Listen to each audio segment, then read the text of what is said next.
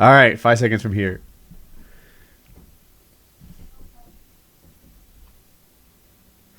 What's up, everybody? It's Wings Over There.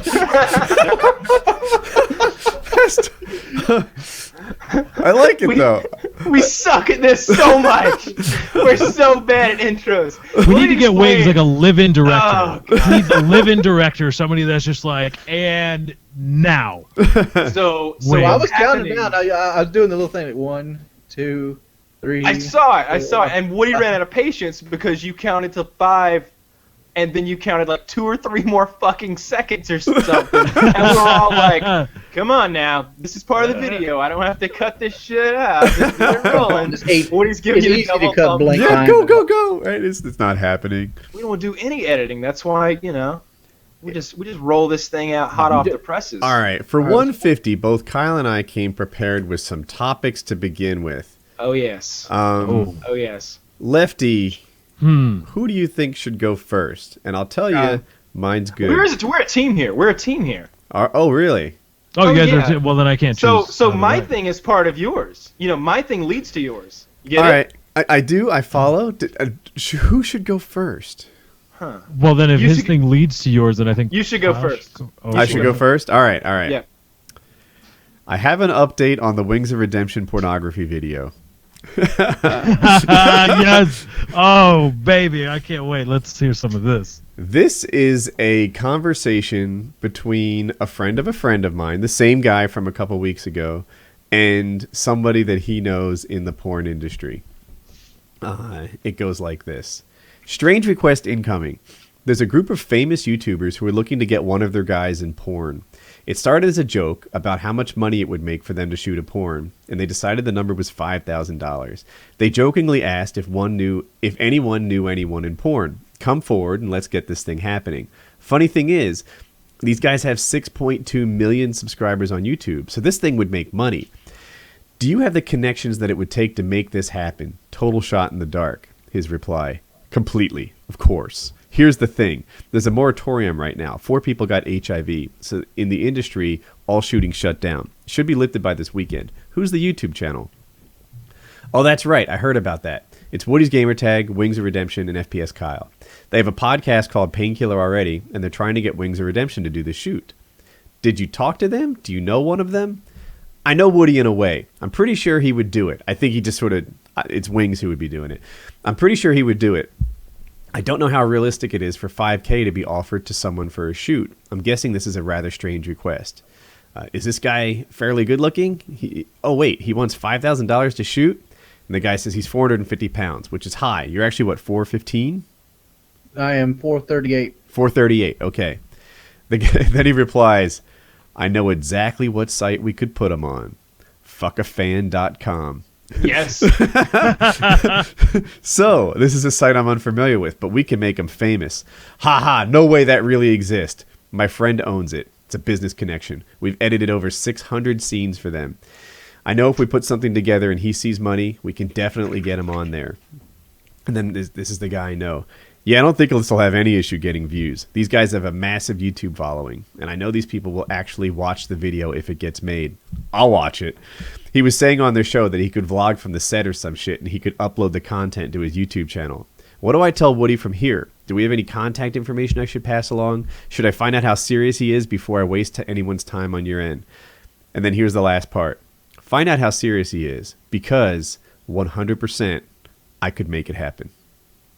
Oh yes. Oh yeah. Okay. Yeah. So first of all, let me at this point say, just to show these people how serious we are and what our audience can do, check out fuckafan.com and watch a video. Yeah. They're gonna definitely. They need to feel the impact of the Painkiller already audience. Mm-hmm. This is if you're over 18, by the way. If you're over 18. Yeah, we're not of course. suggesting that any kid. And No. dude, Kyle. Oh. What? I don't know. I'm afraid I'm going to get a strike or something. This is if you're over 18. Don't go there. Don't go. Yeah. No matter what. Even if you're over 18. Don't you dare go to fuckafan.com right now. Don't you do dare. it. Don't do it. Do it. Don't don't. control T or control N. Don't control N and fuckafan.com. Don't do it. It's not No. cool. No. No incognito fuckafan.com visits, my friends. No. Thank you very much. Yeah. No. Yeah. With ad block disabled so they get their revenue. You wouldn't do that. Don't Okay. just yeah. I don't want a goddamn strike. Do not hit Control Shift N and go there and check them out. Don't do it. Okay. Nope. So now don't do it. Okay. So now that we got that out of the way, Wings of Redemption. Now, to be honest with you, I'm this is a confused better- now. Like Let me I heard let me bells and whistles. Let me get this out there. So this is the best case scenario for you. So earlier you mentioned that you didn't want to just fuck some girl off the street. The point of this site, it appears, is where an actual porn star, someone who's mildly well known, is the porn star who like fucks one of her fans. So you would be like, I'm a big fan of this porn star, and then you'd fuck her. That's how this would work. They're gonna pay you $5,000. Well, they haven't said that yet. Single This- Woody would tap that ass. It is strongly They haven't said that yet. They said they it is worked on the strongly details. insinuated. So Now, what? They here's- haven't said it. Do it. All right, Ask but more hold on. questions. There was more promises in this money making scheme that we talked Yes, about. there were, and that is my end of this whole thing. I'm offering you a 30-day program in which you will move into my home, and I will train you and control your diet for 30 days. You will have access to internet and all the things you need to make a living, but there will be daily workouts segments which will be filmed and edited into a 3 to 4 part reality show for you.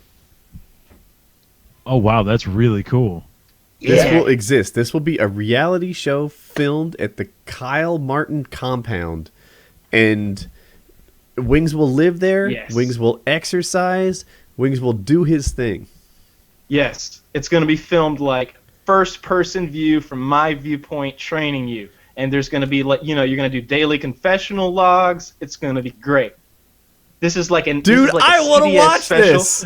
I want to This is see gonna be a it. CBS Please make special this about Wings actually Redemption. happen in When real this life. happen, Wings, you you're going to gonna do go this tomorrow? over the month. No, the whole point of this is, by the way, that Wings Redemption is going to drop 50 pounds in 1 month. I guarantee it. I don't need any promises from him. I don't need any promises from you, Wings. I'm just letting you know it's what's going to happen to you when you I come. understand that. Understand that. And you will be healthy. It's not going to, I'll take you to a doctor. We'll get you checked out. It's going to be okay. But you are going to lose 50 pounds. Your pet channel is going to improve because you're going to be on a regular sleeping schedule and on a regular diet. You're going to be happy, and you're going to have shit to talk about. And when it's over, you're going to have these cool videos about what you did. Wings, it takes 3 weeks. It takes 3 weeks. It takes 21 days for something you're doing to become an ingrained habit. By the time you spend 30 days doing this, it will be the new normal you. Let me That's a ask you hell of an guys offer. out there Yeah. so you down? I'm October down. Like, 1st.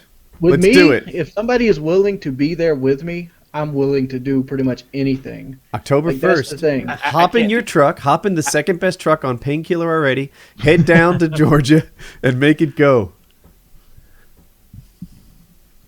October. It's like 1st? your own personal Biggest Loser. Like No, you, no. like a Biggest Loser was personally devoted to you. That's awesome. We're gonna have to start on October 10th. We're gonna have to because Oh, okay. I have a very busy next 10 days. Okay. Do I Is need it- to bring a bed of some sort? What's that? Do I need to bring a bed of some sort? I would. I've seen let- the air mattress. You don't want that shit. Let me It's like me- all I have is a king size. no.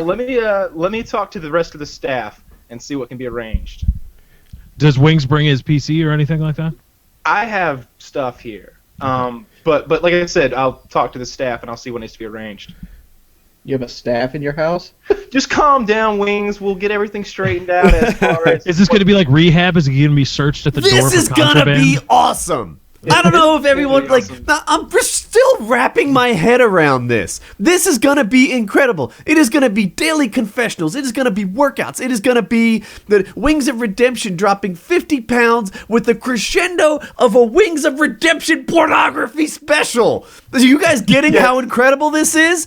This is not a Yes. normal thing that's ever been done on YouTube before. This is groundbreaking. Guy's gonna drop 50 pounds. Guy's gonna work out, daily confessionals, new diet. We're gonna reshape this person into a mean, lean fucking machine. Yes. Yes. Yes. All of these things are gonna happen. This And is amazing. And along the way, I think we get some costumes mixed in. Nice. Yeah. Yeah, of course. Why wouldn't you? I've always felt everything is better if somebody's there wearing a fucking costume. Let me ask you this, Wings Redemption. You ever pull anybody in a rickshaw dressed as Smokey the Bear? You're about to. Dude. That's gonna be one of the exercise things. Yes! How awesome would this be? This is the coolest thing that's ever been done in the history of the internet. I'm sorry, Google. Your search engine's cute and everything, but Wings of Redemption's about to dress like Piggly Wiggly, Krill, and Kyle Martin in a rickshaw. That's some next Don't level you dare shit. shave that beard, Wings. You can't shave it now. No, the beard is gonna be. He's like Samson with the beard. That's the source of his strength. Oh man, I am so fat. Like I looked up rickshaw and I seen what they are, and I'm like, it goes auto rickshaw. I'm like, we need to get one of these. Oh. Yeah, absolutely. Put your ass in a rickshaw, but it won't be a normal rickshaw. It'll be like a redneck rickshaw, like the One the that you bed made off of a pickup truck. before. Yeah, it's the bed off a pickup truck. Yeah, The bed off a pickup truck. Those are like 500 pounds, Kyle. that's all right. Is the axle still intact on it, or is it at least like a car or trailer I axle? don't know. It's a fictional item. I don't know. but regardless, I mean, the hog head on the axle is going to add a lot of weight, though. Oh god, here we go. But not to delve into truck talk at all. But I've got like a fairly well set up gym here. I've got indoor and outdoor facilities. I've got workout equipment. I've got boxing equipment. I've got Muay Thai stuff. I got a tire you can flip. I got a sledgehammer you can swing. I got a lot of toys. There's so many things I've got. And a hot tub for you to chill out in after workouts. Yeah, absolutely. Soothe your muscles. Wings, did you say 438 right now? 438.2. So when we're you gonna get weigh you in the 300. We're gonna get you below 400 pounds. when you weigh 380 something, things that hurt you now will stop hurting. Like you've got a bad knee, right? I was 380 with a bad knee, Woody. Your knee might not bother you as much at 380. I've been Like you- 380 before. I'm telling you, you're going to be 380 again, and it's going to be better. And that's a stepping stone to 320. What you're trying to explain is like when you're in a healthy environment and a healthy attitude, like things don't hurt as much. When I was 380, I was a fat 380. You know, I was heading upwards and not downwards, so I wasn't in the peak physical condition. And 380 was a sign that It you comes passed, from like on the watching road. The Biggest Loser, right? I've watched The Biggest Loser, and like they sort of sequester him, and they don't hang out with their family. They call him 4 weeks later, and they say, you know what? That bad knee I have, it's gone. That thing that was debilitating for me, it's no longer an issue. You know the shortness of breath? You know the headaches I used to get from hypertension? That's not who I am anymore. Yeah, the thing is, everything you're doing is twice as hard as it is for me.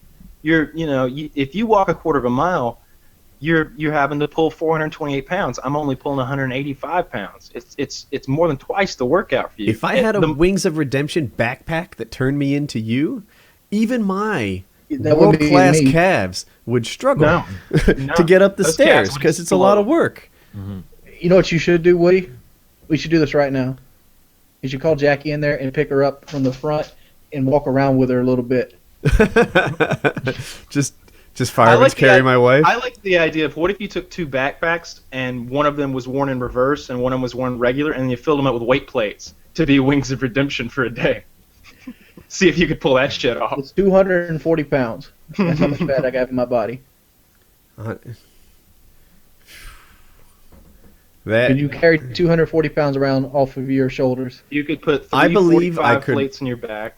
I could walk, I think, with 240 on. Like, I think I could make it up the stairs. But at the end of that, I would have finished my exercise. Yeah, you'd be worn out. You'd have to sit down quickly. Yeah.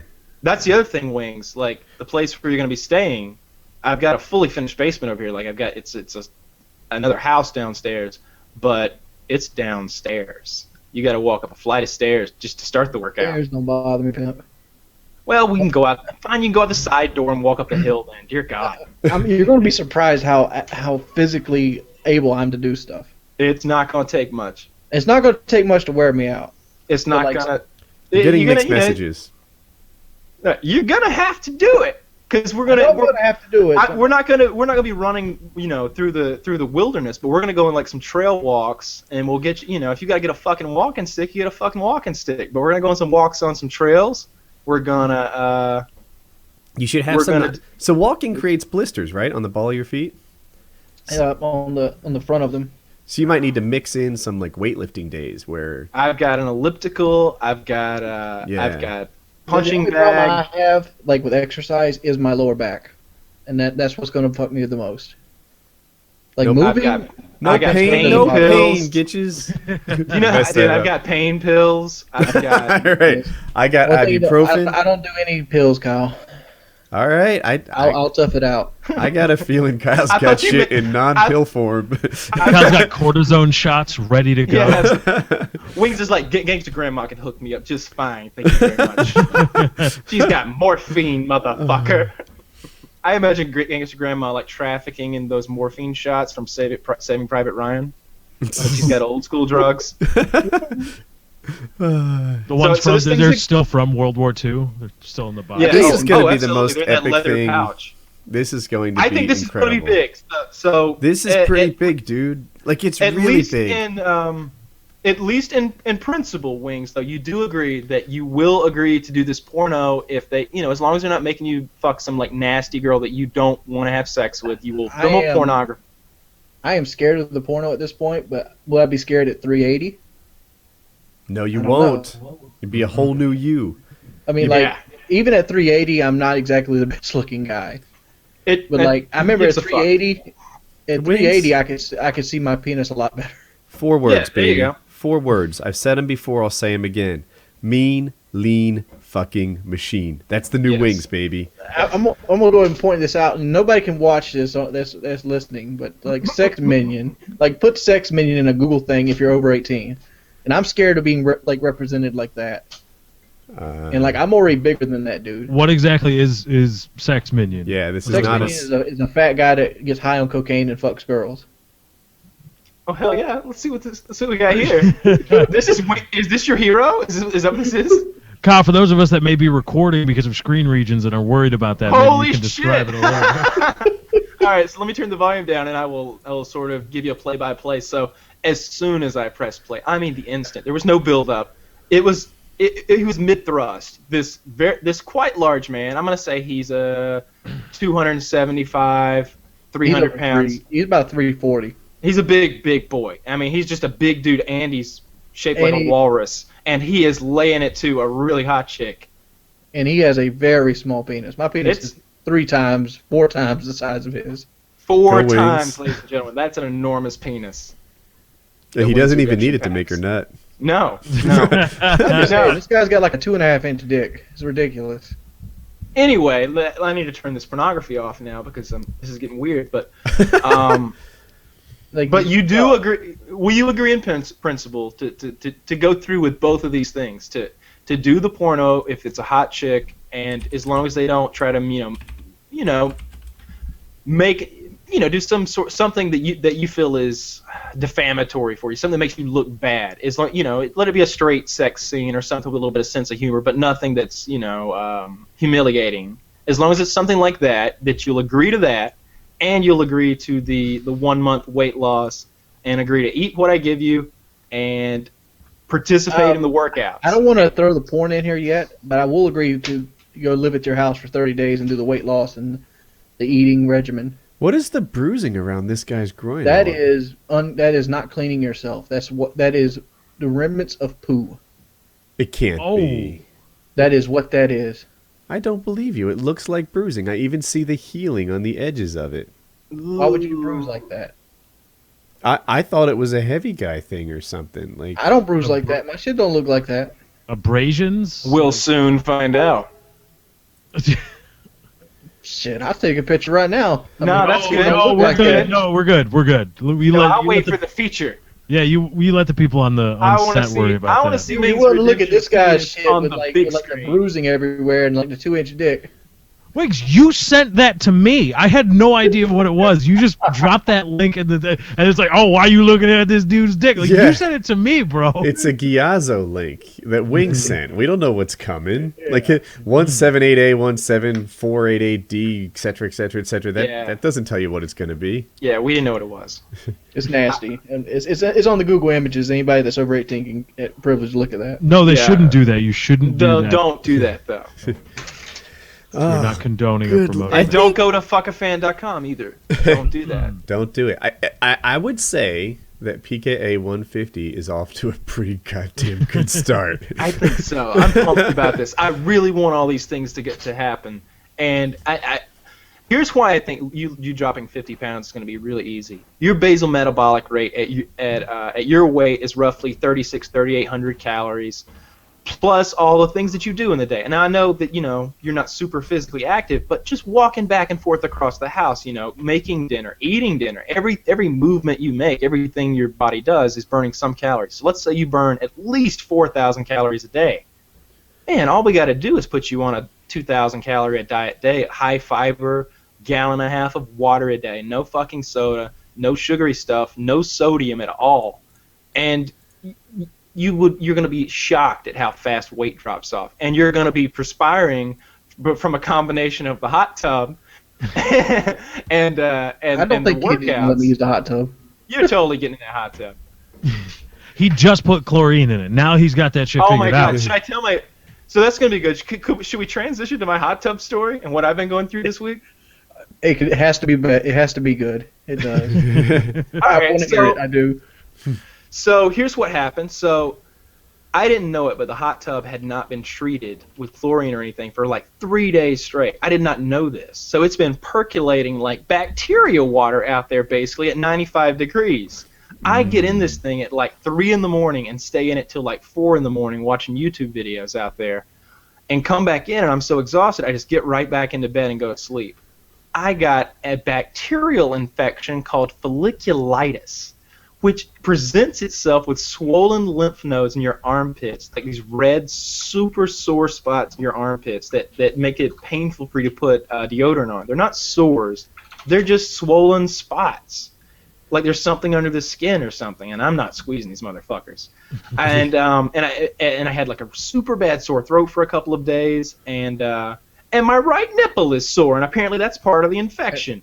So I went to the doctor today, and they prescribed me like 2 different bottles of antibiotics. So so 7 days from now apparently, and I'll be folliculitis clear from that evil fucking hot tub. But don't worry, Wings, we're gonna clean it before we put you in there. Yeah, I'm looking at folliculitis. It's also known as the hot tub rash. Yeah. That's how it's a strain of staph. My idea was for Kyle to show his armpits for PKA 150, and we would call it like, you finally get to see FPS Kyle, and then for PKA 100 or 200, we could expose a different body part, and PKA 250, we'd have it. And then like a couple hundred shows from now, you'll know what he looks like. They're not that gross, they're just painful. So Woody pretty much says we're going to be going for another 4 years. He confirmed it. There it is. PKA 200 confirmed. It'd be like, it'd be Painkiller like what would stop PKA? I'll keep doing it no matter what, guys. As long as I'm still alive. As long as I got internet connection, I'll keep doing it. It's interesting. I enjoy these. Yeah, I enjoy it too. I've especially enjoyed it since we stopped going live. There were times when we did it live, and it was like a work night, right? A steady stream of like jerks saying boring, new topic, and like you always had to be watching the stream to block the assholes who were just being assholes, and that was a concern. And it was like my home address flowing by all the time. Like that stuff made me want to stop the show. Now that it's not live, a couple fucknards on the internet can't make me stop. It's so much for you. Like not having Twitter for a week, I'm so much happier in life.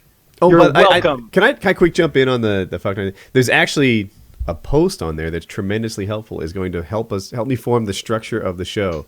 So I fully acknowledge that some of the guys on the PKA subreddit are fans of the show, fans of me even, and not all of them are the guys who scream boring new topic as soon as they don't hear something they like. So Thank you for Yes. those of you who are the Good guys. job. Yeah. So last week I proposed that we hand your Twitter over primarily to Mr. Gamertag here. How has that went for the last week, Wings? It's went pretty well.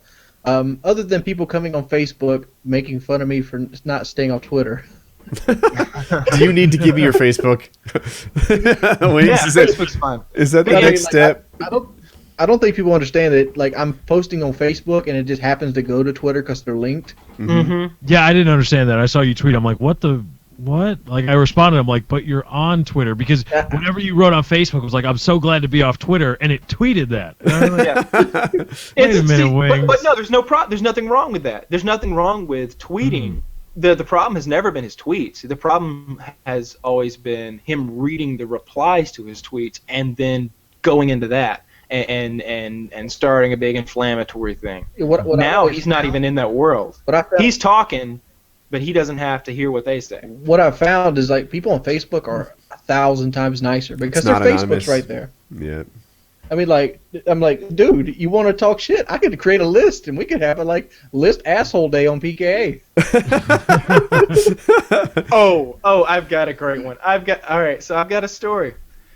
So I've been for my little gaming YouTube channel, I have been recording some prank phone calls. His gaming YouTube channel, I should mention, is youtube.com/FPS. Yes, I've been recording some prank phone calls, and I was running this scam messing with a tranny. And to do it, I couldn't use a blocked number, so I'm texting this tranny with my phone. Anyway, it gets out of hand. She realizes it's a crank call, and she posts my number. So and I swear to God, I warned this girl. I told her, I was like, that's not me. I'm not who you think I am. I do a podcast that 200,000 people listen to. If you do indeed post my number on the internet and have people mess with me, I'm going to read it on my podcast. So when she posted my number, she said, be sure to check out my podcast. So that was a little stab at Painkiller already, I felt. So It's on now. It's go time. let me see if I can find this gentleman's number. Gentlemen. Yes, this tranny was looking for a cock that she's, quote, 9 inches at least and beer can thick. Gosh, these They don't trannies make It's a exaggerate. lot of blood to make that happen. They don't Yeah. make those in real life. The woman's got an extra forearm. Those happen in Gears of War. You see Gears of War penises? Wait, there's Gears of War porn? I only imagine if Marcus had a penis, it would look something like that. Okay, You make a so strong the point. number Oh my. the number is all right, so area code 706 362 2668. Do your fucking worst. Oh my god. Send her a text message that says, we're from the podcast. Nothing that can identify us. Let's just do this kind of quote-unquote anonymously. Just say, we're from the podcast in a text message. Or call and scream, we're from the podcast. And this is because That's she it. published your phone number. Yes, she published my phone number and made it look like I was a homosexual man. And so I've been getting text messages from gay men who want to have sex with me, and one of them sent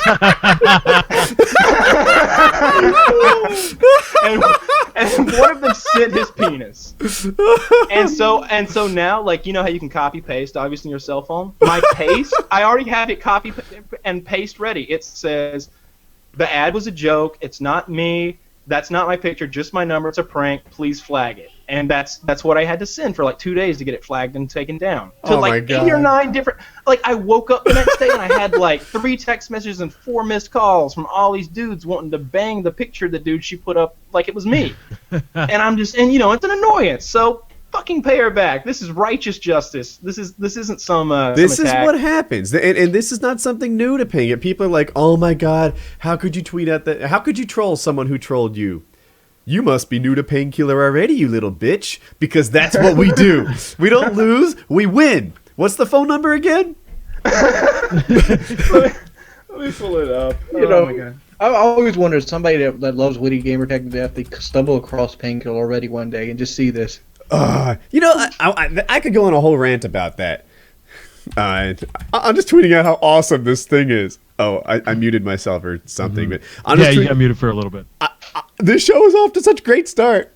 Absolutely, absolutely. We're getting wings late. We're getting wings to lose a bunch of weight. We're getting some justice on this transsexual at 706-362-2668. In those text bombs, 1,000 texts at a time. That's what I usually like to send. That way it won't crash your phone if you got an S3 or an S4, like an Apple 4. They can usually handle that with those programs. Those programs are awesome, just text bombing the shit out of people. Love you guys. Love you guys for doing that for me. And Woody was worried about a strike earlier talking about fuck a fan, and now you are go send horrible shit to this specific phone number and this person. Well, that person started the fight. Absolutely. That's true, man. I legitimately tried to explain what was going on. Once the gig was up, that it was a prank phone call. I was like, I was just trolling you. It was just for laughs. Sorry about that. And I was like, but seriously though, don't do that or I'll have to retaliate. And this is how I'll do it. And she didn't think I would. So this person's getting it worse than Hodor ever did. Hodor, if Hodor took this kind of punishment, he would crumble like a little bitch. Yeah. Hodor could barely take positive tweets. We want to see you on PKA. Silly Hodor. What a bitch. So I've got a million topics. I don't know. Are we still just rolling, or do we need a new topic introduced? Yeah, let's. I think it's new topic time. All right. One of the things, a gaming thing here. So Valve did like a 3-day, one announcement per day, like super conference, and I bet Lefty's pretty tied into this world too. We're testing it here because I was just reading about it. We're testing me. One day they announced the new operating system, a Linux-based future of gaming. Another day they announced the hardware. There's going to be a Valve console available in early 2014, prototypes coming out in 2013. And the next day they introduced the controller. And it's kind of shaped like an Xbox controller, but everyone's not moving for me. Okay, it's better. I'm sorry. It's kind of shaped like an Xbox controller, but there's not a dual stick. Instead, there's a dual haptic pad. And correct me if I'm describing the haptic pad wrong. I'm going to do my best. It's almost like a dual touch screen, except the haptic business gives you feedback. So it'll like bump against your thumb. And maybe if you're dragging it and like you're driving a car over a bumpy road, the touch screen will have a feeling to it. If you're like supposed to detect something, like I guess it just pushes back on your thumb, little bumps. Picture like 1,000 pebbles at the ready to change the shape in a really mild way, or perhaps just acknowledge that you pressed it, like a clicky keyboard. You can do a million things with pushback on a touchscreen that make it more like a touchscreen is almost sloppy to use, but if it's a haptic pad, it can be much nicer. So I'm going to run over those again. A new operating system, Linux-based, by the way. New hardware, so Valve is getting into the console business, 2014, and a new controller.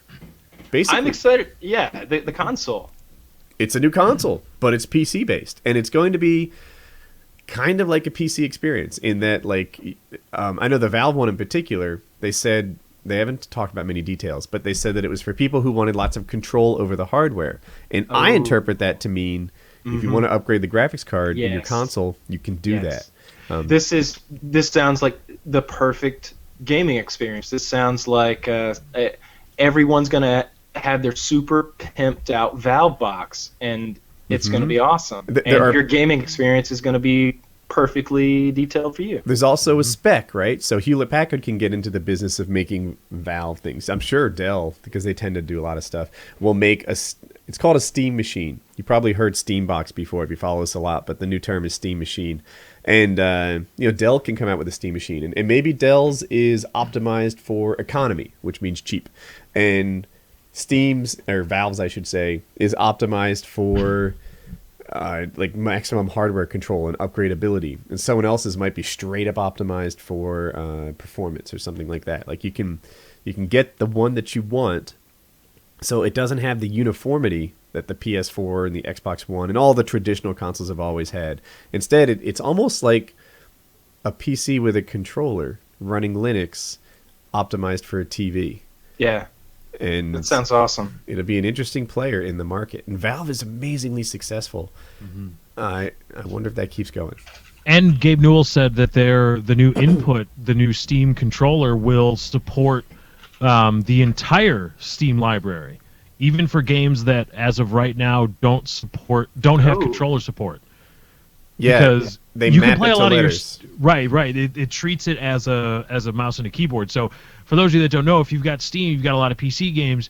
Some of them, particularly the newer ones like Batman the Arkham games and Grand Theft Auto on PC, and when 5 comes out on PC, I'm sure it'll have it. You can plug in a wired Xbox 360 controller, and then there's drivers for PS4 controllers if that's your bag too, and you can play using those. And there are some games even have straight up, once you plug in a controller, it even changes the image files that come up when you're prompted to press a key. It'll show the A button from the Xbox 360 instead of the E button on your keyboard. But the cool thing is that while not all games support that now in the Steam library for PC, this new input thing from Valve will be recognized by all games, they say, in the Steam library. So you can have, once you get used to that, you can use it for everything. There are some things where a controller's better. A lot of PC gamers will say keyboard or mouse or nothing else. That's the only thing they're interested in. But I think more well-rounded gamers see that sometimes a controller's a pretty good fit. Driving games in particular, to me, seem better for a controller than for a keyboard and mouse. Shooter games, even though I'm not one of those elite guys with the keyboard and mouse, I can see how it's better. But yeah, anyway, so yeah, you'll have your choice on your entire Steam library. And the entire Steam library will instantly work, some of it natively, some of it through like a cloud computing type setup. I was thinking of doing a Tech Tuesday, like bringing back Tech Tuesday and explaining gaming over cloud computing, because it's interesting and it's simple, but people don't know what it is. It'd be perfect for the series. But anyway. Yeah. That's exciting stuff. And I saw some guy had posted on Reddit that he had suggested a Steam box literally like two or 3 years ago, and the post like went nowhere, and it was covered with all these comments like, no one would buy that, such a shitty idea, and now everybody's thrilled over it. That's typical, right? But yeah, I feel like I haven't properly dropped the news like the bombshell it is. Valve could be the next mega console company. This isn't any less significant than the original Xbox launch. This isn't any less significant than like the first PlayStation or the Sega, or like there's, especially with the timing, it's Valve very well. They've entered this thing. If they outperform and outprice performance the other two existing consoles, it's a really interesting thing we've got here. And developers love the Valve model of selling software, by the way. They make a lot more money selling over Steam than they do selling through GameStop. So they would love it they'd line up to work with Valve because they cut out all the middlemen and developers make more money. So they won't have any trouble filling the library. And not unsurprisingly, all of a sudden Nvidia is now saying, "Oh, we're sorry, Linux users, that we haven't really given two craps about Linux and optimizing our stuff to work on Linux machines. Linux is the way of the future. Nvidia, we're going to devote time." Oh, I wonder why you're saying that now, Nvidia. But what is Linux? Is that like an offset to Windows? Do you want me to take this one? Or you want no. to go ahead? Yeah, I want you to go. Okay. Yes, Woody, please explain. For all things, we defer to you on this. Wait, that sounded sarcastic. No. I was like, my answer is so brief and simple. Let the computer guy take it. Yeah, Yours might be and better. that was not. No, that is not at all sarcastic. That was, you can explain these things. Before I get to that, just 10 seconds on the Linux thing. I am sometimes accused of being an Xbox fanboy, and I feel like that's unfair. I've kind of picked the one that was best last gen, and I'll pick the one that's best this gen, and we'll see. I am also sometimes accused of being an NVIDIA fanboy, and I think that's completely fair. I'm kind of Team Green right now. I've tried them both, and it's changed my life. Video renders have gone from 47 minutes to 7. Get me an NVIDIA hat. I'll wear that shit. But anyway, that's just my take on this. Yours might be different. What's Linux? So An operating system is kind of the layer that the software talks to between the hardware and the application. When the application needs to get a handle on a file from the disk drive, it doesn't need to know anything about that disk drive. It doesn't need to know how to talk to that directly. Instead, it tells the operating system to handle that. The operating system is the scheduler, right? You know your computer's doing 100 things at once. The operating system is the one that decides which one of those tasks the CPU will handle at any given moment. The operating system is the RAM management. It's the thing that takes that piece of either data or executable code and puts it in memory and decides what stays there, what gets swapped out the disk. The operating system is the manager that tells applications and hardware how to work together. It's the composer, it's the director. Windows is the one that's most common on the desktop. Unix/Linux is the one that's most common in the big server world. And then, kind of surprising to some, over the years, Linux has also become a very popular one on the phone world. Like there's lots of Linux and Unixy variants in the phone thing and whatever. It's running on devices big and small all over the place. And it looks like they chose Linux for the console, probably because they don't want to pay Microsoft a significant portion. It might be like 10 or 15% of revenue for every console sold. They're like, you know what? We'll just grab the free one and we'll make it work. There's some disadvantages. Like I get, because Linux is free, and everything you develop for Linux in the kernel space, which is where graphics drivers, for example, would normally exist, you would have to make your stuff open source. So the reason NVIDIA doesn't add code to the source base for Linux in the kernel space is because they would need to expose like almost company secrets to their competitors. So instead it runs in the user space and there's a little bit of a delay there, but I don't know how significant that delay is. I'd have to do research.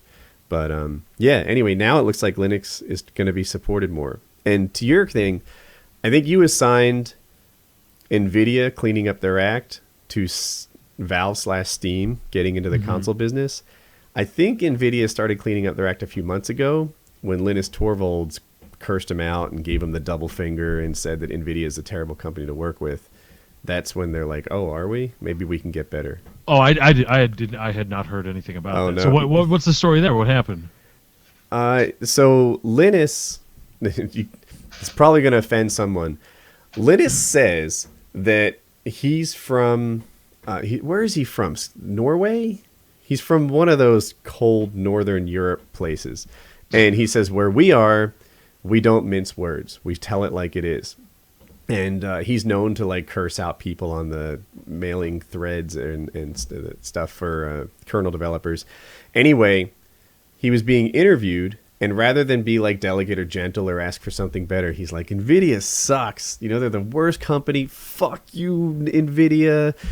I hate working with you. We've never worked with anyone as bad as you before. You're totally not supporting us, etc. And it made, like, in the computer nerd websites and everything, pictures of Linus giving the finger to NVIDIA like got really popular, and I think it made them clean up their act to some extent. It started a couple months ago. But do you have like a magazine like Computer Nerd Weekly or something? Like, I've always had a passion for this stuff. I'm not sure if people like hearing about it, but yeah, I used to have magazines. I used to subscribe to Dr. Dobbs. I used to subscribe to PC Week and stuff like that. But the trade magazines I liked a lot. Now it's all websites. Just going. I wanted to say. So last week I gave away the what did I give away? Yeah. What did you give away? Gunner glasses. I mailed it out. The Gunner glasses. Yeah, the Gunner glasses. Mm-hmm. Last week we gave away the Gunner glasses to a random fan. This week we're giving away a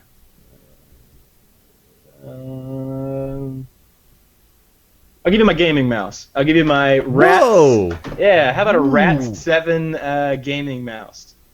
That or a Death Adder that's missing part of it. It's your choice if you win. A partially broken Death Adder.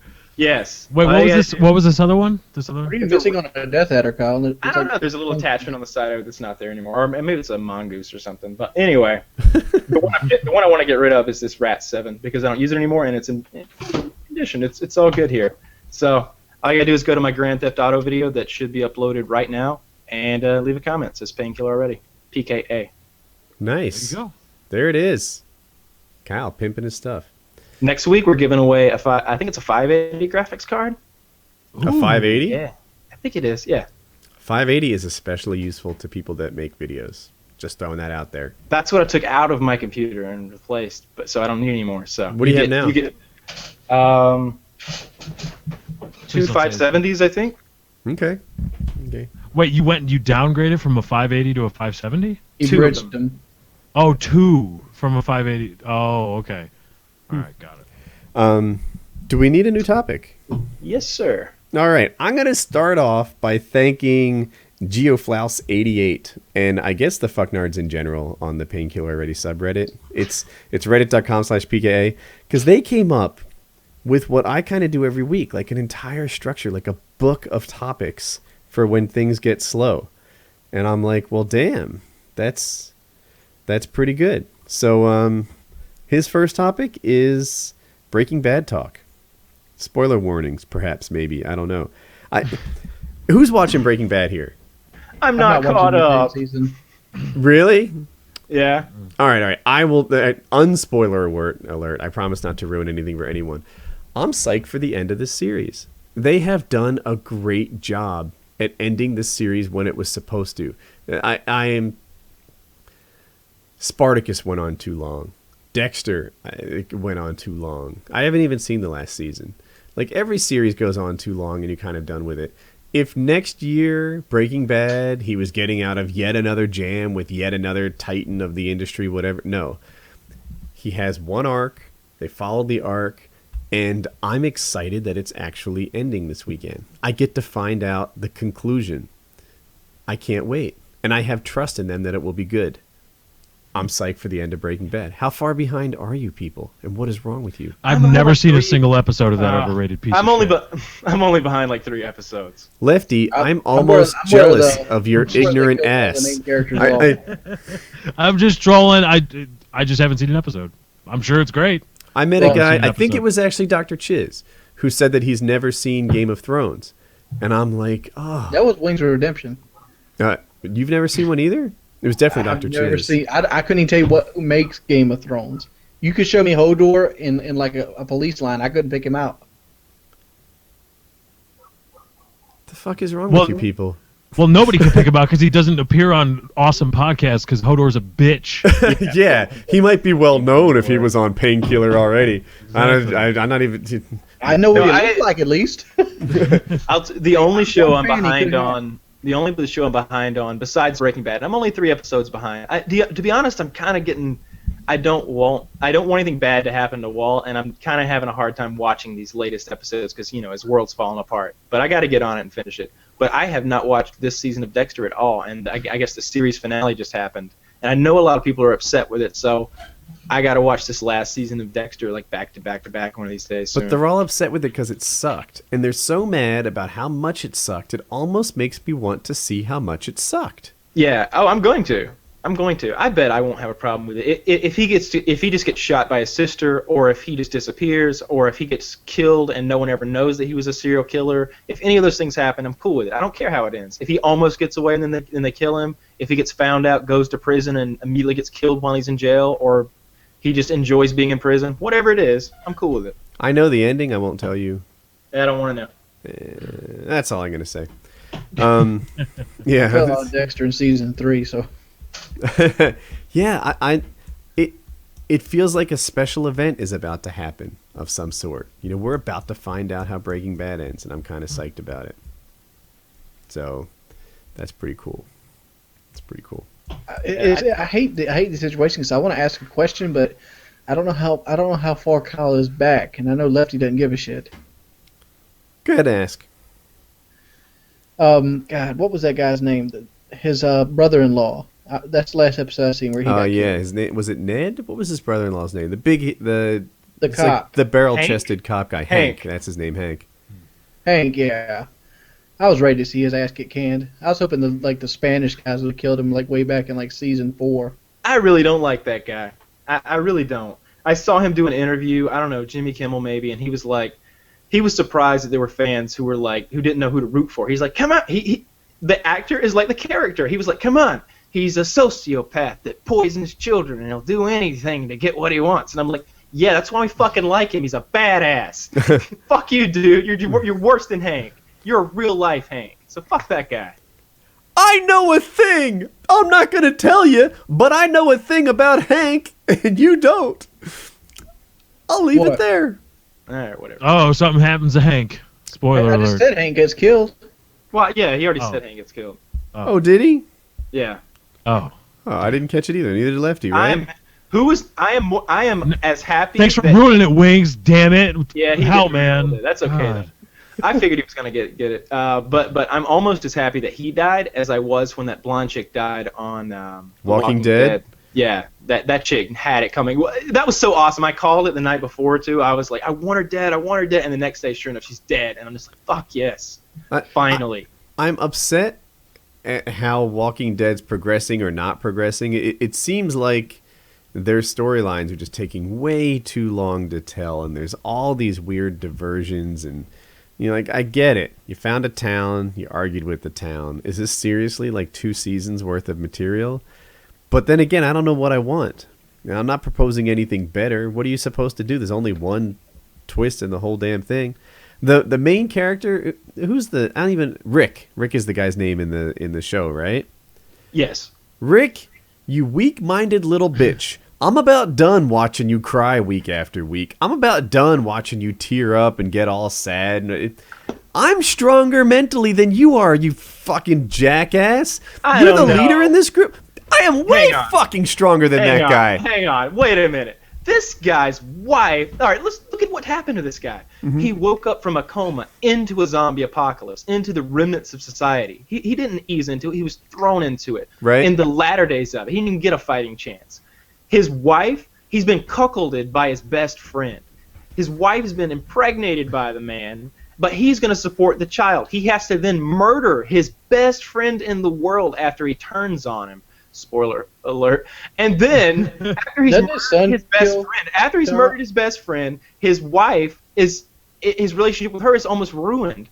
And just when they're on the brink of getting their relationship back together, she fucking dies. Turns into a zombie. His son has to execute his wife, pretty much giving away his soul. Now he's got this soulless little murder child, and his wife is then eaten by a zombie, consumed by one, so he doesn't even have a body to bury. He looks at the zombie, and the zombie's belly is like distended because it's full of his wife, and that's the last time he saw his wife. But you gotta admit, he is being a bitch about that whole situation. No! Right? He's being a hardcore motherfucker. He's brokering deals. Not always, he doesn't always do a great job, but he's doing the best job that anybody in that group could do, and he's under mountains of stress that the others aren't. Mountains of stress and pressure and just ridiculous situations. Rick is the man. As far as I'm concerned, it's a dictatorship. When he says go.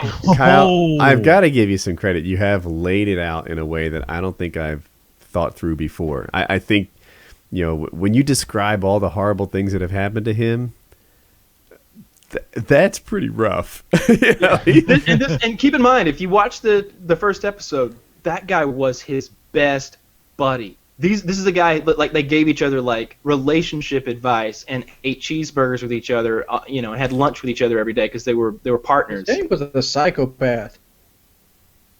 Pardon? Shane was crazy.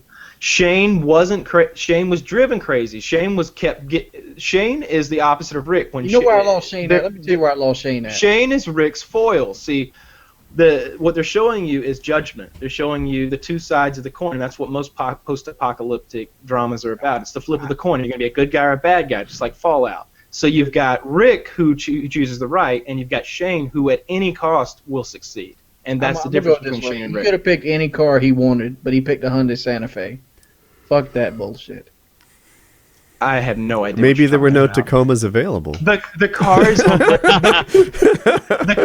that show are highway. He had his choice of all the cars on the highway. He picks a fucking Hyundai Santa Fe. That's a paid deal, right? It is. The cars in the show are a paid sponsorship. Those fucking sellouts will do anything I don't think on I can. camera. I don't get their deal. It's like it's like people only do things because they get paid. And that's just really sad. That would be a deal breaker for your boy Jordy. I couldn't be rolling out in a Santa Fe on the TV show. That'd be a showstopper right there, right? Well, if you're going to get a Silverado, or at least give me like a Trailblazer or something. I can't believe the product placement things that some people will stoop to. Yeah, it's like that's bad advice. The last car you want's a Santa Fe in an apocalyptic situation. Wings, there's an intruder behind you. I don't know if you're aware. You know that guy's there, though, right? Yeah.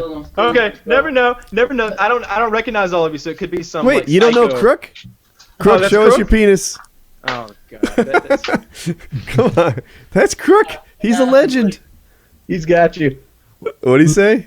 He said he's going to send you a dick pic. oh my God. Do not get them Woody's phone. If he sends me that dick pic, he's It's gonna going on the internet. He's gonna be famous.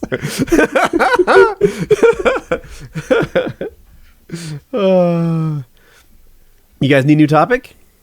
Yes. So. We'll Oh, let me just say this about, go on. about my Grand Theft Auto video. Mhm. I think I'm a good driver in Grand Theft Auto. I'm hesitant at this because Can I it's say very this dangerous. about that topic? Kyle has been bragging about his Grand Theft Auto driving skills off and on for 4.5 hours now. Yes, and I want you guys. I really want you guys to watch the video, and I want your honest opinions because I don't know if I'm any good or not. But when I drive, generally I'm going as fast as the car will go. Wait. He said he doesn't know if he's any good or not now. I'm calling bullshit because he seemed, I he think I'm seemed good. really certain that he was good when we were on the phone earlier. He was All right, he's let like, me Woody, phrase let it me this tell you, full speed around cars, opposite traffic, I can do anything. That's kind of how it is. So I'm wondering if that's normal. To me, it seems that what I'm doing is very skillful. I feel like I'm doing something cool, but since it's a single-player game, I have no one to compare myself to.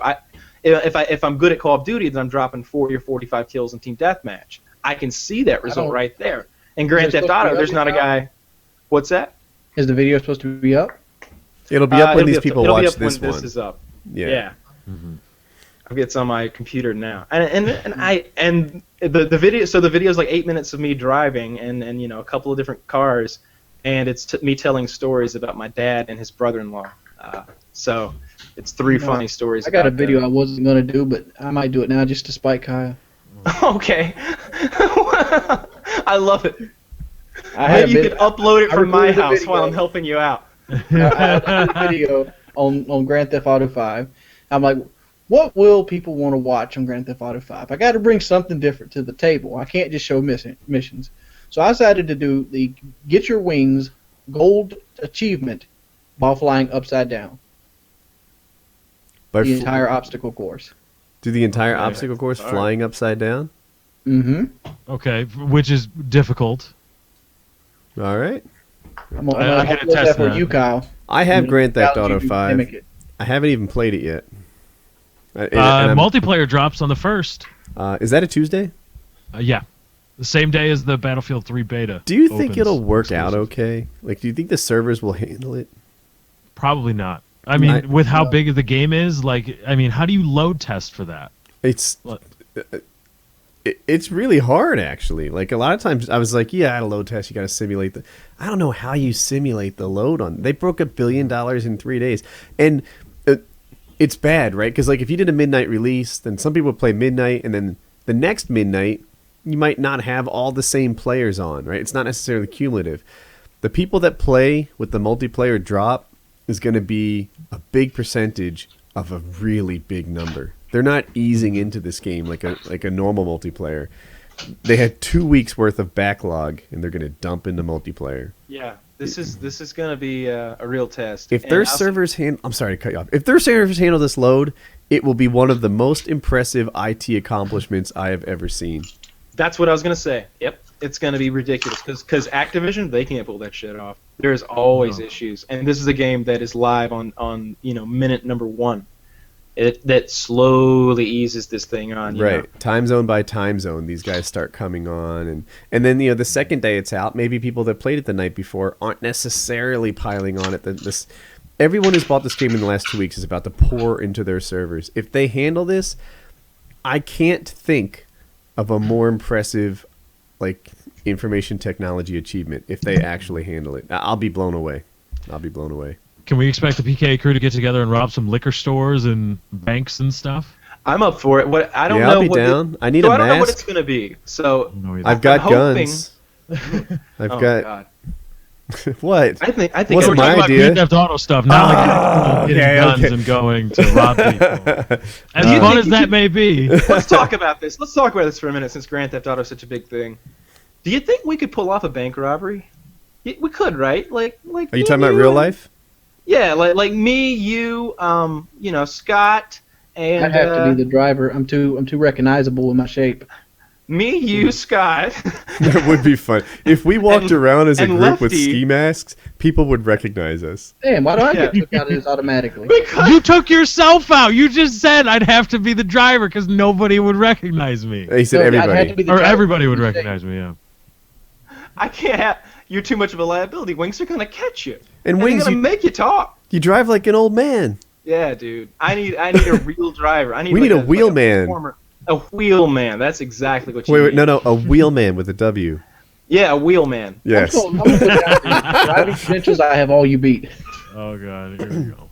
Regardless, do you think it's an easy thing to do, right? If you do it like, have you guys seen The Town? Have you seen The Town when they just ski mask and machine guns and rob banks? It looks really easy. I'm I told think it's it's- easy. I think it's really, really easy, and if you just wanted to rob one bank and get yourself 30 grand, you could do that and succeed 95% of the time. Here's So how what I counts do as it. success? Getting away with cash and not getting caught ever.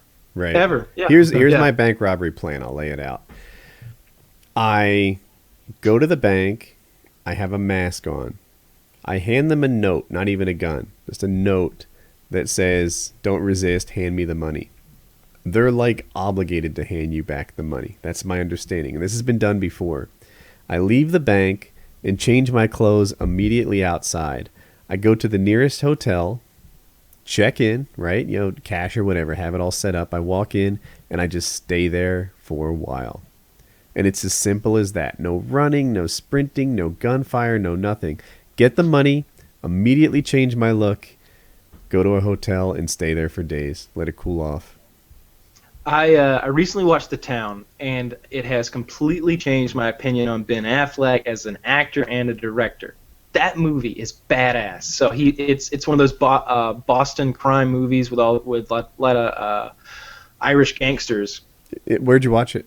I think I bought it on Xbox Video. I watched all Okay. that stuff there. It was epic. It's really good. It's Jeremy Renner and it's Ben Affleck, and they rob armored cars and banks. And what they'll do is they'll wait until the armored car is picking up the money at the bank, and they'll hit it. And they roll up in a van. 4 guys jump out. They've all got AK-47s and M16s, got masks on, and they've each got a job. One guy's just looking at the perimeter, like doing security. One guy's on the money. One guy's on this guard. One guy's on the other guard. And they do a really good job of talking about how showing at least how they prepare for the robbery, like how to foil modern forensics. So they're like brushing the fingerprints off of each round before they load it into the magazine. They're getting hair clippings from a barbershop to throw into the first getaway car they leave in, so that even if any DNA is found, there's like 30 guys' DNA because they brushed it up from a barbershop. They burn the escape cars. There's 2 different escape cars. And if they have to, they'll shoot cops. They'll shoot engine blocks. Though they never did. They didn't have to shoot any cops until toward the end. But they never shot anybody. They just disabled police cars and got away. What's the movie called again? The Town. Now you make me want to see it. It's one of my. It's a new favorite for me. And Ben Affleck co-wrote it, directed it, and wrote it. And Ben Affleck I said that wrong. and I Matt said starred Damon. in it, not wrote it. Ben Affleck and Matt Damon are damn talented, aren't they? I think so, and I think that they've always been talented, but I think Affleck has polished his skills up in the last 5 years big time. Because Argo was amazing, Gone Baby Gone was amazing. He directed his younger brother Casey in that, and now The Town. And that's not the order they necessarily came out, but that's the order I saw them in. Really good movies. So he's going to be a good Batman. Batman is secure with this guy. because he played a really dark and kind of graying ex-athlete in the town. That's kind of the same character. He was like he went pro in hockey, but he was always fighting his own teammates, so he ended up having to come back and mixed up with drugs and armored car robbery, and it's a really cool backstory. It's a good movie. Yeah, I'll have to watch it. Someone on the PKA subreddit recently they were thanking us for our Office Space movie recommendation. Mm-hmm. The guy was younger. How old is that movie? Like 10 years old? Oh, older It might than be that. 15 years old, something like that. Yeah, I think it's like 15 years old. So when it came out, he was like 9 or something and didn't really appreciate it. But then he watched Office Space and he's like, it's one of my new favorites. It was the PKA crew knows a movie or two. Oh yeah, I think I like to think I've got good taste in movies, but some people disagree with me. But usually when I pick a movie, it's good. Yeah. And I like heist movies, and I think this was definitely one of the. I said in the video yesterday, I thought it was one of the top 10 heist movies of all time. But I'm having trouble naming 9 other heist movies that are better. What was the first casino movie called? Ocean's 11. Ocean's 11 is what I'm thinking of. Yeah, Mhm. That was a pretty good heist movie. That was a good heist movie, like The Italian Job, Heat. See, He was really you're good. Mission losing me on some of Impossible. those. Heat didn't blow me Ronin. away. The Italian Job didn't blow me away. That one I didn't Ronin. see. Yeah, Ronin's basically Heat in Europe. Basically, it's Yeah. actually the same. Keep like, it. Yeah. And there's some better ones, but there's some other ones I can't think of off the top of my head. But it's a really good movie. You know, it's about how you would actually rob armored cars and banks, and it's cool to see guys that are just hardcore and are just that's what they do. And they're And- intelligent and- about it. You know, Oh, really? I want to see an inner city gangster movie. I feel like there haven't been enough of those. Like a Menace to well Society. done New Jack City. Like The Wire, like The Wire. Like that The kind of Wire was gangsters? really. So people don't know The Wire is an HBO series, and it was really well done. But Mm-hmm. The Wire with maybe a little more violence in movie form. I'm down for that. Yeah, I hear you. I agree. Boardwalk Empire sucks. I'm trying to like Boardwalk come Empire. On now. It's, You didn't like that whole Lefty, you- whole like that thing with the guy's wife and the liquor bottle of revenge. Oh my Mhm. god, I was bored by that point. How could you be bored? Her boobs are just perfect. I mean, I Every got time back the into it plot for that. drops away. Like that happened like 3/4 of the way through the episode, and I was like, "Oh, there's a thing." All right, now we're back to freaking long, drawn-out storylines of politics and bullshit. And I will say this: it's a bit slower because the guy who always kills everybody with half a face, he's doing like he's being a homemaker now a little bit, though he does have some stuff he's going doing on. a lot of killing in the recent. I feel like he's been doing some killing. He has, but not his normal shtick. well, he's kinda getting trying to emotional. give it up. Yeah, he's trying Yeah, to give it up. He's getting all emotional and stuff. I need him to be a hardcore killer. And also, they've got this new storyline of Nucky Thompson's brother's son, who's like, he's just in college, trying to get liquor for his friends. His problems are like getting a boner in public. That's not Boardwalk Empire. Yeah. right. I don't care if your kid gets a boner in public. I care that like his teacher owes you money at your whorehouse and you've got to break his hand, and now he's giving your kid bad grades, and that's what. And now you've been yelling at your kid for getting bad grades, but it's really because you broke his principal's hand. Now you feel bad about it. Make that a fucking episode. I could write better Boardwalk Empire than they can. You just did. You Yeah. just did. Well, the end of Forgive the season noise. 3 was cool when Al Capone's guys came down to Atlantic City and they were going against who was the what was the name of the antagonist in season 3, the main one. The Italian guy, right? That guy, he likes strange sex. He likes to wear a belt around his neck. The Italian guy. Yeah. I forget And And his there was name. like there was What's one his scene. name? Guido, or is that just a horrible stereotype? No, that's it's what's in my head. I think it was. That's what it was. It may have been Guido, but I think he was like Sicilian, very arrivederci, and not very Al Capone. And then season 2, when spoiler alert, before Nucky's surrogate son dies. Right, remember that when they had to kill what's his name? Yeah.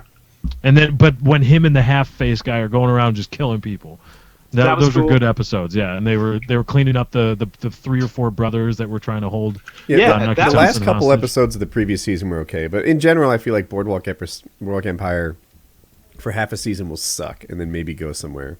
And Yeah, and that's how The Sopranos. The same could be said of The Sopranos if you're not like me and you just love the actors and everything about them. You know, you I can go think a back lot and watch. of people like the actors and everything about them, and that's not necessarily true. Yeah, in that's not Boardwalk necessarily true in Empire. Sopranos, is it? Or in Boardwalk yeah. Empire. Like I legitimately care about all of the storylines that would be expressed in a Sopranos episode. I cared about the kids. I loved it when like the kids' world and Tony's world would collide. That was always the makings of good drama, good episode. Especially when like extended members of the gangsters' families would interact with the kids, like the kids at school. Were afraid of Tony's son, stuff like that. That was great. Hey, I've got it. So, new console dropping, right? And oh, by the way, I'm eating some M&Ms. People fuss at me about doing it. I feel like a little sugar makes me a better host. You're gonna have to deal. So Let me get a Dr. Pepper on that note. Be right back. Yeah, see, exactly. So, new consoles. If you would have talked to me in the spring, I was totally excited about all these new things that were coming. Every like trailer had me jazzed to play a new game. Now, for November, I honestly can't figure out what I'm excited about. I'm kind of psyched to see the new hardware. That's going to be a cool thing. But I have a gaming PC that's even better, so that puts me in a unique spot. Like, it's a good but not amazing gaming PC that's coming out. Okay, so that's kind of cool. I'm going to get them both, by the way. Ghost is coming out. I'll go on that in a minute in their freaking campaign announcement. And what else is coming out this November? Are you speaking just about like hardware excitement or software too? The software too. So Titanfall, right? Can't wait to see Titanfall. It looked crazy, amazing, whatever. Oh, that's springtime. Okay. Yeah. All right. So what else we got? Hey, Destiny looked really cool. That like post-apocalyptic thing. They went to the police. I was all jazzed about that. Wait, is that next Christmas? Yeah, I don't think. I think you're Tom Clancy's The Division. I don't. Yes. Thank you. Yeah. Street Day yet? I don't think it has one. I think they gave a general street day. Like I think I Right, hope I'm not wrong. Like, expected summer 2014 or something. Yeah, Here, I'll look it up. Yeah, you can look it up. According to my 7,000-year-old foggy memory, it's Q4 of 2014, like the Christmas season that's not about to happen. And I'm like, oh, all right. So the Division's distant future, Titanfall's distant future. COD again. It's gonna be COD. COD's a good game. Don't let me knock it. COD is a really well done game. There's a reason it's been I was gonna call it the top selling game. It's probably not. It's probably League of Legends or something. But there's a reason it's been a very popular game for a long time now. But it's also still COD. What's happening this Christmas season in gaming that you're anticipating? I'm excited for the coming Batman Arkham game in the Arkham universe. Arkham Origins. I believe that drops the 29th of October, I want to say. And I'm excited for that. And obviously we talked later in October, Battlefield 4. And the Battlefield 4 beta is going to start soon. But these are all early October things, not really. That counts to me, though. So Battlefield 4 is a thing. Like I got a little bit into Battlefield 3 last year, and people got all mad because I worked with them. But I actually like the game too. I've talked about this forever. So in fast forward, it is a little tough to start in the PC right now. There are people with 18 months of experience there, ready to pwn you ruthlessly. Be advised. Yeah. And what the Division is Q4 2014. You were right. Okay. So the Battlefield's coming, but Battlefield to me is kind of in the COD boat in that it's an evolution game, right? It's not a shocking like new drop. COD, an evolution game. I want to hear something out of Bethesda. I want to know what. I honestly just want to know what they're working on. They got to be doing something. They're not sitting on their hands. They're working on something. Is it Fallout 4? We want to know.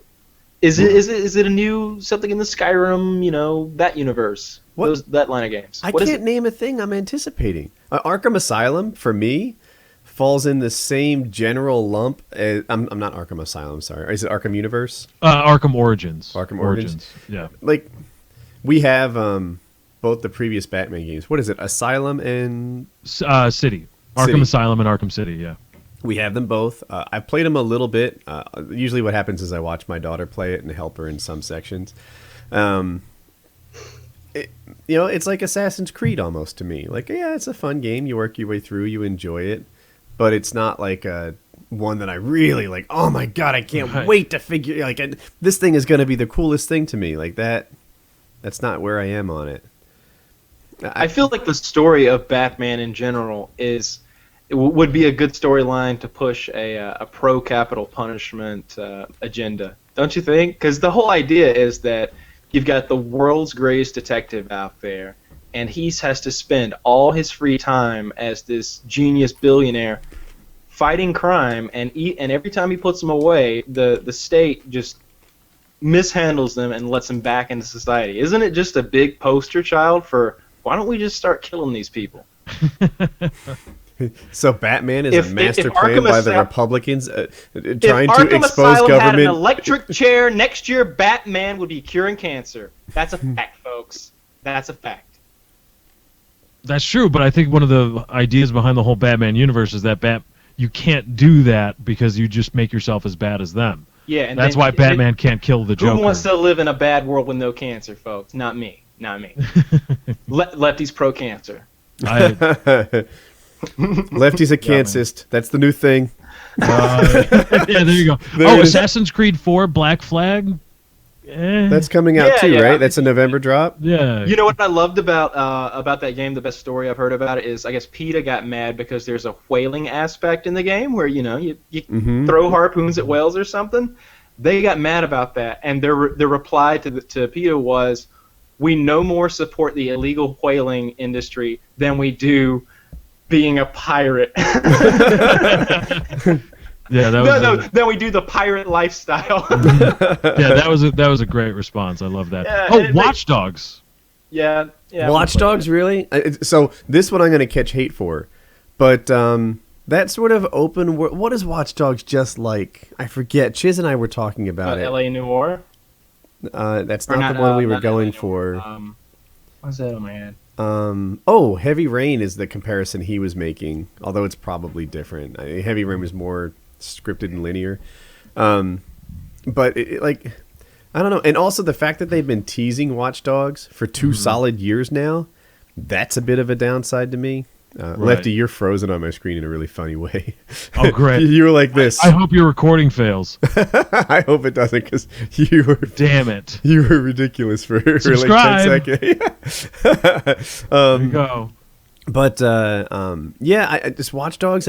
2 years ago, I was excited about that. 1 year ago, I was kind of excited about it. This year, I'm like, oh my God, Watch Dogs, you're still coming out? Yeah. And the style of game... Yeah, Duke Nukem Forever. The style of game that it isn't my cup of tea.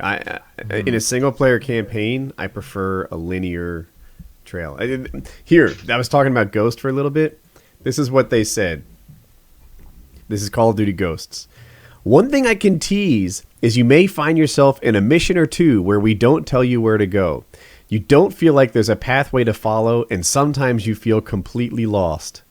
Well, fuck you. Fuck you with a frickin' splintery broom handle. I can't tell you how unexcited I am to be completely lost in your fucking shooter with no clue where to go next. It is the mortal sin of single-player games. Me, lost, doing laps around some stupid map, not sure where to go. Unless, of course, like in a game like Fallout or something, when there's an exploratory aspect where, that's the other way to play the game is, through exploration. But in those games, like, for example, if Dead Space didn't have that blue line of destiny, dude, it sucks so much. Those dark hallways, they all look the same, these corridors. Mm-hmm. And what people don't understand is, especially if you're doing like a stream or a live commentary or something, talking about a topic, especially one from memory, or you're making it up as you go along, is taking up a little piece of your brain. So the rest of your brain has to remember these hallways and stuff. It's easy to get lost when you're talking to somebody. And usually Call of Duty is good about this, but Dead Space in particular had like 3 pieces of art that they just copy-pasted around the entire freaking thing. All those walls look the same. Here's the environment. blood spattered old steel. Yes. That's it. That's every environment you encounter in Dead Space, pretty much. In the dark. Blood spattered, rusty steel in the dark, low light. So, forgive me if I didn't recognize that that's the third quarter on the left, not the fourth. I don't want to be lost. And when I play a game like Watch Dogs, I often don't know what to do next. Heavy Rain, I didn't know what to do next. And maybe I'm just, it's a weakness in my gaming thing. It's a weakness in me in real life. I get lost. God. Oh my God. You're the worst navigator ever. You're so bad. You're so bad. You fucked up the GPS and you know it. Oh my God! Look, all I know is he the spoofed the navigator. the GPS system. I hadn't slept in hours. I've been driving for like 12 hours straight, and you, the navigator, count on me to operate the GPS? That's absurd. Never again. Never again. You're clearly incompetent GPS programmer. That would be like. I was programming the GPS, and he took it from my hands and said, "Let me do it." And then he dropped in some address on the beach in Virginia. Which, like, so we're going in Virginia, and I'm just like, I'm not sure Delaware. how we're gonna. Was it Delaware? We're Okay. out in Delaware, which is kind of.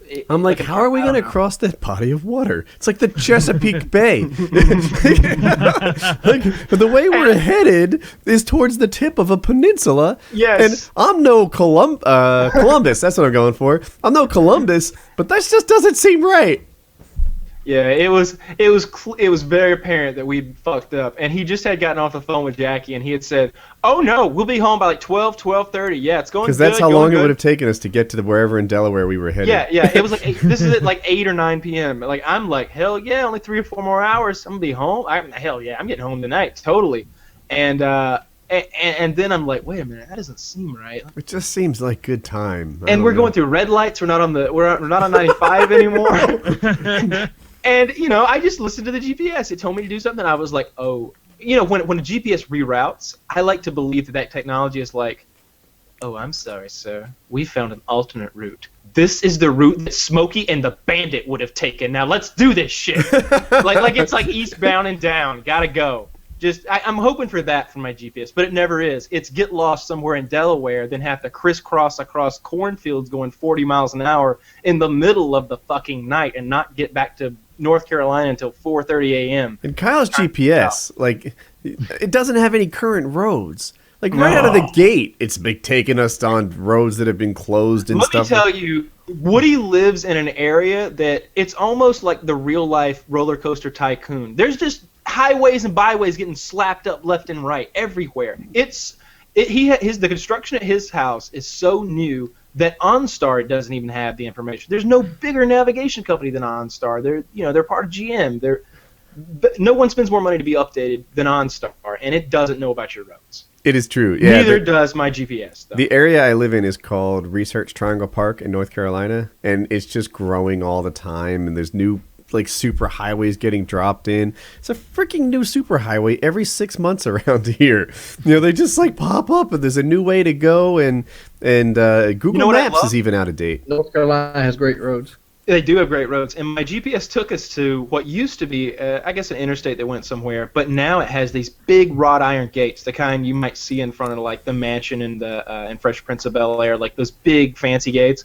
I like to think that that's how Batman's lair works. It's just that road. They closed off that section of the road years ago, and nobody thinks about it. But there's really a superhero who's going through there like a bat out of hell to his lair somewhere. I will say there is low crime in this area, so you might be. The Mole Man. What is it? The Mole Man. Nothing is beneath me, but I am always beneath you. He's a bad guy. I was just making Mole Man up. I didn't know he existed. What was at the end of The Incredibles? I've never seen The Incredibles. I remember it being Mole Man or something like that. But yeah, back to the console thing. We were talking about me getting lost, and that's how we got there. Uh-huh. I can't think of what's coming out this November that has me on the edge of my seat. I can't wait to give this thing a go. Are there any PlayStation titles? Is there a new God of War game coming out? PlayStation 4 titles, you mean? Yeah, There's a new Killzone coming out. Yeah, Killzone Shadowfall is That'll be looks really pretty cool. good. Are they doing? I'd like to see a SOCOM though, or a good SOCOM, or I'd like to see a new God of War, because I love God of War 3. Like, I know it's kind of, people think of it as like a button mashy game, but God, there's so much gore and you feel like such a badass. It's a game about beating up gods. Okay? Have you played Assassin's Creed? Yeah, it's Oh, really? it's a great game. It's a great game. Yeah. Wait a minute. Oh. I'm trying to think. Have you ever been paid by Assassin's Creed? Because I'm getting a code here. There's a vibe. Have you ever played Assassin's Creed? Yeah. No, It's a great one. I'm like, has Kyle been paid by Assassin's Creed at some point? What I'll say about Assassin's Creed is I don't care for the game mechanic very much, but I recognize that it's a good game. I just don't like it. I think the storyline is too in depth, and I just don't care about that huge conspiracy theory that I lost track of like 3 games ago, and I can't catch up now. And I feel like that's how like some people. Like, I'm super passionate about Gears of War and Halo. Those storylines. Those are our modern day epics, if you ask me. Like if either of those storylines were written by written by Homer or Shakespeare, we'd revere them as like works of art today. Those stories are great. So I like those, and I can imagine that some fans who maybe just got into it like around Halo ODST or some shit like that, or like the Gears of War 3, maybe you don't have a respect for that storyline because you didn't get into it, but that's how I am with That's that. fun. You described me with Halo. I think it was ODST, and ODST came with like a campaign, and it made me get 3. Did ODST package with 3 or something like that? Yeah, that's how it worked. It was something like that. Halo's were always smart about that. Like, there was, to get into the Halo 3 beta, you had to buy Crackdown, which was like a $35 game. That was a fantastic game, Crackdown. Fantastic game. Crackdown was great. It was like Grand Theft Auto, but with poorer graphics and more of an arcadey mechanic. What was the zombies mode in Halo? Firefly or something like that? Firefight? It's not a zombies mode. It's a comparable thing, like a horde mode. Oh, yeah, Infected, right? I don't think it was Infected. I know what you're talking about. Yeah. It's is it Swarm or? It's Fire something, right? Maybe Firefight. It's when you keep getting wave after wave of increasing difficult enemies, and the weapons can be tweaked and the power ups, and you can kind of have a shoot 'em up good time. I always felt like that was undervalued. Like, I think it's as good as Zombies, and it's we played it a lot. Oh, did you? Yeah, I loved it. I liked it too. I like to play it on easy and go for a while. Like, you might have had better friends. Multipliers light up, like, because it's like Call of Duty all of a sudden, where you get these multipliers flash on the screen, and you hit like a crowd of bad guys with a rocket launcher, and it's just boom, plus 20, everywhere, like multipliers. Yeah, I'm a better gamer now than I was when I played it a lot, so maybe I'd play it on a higher difficulty. I don't know, but it was nice because I could play for an hour or two and feel like I was doing something, and I really liked it. But yeah, it wasn't really popular, I didn't think. Yeah, man, but that Halo storyline is so good. I sat down the other night and we watched all of the Halo 3 lead-up commercials, because they had this whole ad campaign called Remember. And they had real-life video in like a futuristic Halo museum with like survivors of the Great War that Master Chief fought in, and they're like 80 now. And they have like recreated like weapons from the game, like the absurd ones. And the old 80-year-old picks this thing up. He's like, "Oh, it's hefty. Feels weird holding an enemy weapon like." And he like gets emotionally touched when he picks up this enemy weapon, and it makes the game and the idea of the game so real. I was crying. I started crying in the Halo commercial, and because basically what they're saying is, in the future, after you do what you're going to do in our game, they're going to make monuments to you. They're going to make museums to commemorate the great thing that you did in service to your kind. All of these great things that are being said about these people, like this one guy's like, we just knew that as long as the chief was still in the fight, we had a chance. Like humankind. All these great things are being said about what you're about to do when you go play that game. And no commercial has ever gotten me so pumped up to go do something. Which game is like this? That one did. Halo 3. And I remember when I was playing Halo 3, I was fucking pissed off. I'm gonna go fuck those cocksuckers up. Those motherfuckers. Oh yeah. I was legitimately angry like the first 45 minutes of gameplay, like red face fucking aliens up. Like, I'm coming for you. That sounds cool, man. I remember the first Halo 3 commercial I saw, and you knew it was because the whole lead up, because I picked up Halo 2 and I was like, oh my god, I loved playing multiplayer with that game, and then the first I was in college at the time. My buddy was like, "Oh my god, dude, the Halo 3 commercial just came out on YouTube or something. You got to come check it out." And so a bunch of us crowded around his computer when we were watching it, and you knew it was real when the orchestral music kicked in. Mm-hmm. I forget what it was. Like it was like whatever the campaign was at the beginning, like finish the fight or something like that. Is it when they show that huge diorama of like the figures of the battlefield? It's like a gigantic diorama of the whole battlefield, like at the end, and they're like showing close-ups of all the the diorama of these miniatures. I think it was like you saw Chief walking away, like in a desolate area, and then you turned and there was this huge gaping landscape, and there was a huge Covenant ship, and it was like, and then I believe, if I remember correctly, the screen went black, and then you heard the orchestral music. Dun, dun, dun, dun, or whatever the tone was. Yeah, that was one of the really early teasers. That was probably the first one.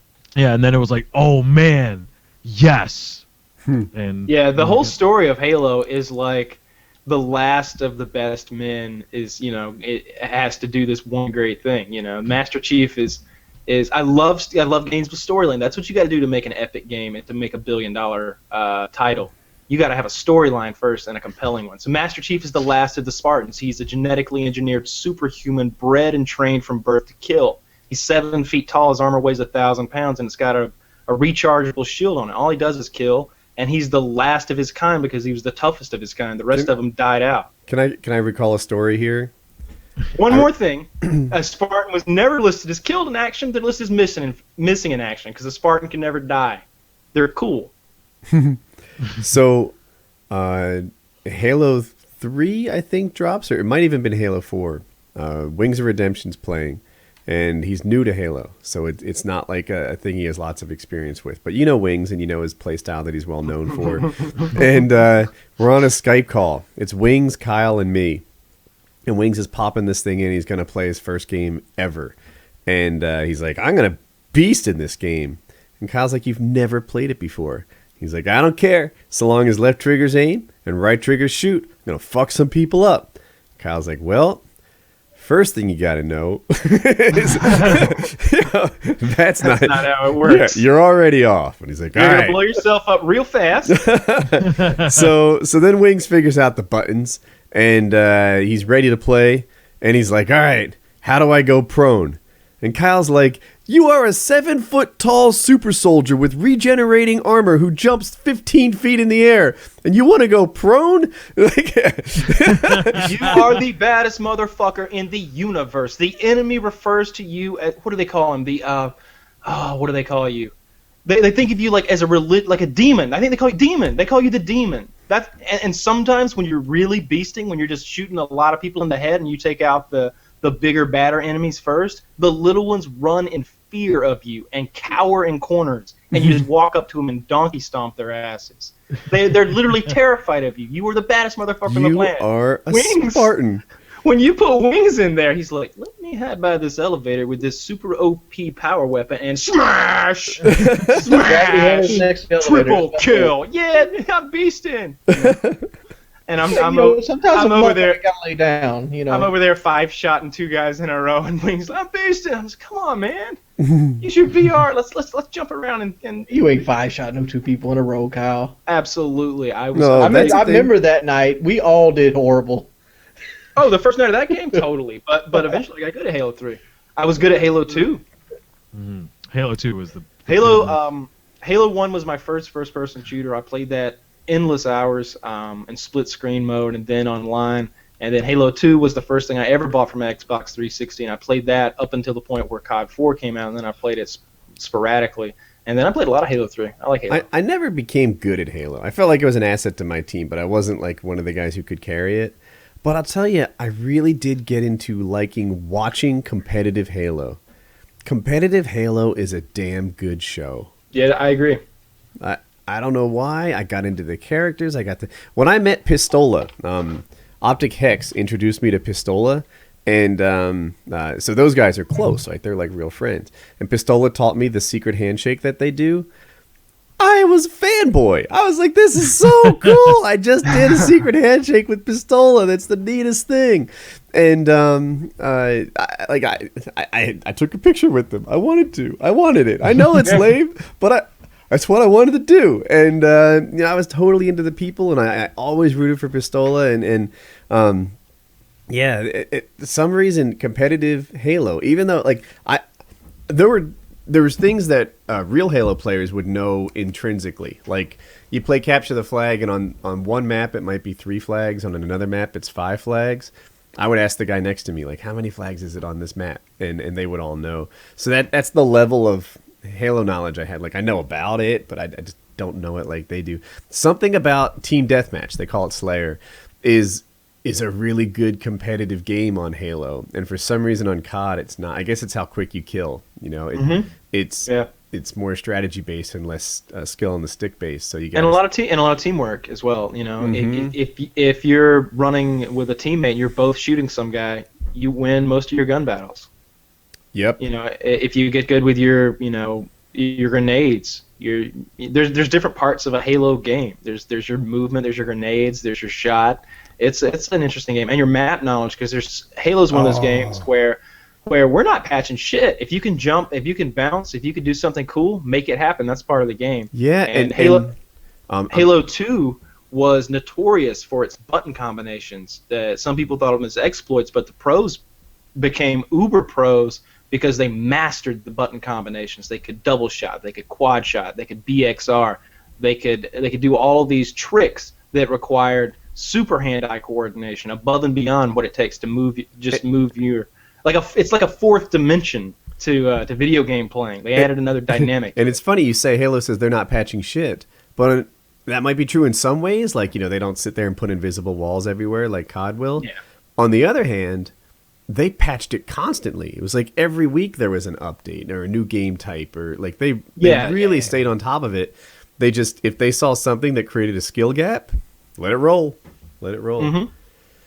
Yeah, they just. I think they look at those things as that's what the good players will do now. They'll know that this tree is bulletproof, and to use it as cover. They'll know these things. In Call of Duty, didn't Modern Warfare 2 have a glitch that allowed you to use the riot shield extra well? The banana leaves. Yes, it did. Yeah. The banana leaves were bulletproof. That's a thing, but. XCal does it. Mm-hmm. It's a very difficult button combination. I can do it, but not while I'm focusing on an enemy. You basically. It seems like, and I'm probably getting this wrong. Remember, XCal dropped a 100-kill game with the riot shield because of that bullshit. Yeah, you swing the riot shield and then you switch to something else and then cancel that action and then swing the riot shield again. With the riot shield, then you try to throw a throwing knife. You cancel the throwing knife. You press B and then YY and then go back to the riot shield. Yeah, if you're really good on the joystick, like better than most people will ever be, then it's almost like a single hit riot shield kill. But having said that, if you gave me an actual single hit riot shield, I still wouldn't get 100 kills with it. Like, it's hard, you still have to play it well and smart. Yeah, that's one of my favorite XCal videos. Yeah, I like things. I like things about Call of Duty that make you play it in different ways. I just don't like all the crazy gadgets. New topic? Maniac fucking Pro. Fuck Maniac Pro. Maniac Pro. What's Maniac? What's that again? A random outburst. The new kill streak on Call. They released a kill streak last week called Maniac Soldier, Maniac Assault, whatever it's called. This is on COD Ghosts. On Ghosts, where you basically become a juggernaut that can run faster than everybody on the map. And you knife only. Yeah, knife only. Yeah. That's a kill streak designed to just piss people off. That's all that is. I don't care about that. That doesn't seem that bad. It seems like the kind of guy you're gonna, two guys are gonna open up on him with. You don't see that bad until you realize you can't get away from him. He has unlimited sprint. You don't. You can shoot him. He sees you. I didn't shoot him. He's fucked. You know how hard juggernauts are to take down? Just think of him as a guy with a shotgun, dude. Yeah, but even when you keep get up on the juggernaut, his health will keep him alive. But I don't think it's going to be a full juggernaut. It'll probably be like a painkiller juggernaut. It's a full juggernaut with no health regen.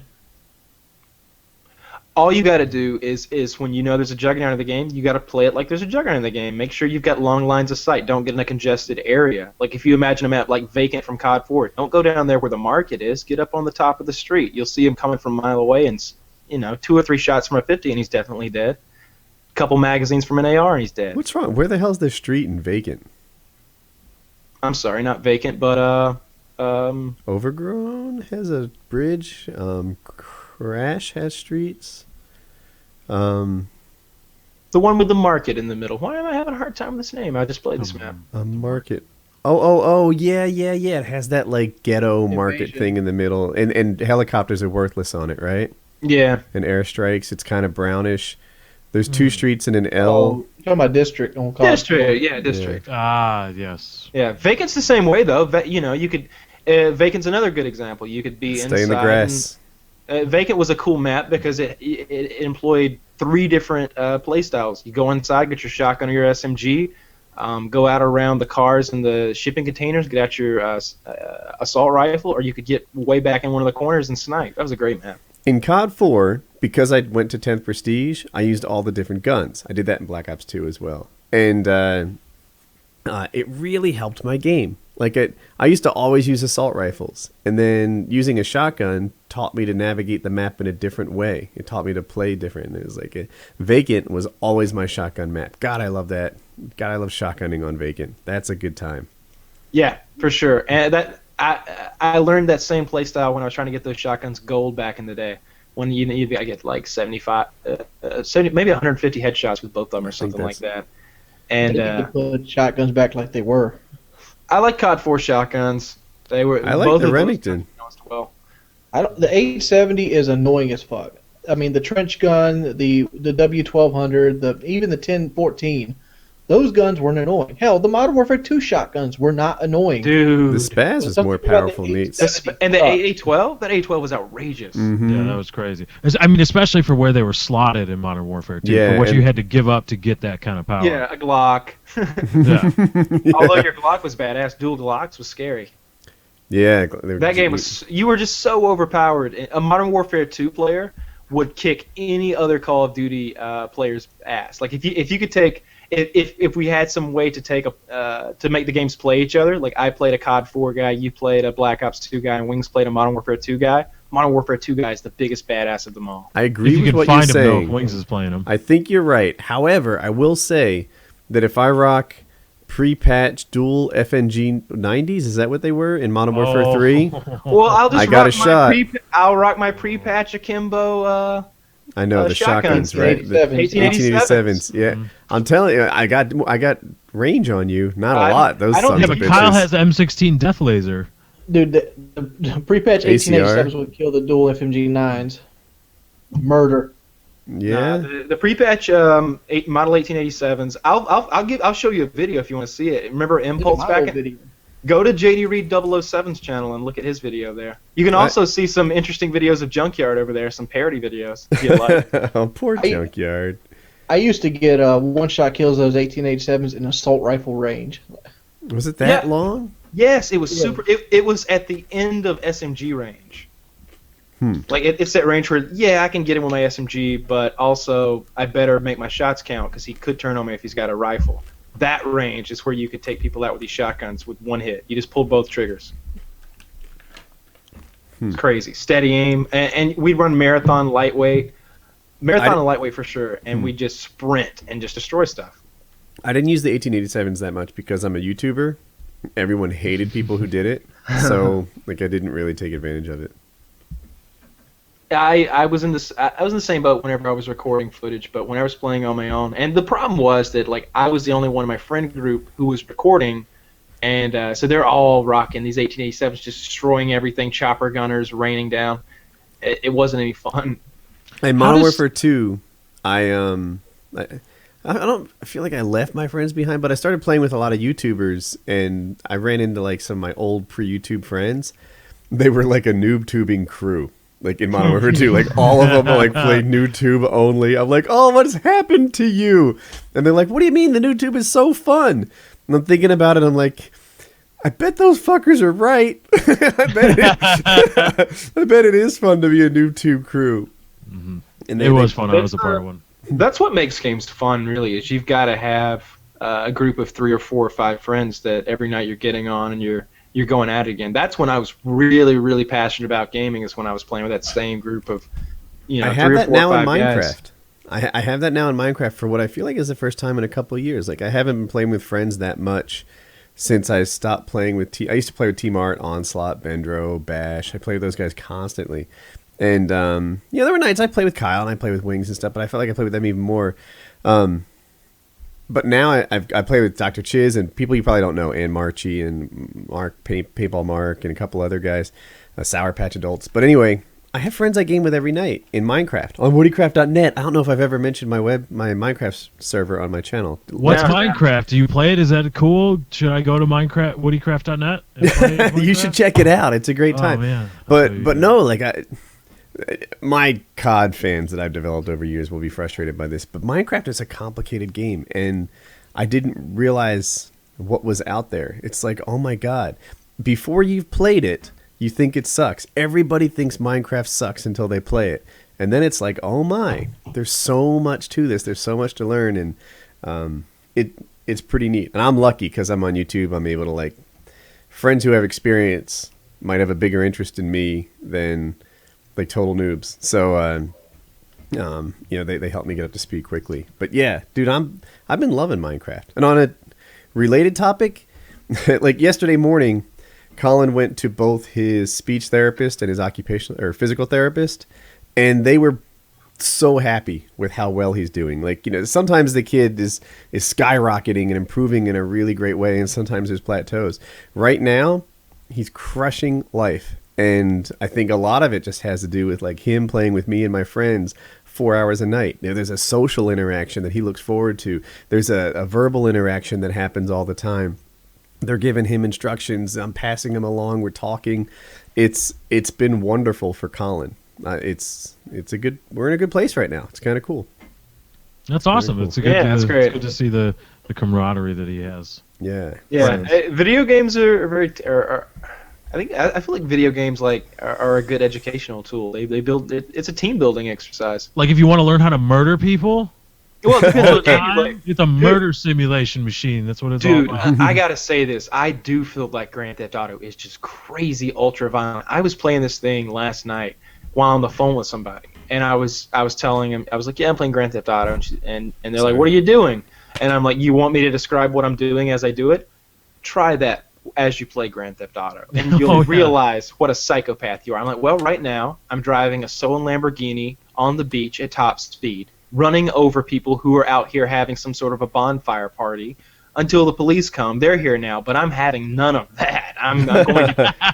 I'm going to shoot all of the police officers I see, then steal one of their cars and drive it as fast as I can until I either crash and die or evade them, in which case I'm probably going to rob a liquor store and then kill the person even after he gives me the money for that little $14 extra. And if I need some health, I'm going to pick up a hooker, and then to get my money back when she's done, I'm going to punch her in the face. Yeah. No, What is 12 this atomic blimp thing?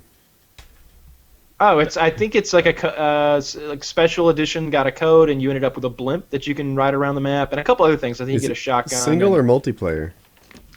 Single player for sure. I think you can get in the blimps. I haven't tried. You can, personally, yeah. But oh yeah. Yeah, you can fly the blimp around. And haven't to even get some opened of the this hidden game yet. items. The blimp comes in handy for some of the hidden items that are up on top of bridges and stuff. Holy Because smokes. the helicopter is wicked hard to drive and shoot at the same time. By the way, that Vulture. Oh, I haven't tried that out yet. The other helicopter, they tend to rock. Do they tend to rock a lot for you? Like they don't stay down on one course. They tend to just pitch and roll a lot. A little bit. It depends. You want a character with the best flying skill when you do it, and as you improve the flying skill, it gets easier. I think that's maybe why I'm such a good driver. Is I always use the black guy, and he's a good driver, and I think I've improved his skills a bit. I'm lost just looking at this map. This is Yeah, the map's The enormous. helicopter- You want to know something cool about that map? Woody, please tell me you got a blue light, a black light, or a UV light. I can't think of it off the top of my head how I would have Dang, one. that's a shame. So if you shine a black light on that, Mhm. you highlight some secret map information. There is an entire Illuminati-style secret to Grand Theft Auto 5 that everyone believes will be revealed soon. There are UFOs hidden at certain parts of the map, and on top of one of the mountains, there's this whole diagram with symbols in it. It looks very Mayan with like lightning bolts around it, and people have been superimposing that over the map to try to find treasure. There's also a crashed UFO up in the North Ocean, I think. I like a game with a little depth like that. Some secrets, some Easter eggs. It's ridiculous. Lots of Easter eggs. They haven't even released all the codes yet. I need the COD weapons needs to code pick up to go their on game. a real massacre. Sticking a teddy bear in a window every now and then is not a good Easter egg. Call of Duty, Infinity Ward. I'm No. looking at you. But those are pretty damn easy videos to do. Don't even lie. Just the. They did name. They named a building after me in the last game. That was nice of them. There's an FPS building. Is there? Oh, that's cool. Yeah.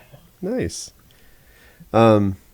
I'm trying to. I made a couple videos about the where the teddy bears Well, were. and everybody all that. does, but because sometimes they're cool to see if you want to show your friends for like. Well, you see it once, you know what it is. But the one time you want to show your friends, like, hey, go in here, check this out. Yeah, they were You're well like, oh, received God. videos. Yeah. People liked them. Good video. That's Yeah. how you measure it. Yeah, I'm enjoying Grand Theft Auto more and more the more I play it, and the single player comes out well. I don't know the actors' names, and I feel stupid for not having looked them up yet because I know who the actors are, and I know the movies they've been in, but I can't picture their names. Who plays the older white guy in GTA? Who plays Michael? You mean?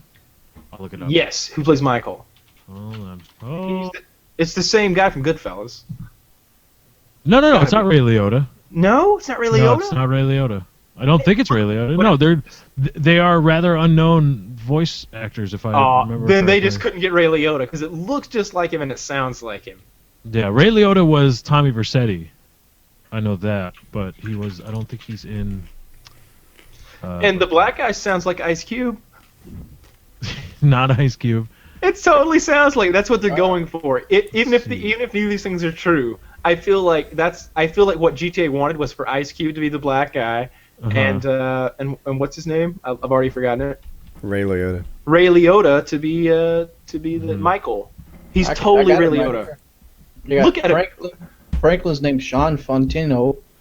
Michael DeSantis, Ned Luke. Yeah. Stephen Ogg. Do me a Trevor favor. Phillips. Pull up a picture of Michael from GTA 5 and a picture of Ray Liotta and compare them to each other. And then if you want further evidence, if you know what Michael's voice is, go listen to a clip from Goodfellas of Ray Liotta. Totally the same. But you've got to get like middle-aged Ray Liotta, not young Ray Liotta from Goodfellas for the imagery. You need for the imagery, middle-aged, yeah. If you get modern day Ray Liotta, it's totally him. Maybe a little older, but Do we need a new topic? We do. All You know right. what's bad is like the guy who does Trevor looks just like him. Oh, that's a shame. You always hope that like the voice actors who do these like hideous characters are going to be like some beauty or something, but when you see it really is. The guy kind of looks like the character. You're like, ah, damn. Poor guy. Now do we need a new the best topic? character in GTA Yes. 5. Wing. Shut the fuck up! I said shit in like an hour. Y'all fuck you. Yeah. That's a problem, go though. away. You Y'all can't. talking about shit I don't know nothing about. Play GTA 5. You'll know plenty to talk I about. played it. I'm bored as fuck of it. Am I involved in the stole submarine, conversation? and I'm like, God I just damn, looked at I'd the rather map for play the first Diablo. time. This one's for Lefty, and this is pretty hard to recreate this. But they want you to explain your past that was in the lost episode 135 when you told about the injury, the sleepwalking. The Oh low yeah, moment. I told it on my very first PKA appearance on 50. That was like 2 years ago. Oh, I know, but yeah, it's there if you a very crappy rendition. Yeah, I was asleep. I sleepwalked. Okay, your story sucks so far. Step up your game. Step up your game. Well, I can't tell it. It's not like a Kyle story where something funny happens. It's not funny. It was actually rather dramatic. All right, I'll try and help you. So, how did it start? You had a sleepwalking disorder. When was this? Yes, I was throughout my whole life since I was a child. Still, I had too, by the way? sleepwalking. No, not that I'm aware of. See, that's the thing about sleepwalking is that you don't know. You have to rely on other people to tell you, and you're supposed to grow out of it around, for males, it's usually around 18, 19 is when you stop. But if you continue on, there's there's a whole range of causes. There's really no the science behind it. Nobody really knows the root cause of sleepwalking. Some people think it's just as simple as your brain doesn't secrete the chemicals that effectively paralyze you when you're in the REM stage of sleep. Mm-hmm. Some people think it's just as simple as that. It's just like night terrors, but just it's a more advanced form. Do you remember what you've done? Like, if you've sleptwalked the night before, do you remember that? No. Okay, then what I have is different. I've had sleepwalking too, but yours is much better than mine. So you sleptwalked through your entire childhood. How old were you on the bad night? I was 19. I was a sophomore in college. My girlfriend, it was before my sophomore year had started. I went down to school about a week early and was spending the night with a girl, or my girlfriend at the time, not just some random girl. And we had been drinking, and in the middle of the night, apparently, again because I don't remember this, I got up and decided to move the big. You remember those big, like 32, 34-inch flat screen CRT TVs? Yes, Yeah, it's a heavy. ones. You're describing like a 150-pound TV. I picked that up and moved it because I wanted to get out the window for some reason. What? Wow. It was blocking the window? It was blocking the window. I had set it up on a desk, and it was blocking the window. So I picked it up and moved it aside, and I started to climb out. And the girl, my girlfriend at the time, was like, "What are you doing? What are you doing?" And I was apparently, she was just like, "You were just wanted to get out the window, and you wouldn't really say anything." And she tried to stop me. I apparently pushed her away and fell. And I was holding on to the ledge of the window. She leaned out the window, grabbed my wrist. When you were holding onto the ledge, are you waking up for this? Nope. Okay. And she grabbed my wrist to try to pull me back in, which, I was, even at the time, I was like, I still had some growing to do, but I was still about 6'3", 215, 220 pounds. People don't know. Are you 6'4", 6'5" now? 6'4", 6'5", depending on the liquor store I'm seen leaving. Lefty's a big guy. Mm-hmm. And so I apparently then decided to let go. So she was the only thing holding me in. So she had to decide in that moment if she was coming out the window with me or if she had to let me go and watch me fall 3 stories to the ground. And she had to let me go. So luckily, the room I was in on the 3rd floor of this house was above an awning, a stone awning that went up, that peaked at the top of what would be the 2nd floor. I don't know what a stone awning is. Is that like a roof? It's just like a regular awning, but it was a part of the building structure. It's not like one of those aluminum awnings that people bolt on to the stone. I think of an awning as a fabric thing that you can roll up, right? Like that goes over a retail store. But this one's stone. Yeah, okay, whatever. I won't focus. And it's a steep peak, and so I fell a story, hit that, and then tumbled off the rest of the story because by that time I was on what would be the 2nd floor, and then fell off onto the ground outside the house. A very Jackie Chan-like maneuver. Not as gracefully. Is this where your memory begins? No, my memory begins 2 days later when they take me off life support. I actually knew the answer to that. I was leading to it. Yeah. You took me off life support. So you've fallen 3 stories. You've hit what I'll call a slanted roof on the way down. Mm-hmm. And how is your girlfriend maybe calls 911? Yeah, there were other people there, and she was screaming, I think, bloody murder. So she said bloody murder at the time. I don't know, maybe she was a little happy about it. But she was screaming bloody murder at the time, and they apparently called 911. Okay, so then the ambulance comes, and they find you, unconscious but breathing? Yeah, unconscious but breathing, weak heart rate. She tells the story of how I fell, and they immediately, I guess, neck brace, backboard, and put me on the stretcher and take me to the hospital. Okay, so what were your injuries like in the hospital? I had broken every rib on the right side of my body. For those of you that don't know, you have 8 ribs on your right side. I broke every single one of those. I had contusions on my right kidney and pancreas. And is that a bruise? Yeah, and I had a partially collapsed my right lung. How long was it before it didn't hurt when you yawned? Oh, jeez. Well, the painkillers helped. What were you on? Was it a year? It was a good. Even after I got out, probably about 6 months. Yeah. 7, 8 rib months, something injuries like that. take a long time to heal. You crack. I've cracked one rib. Cracked a rib, and it's very painful. Yeah, I it can't hurt. imagine. That sounds awful. In the hospital, I was on 750 milligrams of oxycodone every 4 hours, and I had a codeine patch, and a morphine drip, and an epidural. Did you all have at the same button time. you could press to get a little more morphine? Yeah, that was the morphine drip. Yeah. Yeah, that's great. So I was on all of that at the same time, and it was wonderful at times. And then I had a chest tube because they had to drain. Ooh. My lung was filling with fluid, and they would hope that my body would just absorb it because sometimes your body is able to just absorb things like that. I'm but they had to drain familiar it. with the concept of catheters and bedpans, but I assume that's where you were during this, right? Yes. How do they handle the whole bedpan business? The nurse literally comes and wipes your butt? I don't really.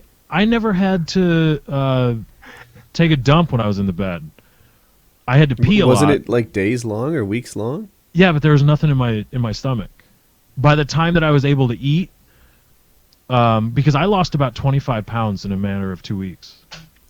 In the hospital. Wings? It's coming. Yeah, wings. Go break ribs. Don't eat in the hospital and have your body So go you're into trying to tell me overdrive. illnesses. Feed me through liquid Illness. meat, and I'll be all right. Yeah. The thinnest I've ever been in my life was because of an illness. You get a serious illness, you will get fucking thin. Because you don't eat and your body is going crazy trying to heal itself. Yeah. So you're Right. burning calories all the time. Yeah. You're just not doing anything. I think what Wings needs is a stabbing. That's what it kicked him. No, in. what Wings needs, he needs a good staph infection. Hey, Have some I of love that. Come hop in my hot tub, buddy. There you go. You're good to go. Your body fight that bitch off. See, that's the secret. That's the that's secret of just- my workout routine. Day 1, infect him with staph infection. Day 2, let the fever begin. All right, let's get back on Lefty here. Yeah. So you're in the hospital, and they're feeding you through IV, I suppose, keeping you alive, and there's an epidural, which means your legs are paralyzed. Am I on target with that? No, they're just. As I understood it, they were injecting painkillers directly into my spinal cord. I had full functionality in my legs and Just no pain. yeah, the idea is no pain. It's so hurt. That's 8 what they ribs give hurt women a when they have- whole lot. So, and That's you what were they in give a women for childbirth. yeah, you're in a coma for 2 days following the fall. Is that right? Yeah, a medically induced coma. They put me under. Okay. Kept me on life support. And then that's where your memory begins on the wake up. How long were you in the hospital? From the awakening, it was 2 weeks. Like So- from when I woke up, so like 2 weeks and 3 days, give or take. So I'm not hearing that your arms were hurt. Were you pretty much just reading magazines and watching TV for 2 weeks? I think so, from what I remember. Let me ask you. Painkillers really mess with your mind. I mean, people like to think about, oh, you don't feel stuff, but those 2 weeks, my memory gets less foggy as the time progresses. Like I went from the critical part of the ICU to a less kind of critical part of the ICU. Then I was in a regular room, and I had like a roommate from a guy who's actually turned out to be an economics professor at the school I went to, and it was funny because he was so stereotypical. Anyway, that's a story for another time. But so it gets better as it goes along. But those first 2 rooms I had, I don't remember a whole lot. Police came to talk to me about the incident, and I thought they were from the fire department in Downers Grove, where I went to high school. Which is a suburb of Chicago, Illinois, and I was 250 miles away in Champaign at the University of Illinois. And I thought, yeah, the fire department, Ma came to say what's up. And they were like, no, those were the police. I was like, oh, okay. So, Well, I wonder, now that since you think they were firemen, I doubt you remember their questions, but I'm wondering what their questions were. they asked who had bought me the liquor, Mm. And I didn't tell him. Well, because my dad's an attorney, and they waited because up until that point they had tried apparently to get into my room. They tried to get the doctors to take me out of the medically induced coma so that they could talk to me. Because they're fucking pigs and they wanted to talk to me and they're cops. And so my dad was like, "No, you stay away. You are not talking to him unless I am present." And that's final. Well, they waited until my dad and mom and family went to lunch, and then they snuck in and told the nurses, "We're talking to him." And they came in and asked me questions. I mean, nothing I said, anything I said, any decent lawyer would be able to, like, the guy was whacked out on painkillers 6 ways from Sunday. He had no idea what he was talking about. No way he could reliably finger anybody for any kind of crime. But I was like, I don't want to say. And they asked me how much I drank, and I said, I don't really remember. They asked me if I blacked out, and I said, yeah. And then they asked me if I remembered anything past that point. I said, no. I like and this. before the smart asses in the comments, study after study has shown that there is little to perhaps nothing to do with sleepwalking and alcohol consumption. So then, sorry. I like, no, this is a meme. Think about this. Good guy Lefty, even under the influence of drugs and interrogation, does not give up his liquor hookup. Think about that. James Bond would have cracked. Beaten and broken in a hospital bed, drugged out of his mind, and he's being questioned by the authorities, and he still doesn't give up the guy that gave him the liquor. Yeah, Good you guy don't Lefty. Ditches get ditches. all right. So now you're out of the hospital and you're healing up. You okay? Like, do you mean long-term effects of the injuries? Talking about the emotional distress. You know, it was there. Yeah, I became severely depressed, almost to the point of suicidal. I was diagnosed with post-traumatic stress disorder. How'd that go? Like, so post-traumatic stress. I self-diagnosed myself with that once, and I won't tell the story because I told it before. But I was robbed. I confronted the robber, and then I had night terrors about it. No, that was it. That's the whole thing. Rob had night terrors about it for some time. Right. How did your PTSD manifest itself? Severe depression. That was the diagnosis. It was depression brought on by post-traumatic stress disorder. And when I talk about depression previously on the show, I noted that it feels like you should be doing something, you want to be doing something, and you know that doing that something would be beneficial to you. The thing is, you just can't. And not only can you not do it, you dislike yourself for doing so, or for not being able to do so. And that is how I felt. And it was really, really sad and depressing. And I felt like a failure.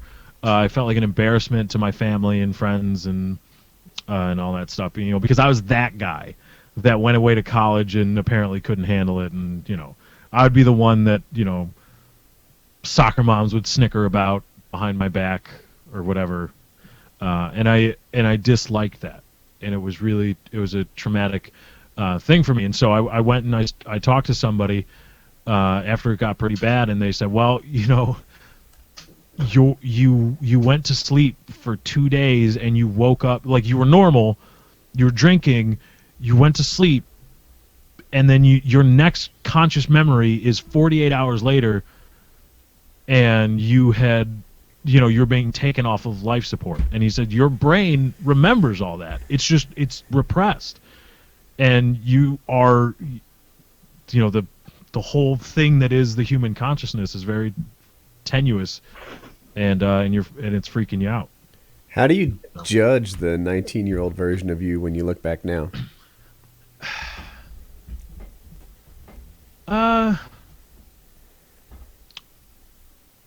I wouldn't say I would do anything different. Mm-hmm. I can't, because to say, well, I just wouldn't have done that night. It's like, well, that doesn't mean anything. It was an experience that I don't think a lot of people get to have, and I've learned a lot from it. I've become more self-aware, and this sounds cliche, but I guess appreciative of, just even sitting here, the microphone here, the camera's here, just the consciousness that is everything around me and who I am and what makes me me. And just being able to sit here and think, this all went away for a while and could have gone away forever, and I would have never known. And I think that's kind of maybe a leg up, for lack of a better term, on many people. It gives me sort of a perspective that not many people take note of. A lot of people who have survived traumatic things feel that way. Like those guys who get dropped off in the wilderness in a plane crash, fight grizzly bears, and their buddies die. They say things like that. They're like, I'm a whole different kind of man, and I'm a better man for having had to go through this traumatic, awful thing. I look at the world with different eyes. Mm-hmm. So that's where I was from a mental standpoint. And then, I was on. They gave me, the happy pills for a bit, and that was eh. So, how do the post-traumatic version of you, the depressed part? What do you think now? Like, do you think that you were justified? Do you think that you'd handle it like you're currently mentally stronger? Do you think that it was just okay? Like, I don't know. How do you judge that guy, the one that didn't thrive after he healed? Well, the stressed out part was more during the healing, because the healing process was long, like 6-8 months for my ribs to heal, and that was a thing. And but the only thing was I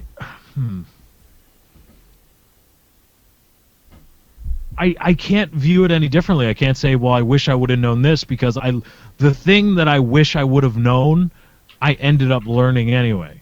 It's not like you could take some preventative measure. It's not like, I wish I could Back to Future myself and handcuff myself to the bed.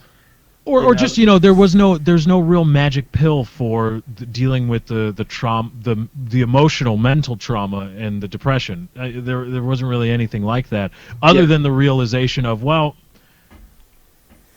it doesn't really matter either way. And I know Woody, sometimes you're not the biggest fan of this idea, that it doesn't really matter. I don't matter. You don't matter. Nothing really matters.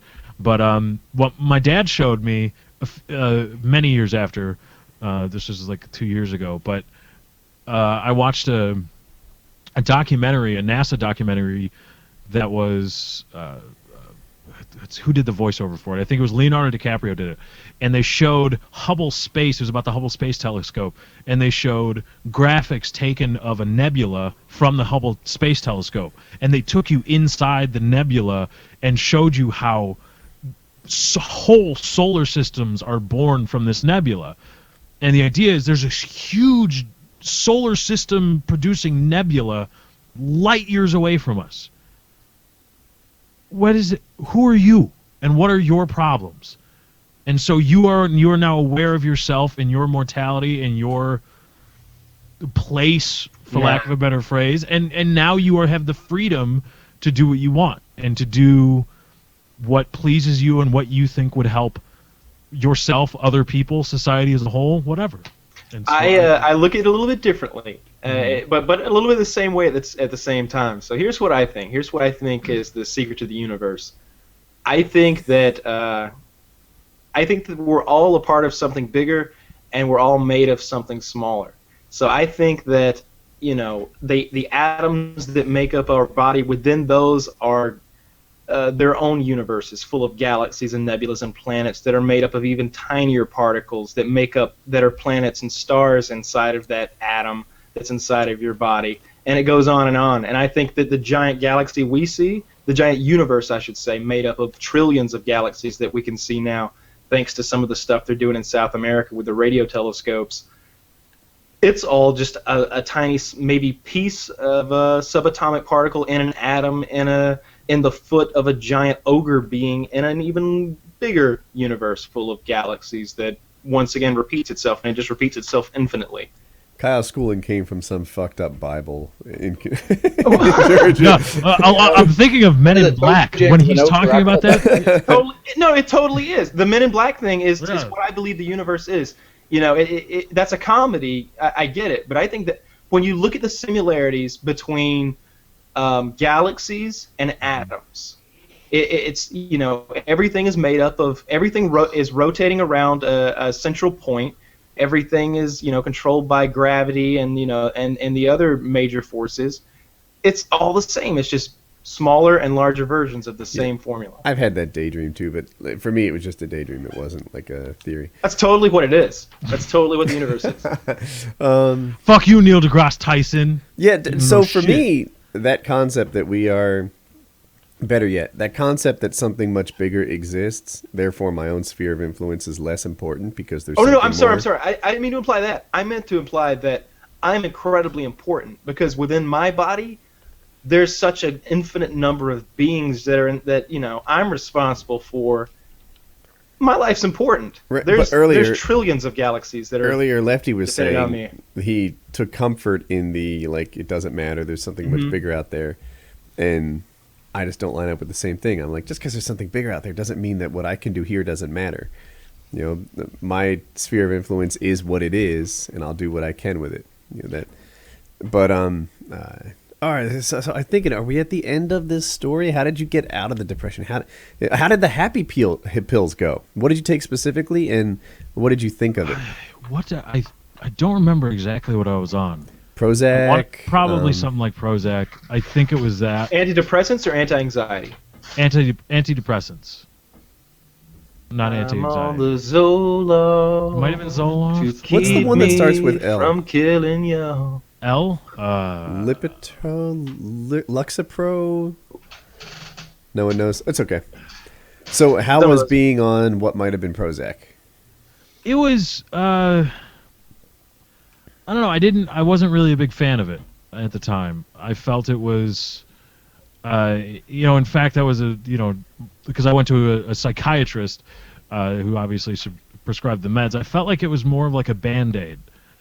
Like he was treating the symptoms, not the disease or not whatever it was. Because I wanted more couch time. I wanted that, but he was like, "Here you go. Here's your script. Go ahead, fun." I said, "Well, but it's not going to help anything."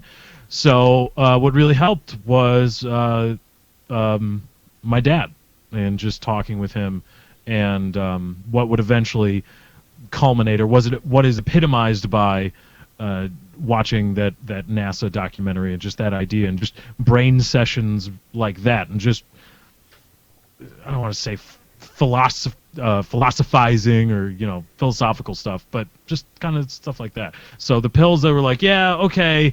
I took them long enough because you know there's got to be a lead-in time for your brain chemistry to actually be affected, and I wasn't really jiving with it. So Kyle once described that sort of medicine as like performance-enhancing drugs for your attitude, or something close to that. He's like, I love them. They're fantastic.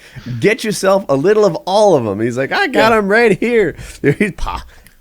Yeah, absolutely. Now, he's making me sound like a drug abuser right now, but keep in mind, I was prescribed these. It was the anti-anxiety medication, and the pills were like 10 milligrams, and I was allowed up to 40 milligrams at a time. So, yes, while it may seem like I'm pill popping like something out of Pulp Fiction, I'm actually treating my post-traumatic stress disorder and anxiety. But yes, they are performance-enhancing drugs for your personality if your personality is affected by stress. All of a sudden, you're much more relaxed. You can ease up a little bit. You can talk to people a little bit more calmly. You can focus on what they're saying to you and what you want to say back to them, and your mind isn't off somewhere worrying about a bunch of bullshit. Adderall is a different end of things. I've also been prescribed Adderall in the past, and I do honestly feel, I know Adderall has negative side effects. Everything does. People, your deodorant gives you cancer. Don't give me that negative side effect bullshit if the positives are this high. If they put Adderall in the water supply, this is what they should do, just as a joke. Put it in the water supply of fucking Alabama, the try-again state. I guarantee you, I can turn Alabama around in every category in 8 months of pumping Adderall into their systems. First of all, they're not going to be buying all that crystal meth anymore. They're already riding the blue horse of Adderall. They've got their fix in their water. All they got to do is mix up a little bit more Kool-Aid and get to work. That economy, the whole education system, everything will be great. People will be performing like all-stars in those schools. When if there was an alternate dimension me, and me and him both had to take a math test, 6 weeks from now. It was going to be, advanced calculus, which I currently know nothing about. Might as well be French. And I was given Adderall. He was not. I would whip his ass to no end. Like, I would be at least 40% better. Doesn't it make you want this? Because it creates a dependency. It does create a dependency in some people. It never has in me because I've never taken it on a consistent basis. I take it when I need focus. I totally thought that was going the other way. Like, it doesn't have a dependency in me because I've never stopped. Right, I've never not taken it. Yeah. So I don't know. I've taken it on a couple different occasions, always from my prescription. I'm not buying drugs here. Let's be hypothetical. Let me just say this: like, y'all motherfuckers been talking for hours. This is me time, Wiggs. This is about me. You're surfing the web and then complaining about not talking. let me share this Adderall experience with you. So, I am up all night, literally till the crack of dawn, sexing a lady up. Just real nice. Literally 8 hours of me having sex with this woman. Is this a Viagra story or an Adderall story? No, this is an Adderall story. Okay. But I haven't even taken the Adderall yet. So after an entire night of that, I'm not exaggerating here. This is what happened from like 3 in the morning to like 8 in the morning. So they finally bang on my door. We gotta go now. We gotta get to work. I've got to work all day. Very important job the next day. There's $30,000 or $40,000 on the line here in today's work. Got to get it done. Is this a shoot of some sort? Yes. Okay. So I am feeling like shit on the way there. Like my eyes are barely open, even though I've had like a Red Bull or whatever. My limbs feel heavy. Like I'm exhausted. My body needs sleep, and I take this Adderall. I eat a little bit of breakfast. 20 minutes from the time we get there, I start noticing that I've been talking really fast for a really long time, and I have been laying down everything that we're going to do today, and I've been giving everyone their jobs, and everyone knows what they need to do. This guy knows what to do. This guy knows what to do. They've all got their tools. They're all prepared. I'm prepared. I've got everything written down. I've called ahead, checked with everyone. Everything's ready for us, and we're about to do this shit, and it's going down right because I've got this Adderall. And I was so focused, and I nailed every single thing that could have been done. It went perfectly. And I didn't come down from it until that evening, and it took me 3 hours to finally come down and go to sleep. Like, I wanted to sleep for 3 hours after I got done with work, and I couldn't. My mind was just filled with, like, work stuff, like how to improve things and, like, how to be a better me. I can remember you didn't have that Adderall that day. It would have been a really bad day. I don't know if I could have done it. I might have like collapsed. Like I was super exhausted. It had been like 36 hours no sleep, and then like a lot of physical exertion the night before. I was drained. And a little chafing. Yeah. So, the real question is, why would you sex a woman for 5 hours? We're not going to talk about this. He has a 64 gigabit memory card in his girl. I just don't understand even the desire to go for 5 hours. I did at the time. I wanted to. I had my wet platinum, and we were having a good old time. So we did. So then why was there chafing if you had wet platinum? I was joking about the chafing. Goddamn right. No chafing with wet platinum. Never any chafing with wet platinum. But yeah, and while I recognize that there are negative side effects of these drugs, I'll finish quickly. I recognize that there are addiction issues, and they have side effects and things like that. But in my personal opinion, never had a negative side effect from any of the anti-anxiety stuff I've taken or any of the ADD stuff I've taken and been prescribed. I felt like in every case I was, while on that, a better me. Now, do you think that you're a worse me when you're not on it than you would be if you never took it? That's my fear. Oh, yes, of course you said that? Yeah, absolutely. I'm telling you, like, I bet your doctor would prescribe it to you if you laid the case out to him, what the kind of job you have and the kind of attention issues you have, and the multitasking He'd probably prescribe you some. I'm telling you, this stuff would. You are a super you. You are you.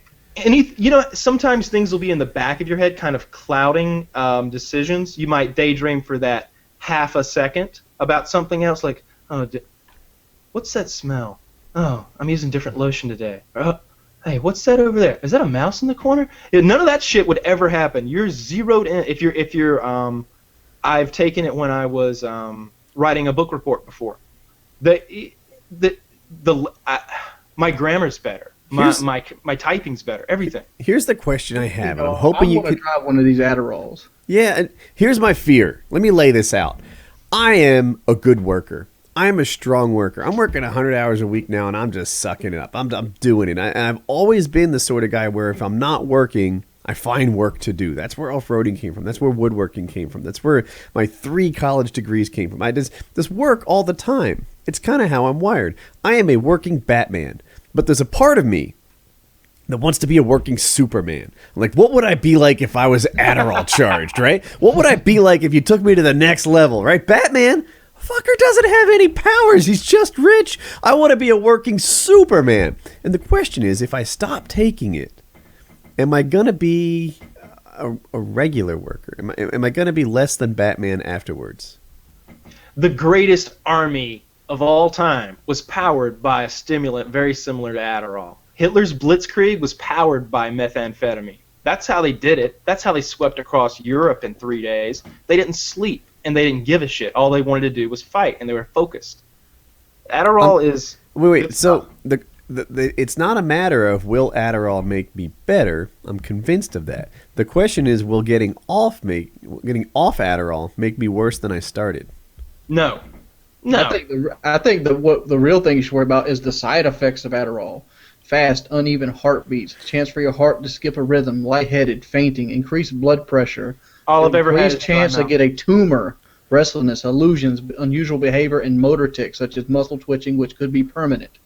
Less serious side effects: headache, dizziness, sleep problems, insomnia, dry mouth and unpleasant taste, diarrhea or constipation, loss of appetite, they have to loss of list any interest in occurrence. sex, Yeah, incontinence, if you drink a and soda, difficulty all of those having things an could orgasm. Wait. Orgasm what? Loss of interest in sex, impotence, and difficulty of having an orgasm. Well, that's not how you know. Let me see. How Kyle went for 5 hours. No, there was no the lack Adderall. in potency. That was No. Difficulty in having an orgasm. FDA side effects There of was no Adderall. difficulty in having an orgasm. There was just no stopping that night.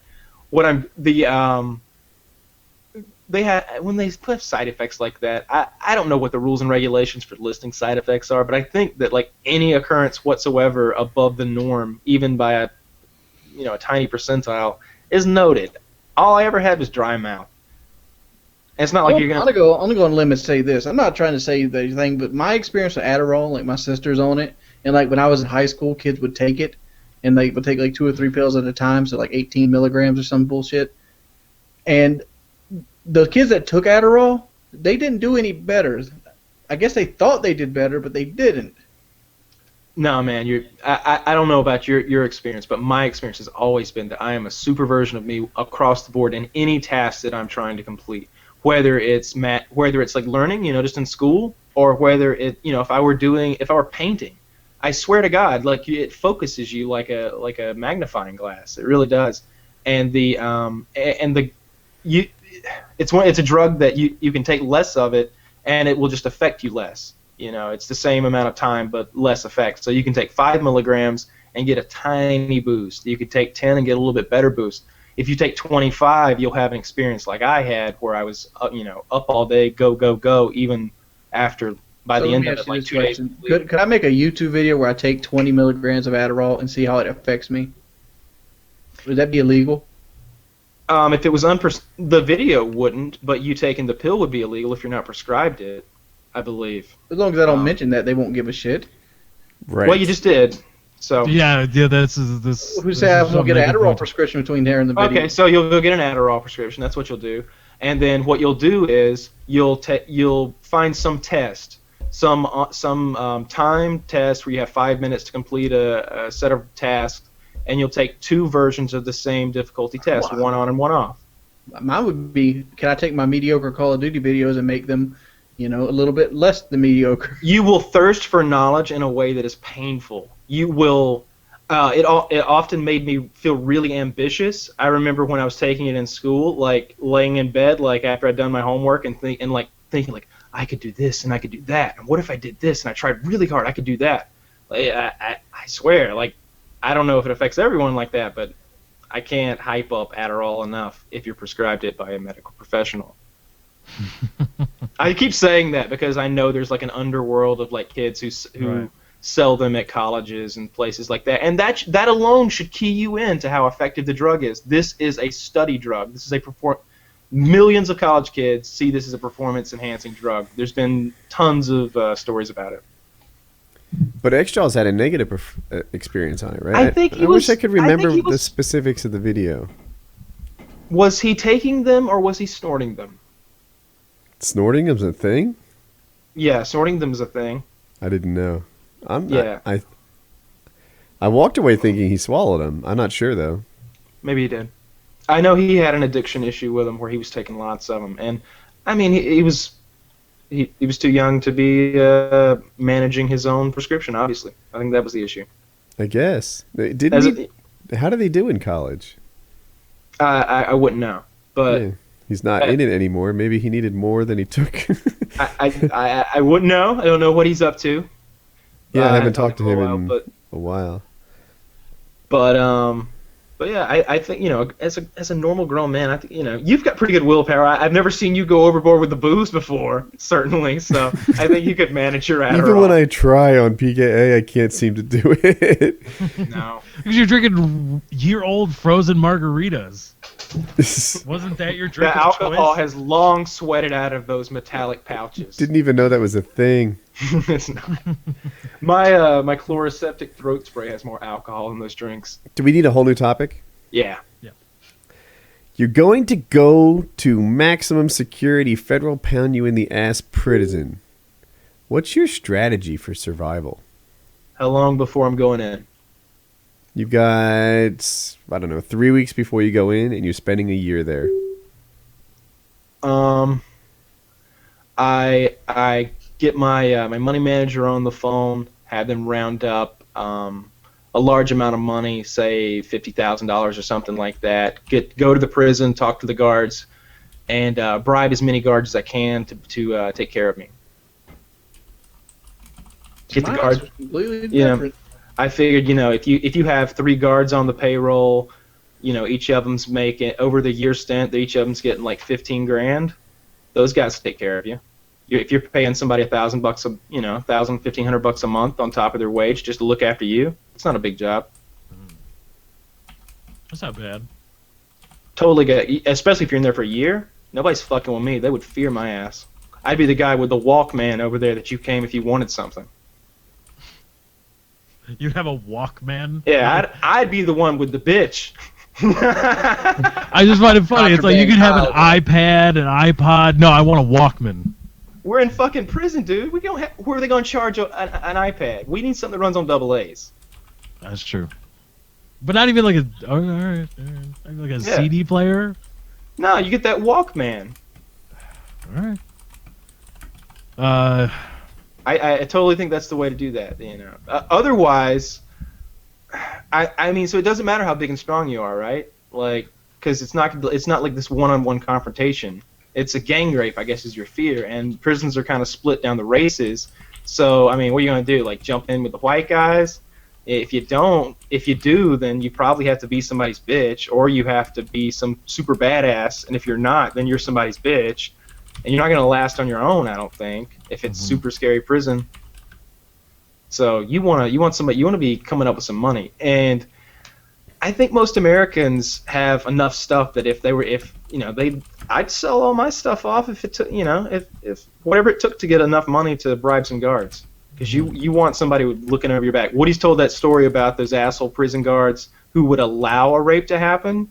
You want to be on the opposite side of that. You want the guards to be like watching your back, like you drop the soap, and somebody looks at you funny, and the guard cracks the dude's skull. You want that. You want to be dropping the soap just to fuck with people. Like, yeah, what? Dare you to look? Dare you? Dare What you? are you gonna do? Yeah, you would want to be feared. See, my answer was totally different. See, I'm broke as shit, so You could totally come up, Jordy. You could totally come up with 50 grand. maybe. But I'm looking at it this way: I wouldn't want to spend 50 grand because my goal going into prison is to keep myself occupied. I'd probably enroll in like some kind of work program or try to get into a work program. Then maybe do like a little bit of schooling, learn something like a second language or something in my spare time, and try to get out in 6 months instead of pulling the full year. What if there's a big black dude with a Smokey the Bear fetish? I and have no ass. He doesn't want your ass. He wants that pretty mouth. He's gonna have to deal. He's gonna have to deal with that because I'd bite his shit off. Wings will bite a dick off. You heard it here first. Oh. You know, I'm the type of motherfucker that suck that shit for a little bit to get it hard, so I have something to bite down on. Oh my! Oh, God. That's a meme. That's a meme. I'm the kind of motherfucker that'll suck that shit a little bit and get it hard, so I've got something to bite down on and bite it off.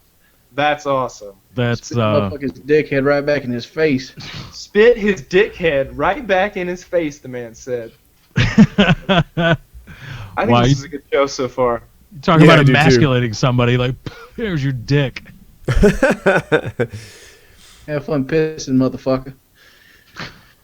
I don't know, but like, I don't think anal rape is as big a deal as people make it out to be in prison.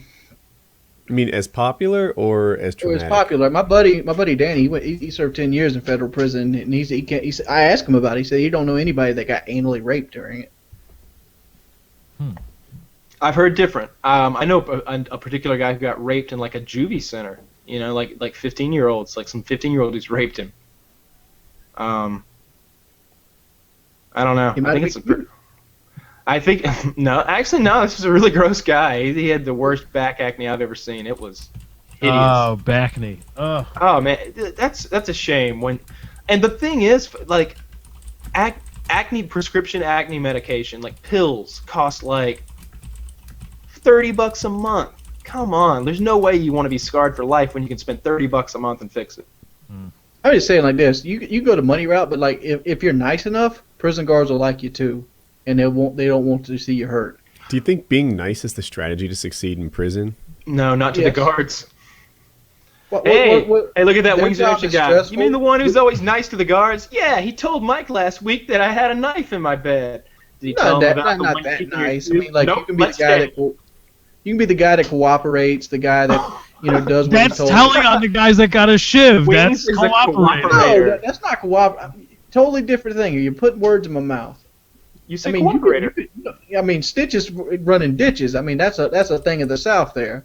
You don't snitch, but at the same time, you don't have to be the guy that's like, "Fuck you, cop! You're going to have to get the riot shield out for my ass." Oh, you like get out your cell, follow orders, do what you're told, and then at the end of the day, you get to go home in 6 months instead of doing it a full year. Oh, so that's Wings' plan. Good behavior. Yeah. Why would you want to pull 6 months? I mean, a full year when you can do 6 months. I mean, they don't want you in there. You're costing them money for being in there. That's true. That's true. I mean, I mean, then there's the route of first day you've got to pick a fight and win. yeah, I ain't being nobody's ass. I ain't worried about I that. don't think that's a real strategy. I think that's like, well, what's that meme on Reddit? The bad advice. The malicious advice Mallard. I think that's a malicious advice. imagine you go over there and Just you hit, go like, in there the and beat leader. up the big guy. If you're the big guy in prison, how pissed are you about that whole thing?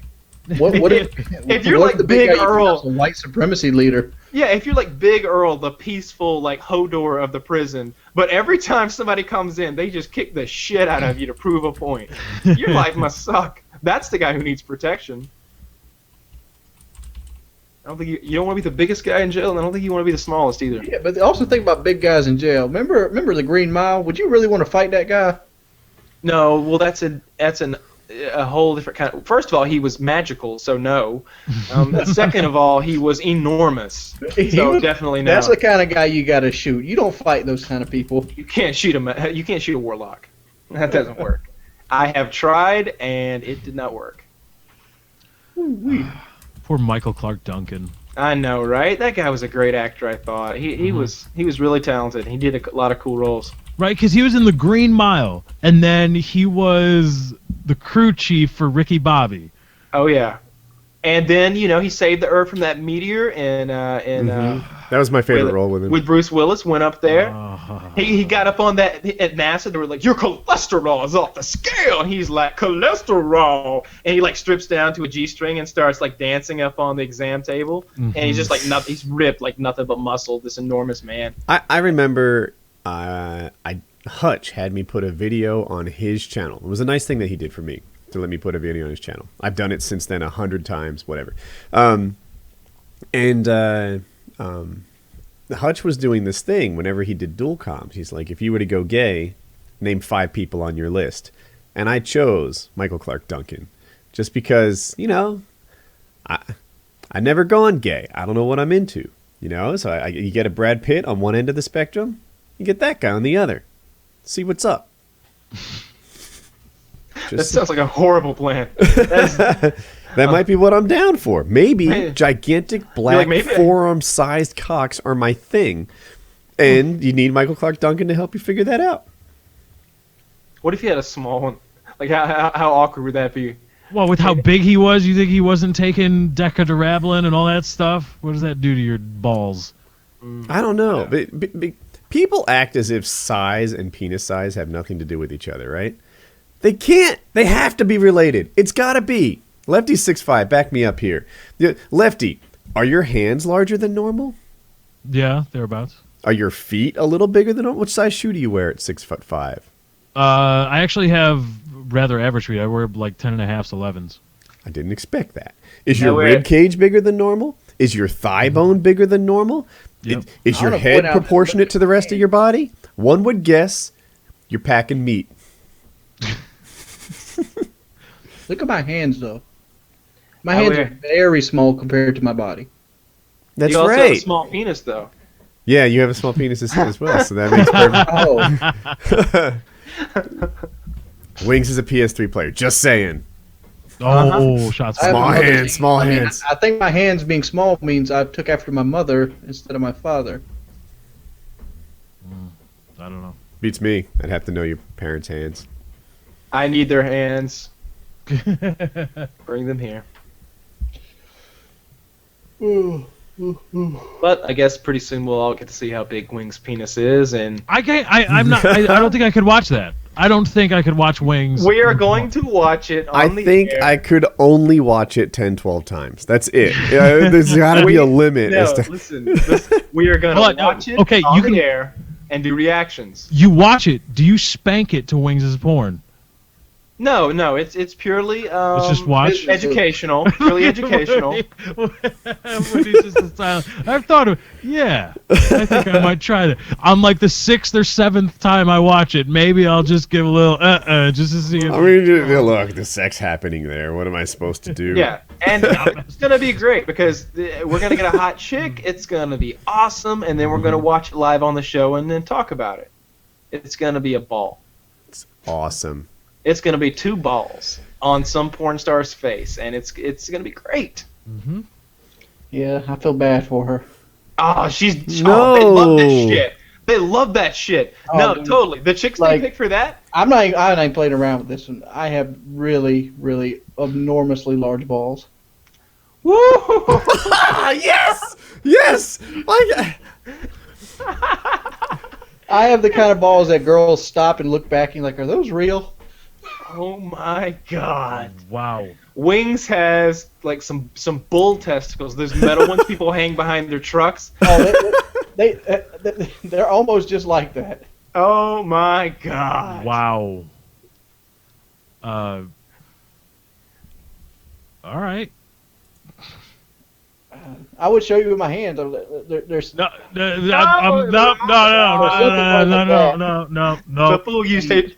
I don't know what's the most interesting thing, that it takes 2 hands for him to show us how big his balls are, or that it takes 2 hands for him to show us how big his balls are.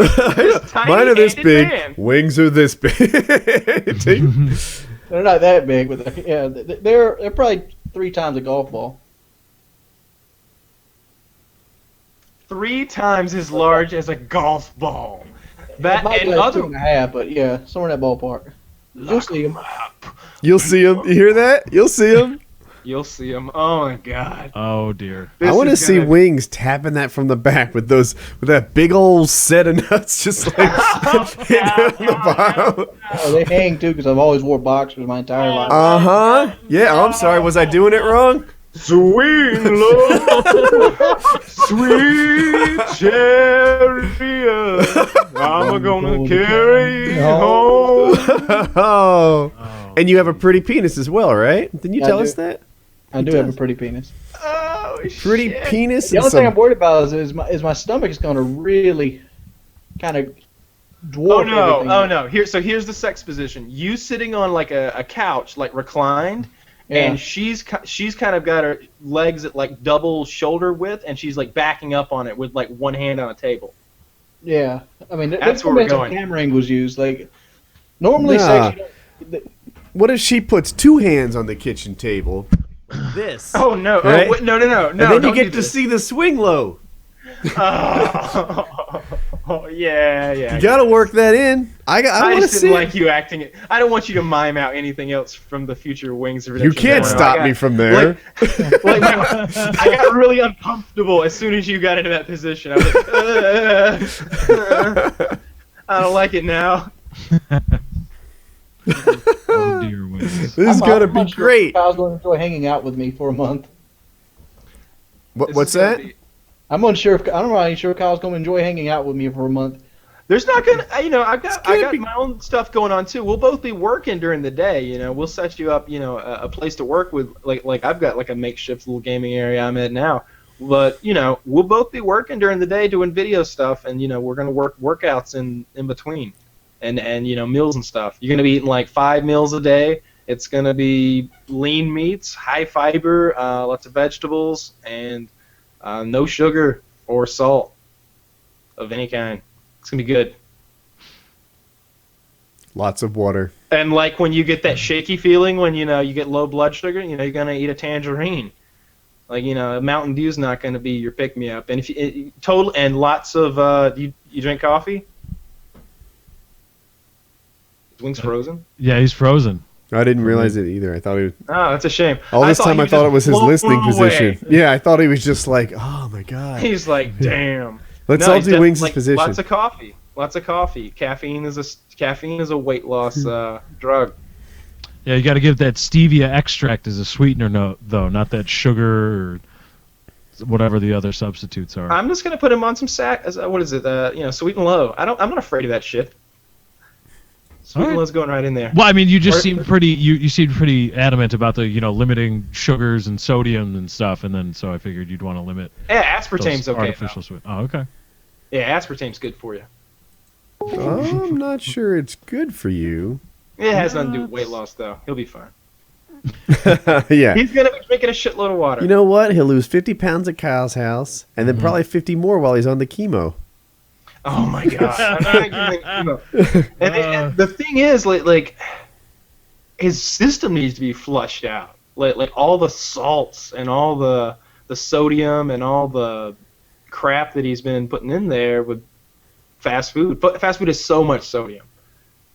So high fiber and lots of water is gonna his system's gonna be purified within a week, and he's gonna feel better then. Fiber is one of the things that helped me out after the accident. My pain pills after I left the hospital, I got constipated, and then Pain pills can do that. it sucked. That I figured out I could never be gay from being constipated because that hurt so bad. Even after taking Metamucil a ton and just eating all the And I'm fiber thinking- bars. And I'm sure some people are thinking that Wings is going to find some way to cheat out of this diet that I'm going to impose on him, because it is going to be a diet. It's going to be a caloric limit, a calorie limiting diet, and it's also going to be some foods that he doesn't necessarily want. If he tries to cheat, I'm going to have the fucking camera on him.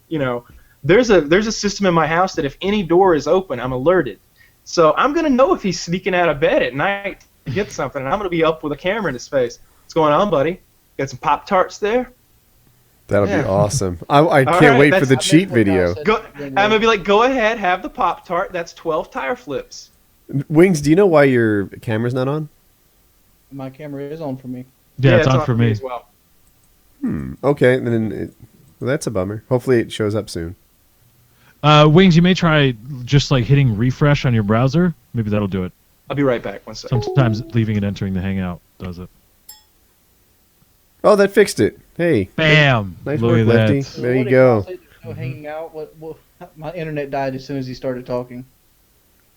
Oh, he was talking about you possibly cheating on the diet. Oh, I understood that much. I came in on that. Oh, what else is he? I asked him, like, I don't think Kyle will enjoy hanging out with me for. Oh no, he said you guys are going to be doing your thing. I mean, he's got his thing that he's going to do, and you're going to be free. Like they're going to find a way to get you to do, to get you set up to do your thing. I don't know if that would involve bringing your PC and mic or whatever. I mean, I would try to work that out. But yeah, he said you'll be doing that, and then in between all that, you guys will be doing workouts and filming this thing. So. I only picture there's some downtime though there that's going to happen. It'll just give you a chance to be more creative. Maybe you'll get into his Adderall stash. He'll be like super motivated to make videos. You know what I'm thinking? Lightning round?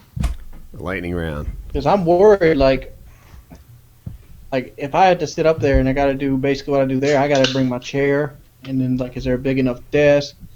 Like, So here's what we'll do. Wings, the problems that you're listing are so solvable. Right? Yeah. So Don't look for obstacles. Look for solutions, man. Just bring your chair. You drive a truck, right? I know it's no Tacoma, but you can get your chair up.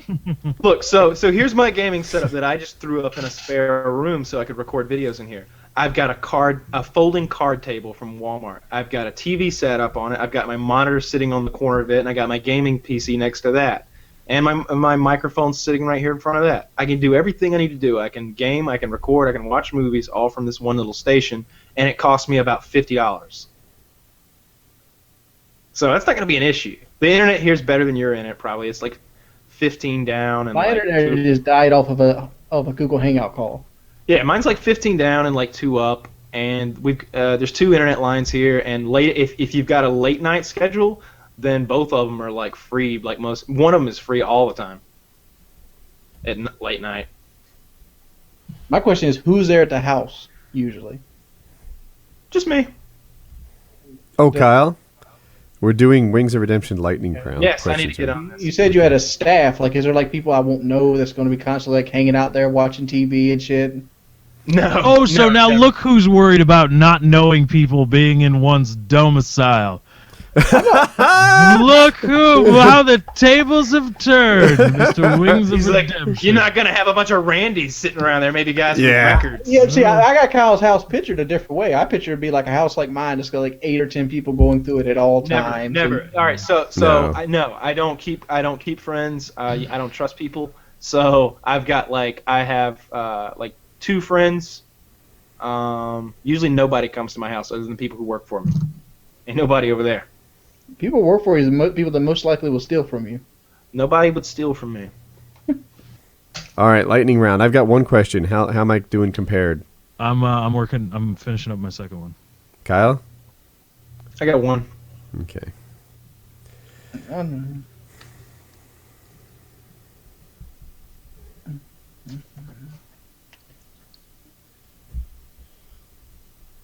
Because I've been sitting there trying to figure out what I need to carry. Like, I'm gonna need to carry clothes. I'm gonna need to carry at least a week's worth of clothes. Hopefully, there's like a washer and dryer there. Yep, I've got all the stuff that normal houses have. I'm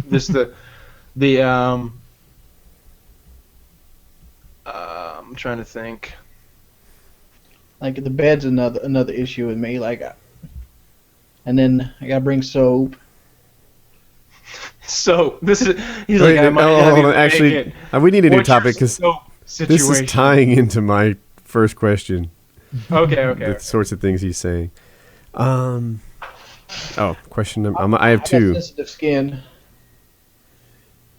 And we'll come back to that, Wings, because I hear where you're going with this. And I need like I have plenty of. is there gonna be a place of privacy for me? Wait, we don't want to talk about this because some of his questions are based around the topics you're bringing up right now. okay. I think. All right, I've got 4. I have 2. But I also I have have two. the a fucknard question list, which is like I'm gonna eyeball it and call it 12 long. So it should be a good lightning round. The fucknard, by the way, is the name of the people and the PKA subreddit. I named them myself.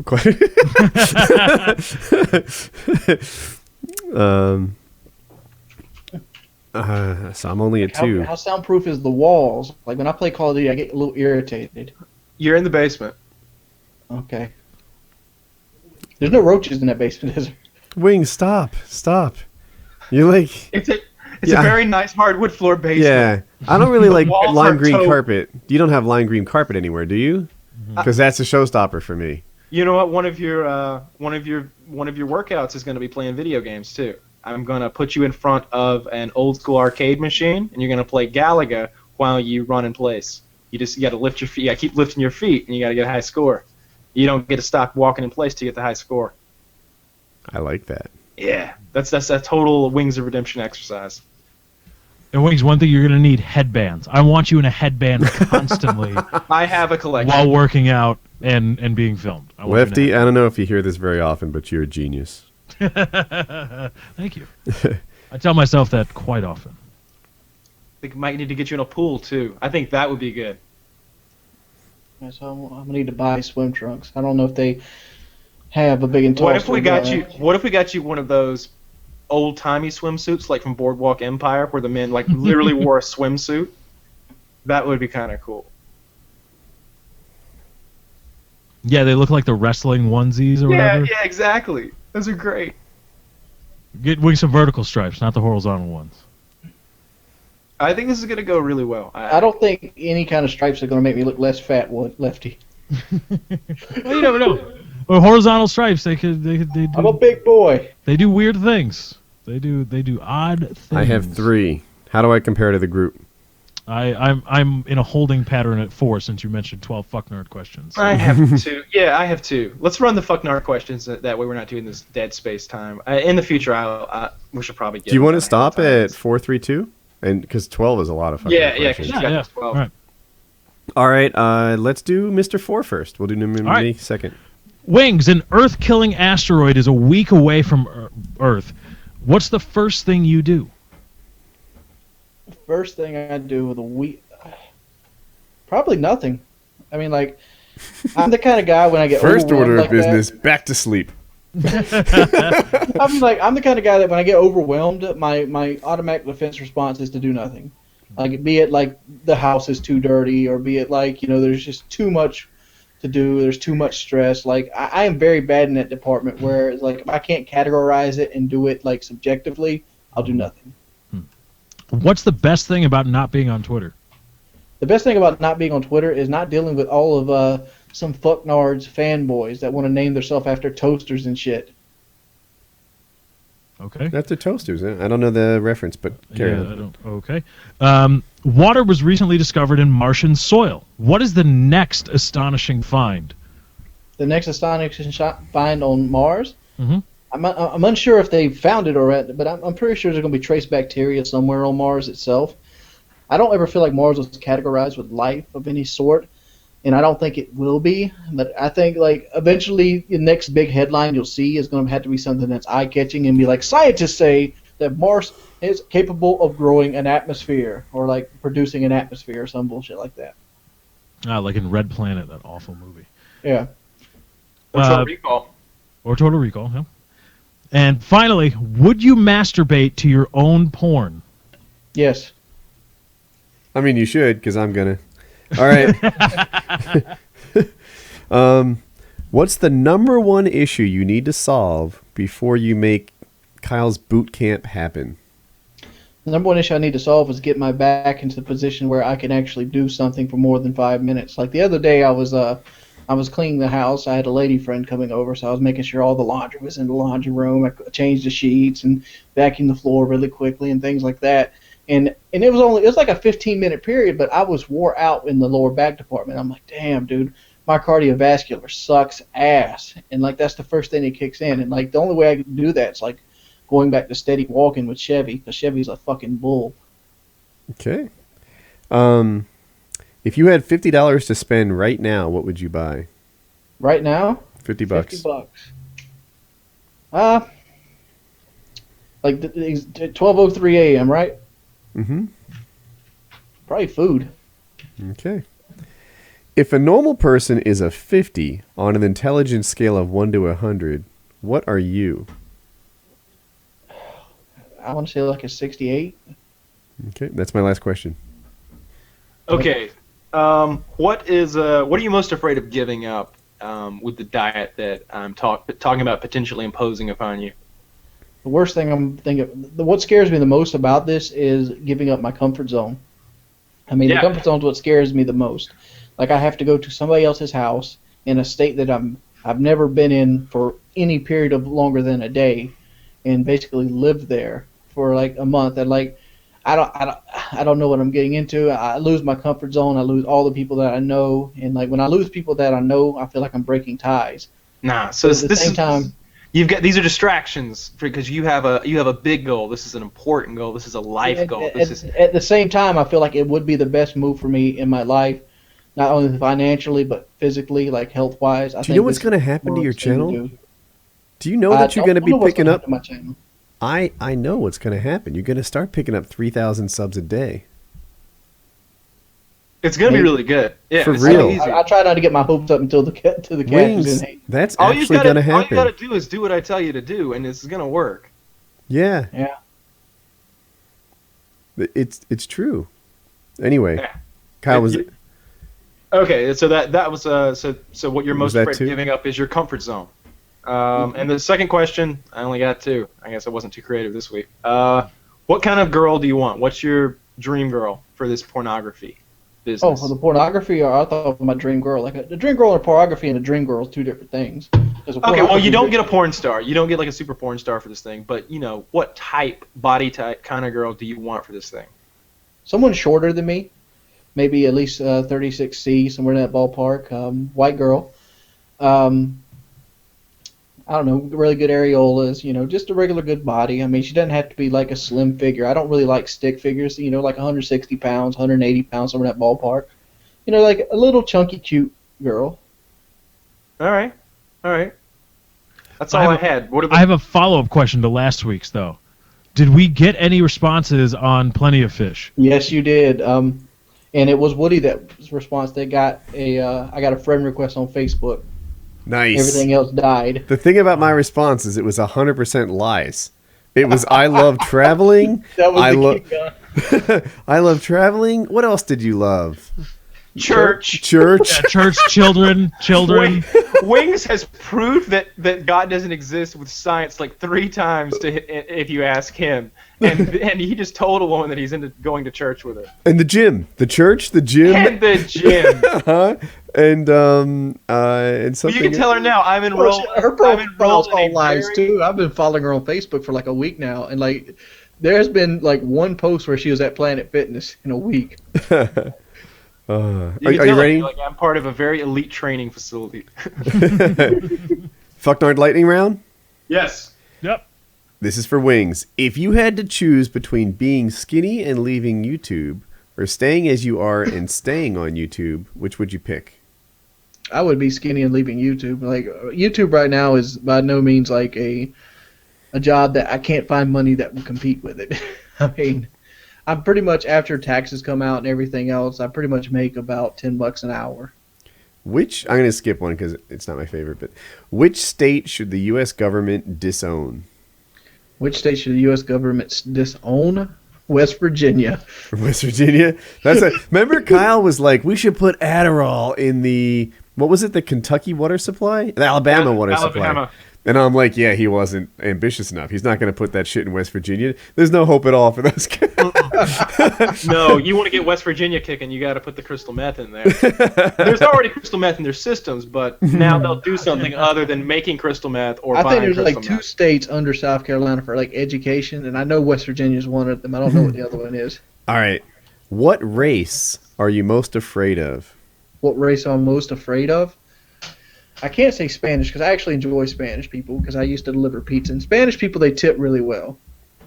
I grew up primarily around black people, and like, not to say the stereotype, but like black people don't really make a lot of smart decisions when they're gathered together. And like that would scare me more than anything else. They're very, from the people I've experienced with, they're very a peer pressure type group. Like they'll pressure somebody into doing something dumb, and that scares me more than anything else. Okay. What desk job would make you start shooting the soonest? What desk job will make me start shooting the soonest? That's a great question. Probably something in HR, dude. Like HR has a really shitty job, and there's always like this nice little sweet lady that does it. But you got to pretty much turn people down on benefits, tell them that they don't fit in your quota. You got an HMO, and their doctors outside their HMO, and like that's a really shitty job to have. Your whole job is hiring and firing people. You hire somebody they're excited, then they fuck up, you fire them the next week. That's a cold-blooded job. Human resources. Has there ever been a period or moment in your life where you really shouldn't have had access to firearms? Oh, shit, my whole life, pretty much. I mean, like I've gone to serious depression routes many times, and like shoot, I mean everybody's planned it out, but I've planned out mass shootings. Nice. All right.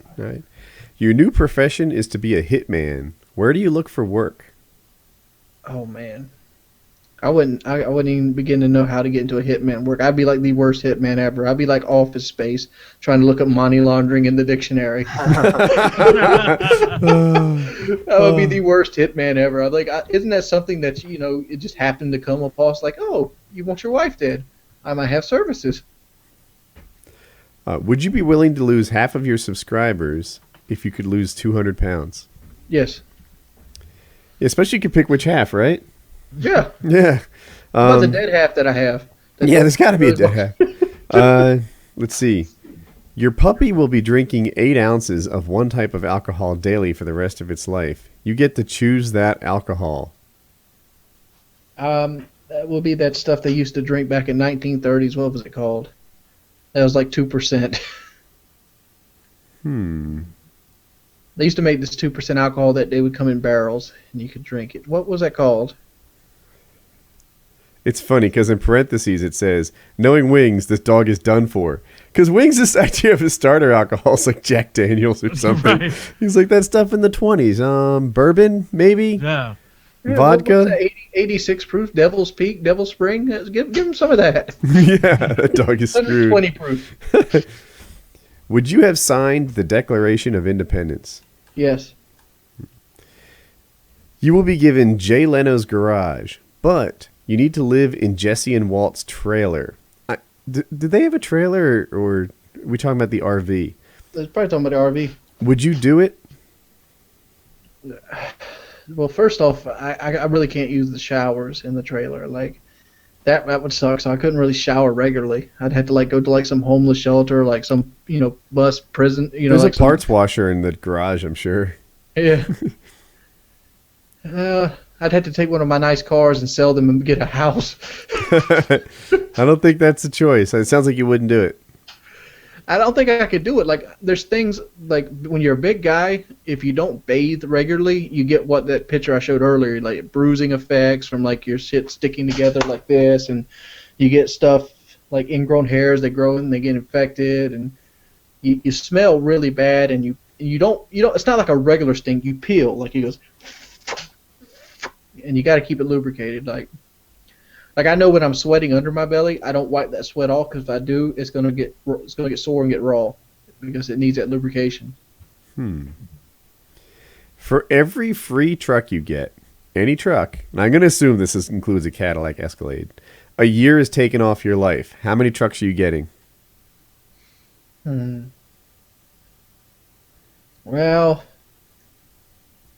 let me ask this question. Does it take years off the life that I'm already predestined to have? Or yeah, right. Theoretical years? I knew you'd go that, because you have this notion that you've got about 14 more years, right? Is that? Yeah, and like if I don't see me living another 50 years. If I take years off the 50 years thing, I'm gonna get like 10 of them. But if I get to die at like 35 instead of 38, I might pick like 1 or 2. All right. I think you answered it. This is the last one. Frame a crime living on somebody in your house right now. Who and why? 20 years. Charlie.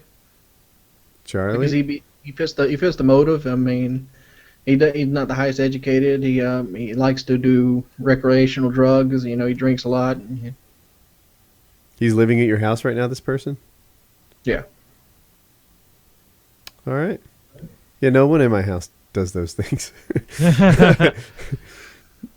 And that's it for the lightning round. Woo! Yeah. Good job, everybody, and PK. Let's ask Woody that question. No, oh No. my God! Frame a crime on someone living in your house right now. Who or why? 20 years jail. Oh, you know, sometimes I think about a variant of this. Like, let's say I had to pick someone to die in my house. It's easy to pick me, right? And be like, you know what? I'll go. Right? I'll just jump on the grenade, and everyone else lives fine, and I love them enough to do that.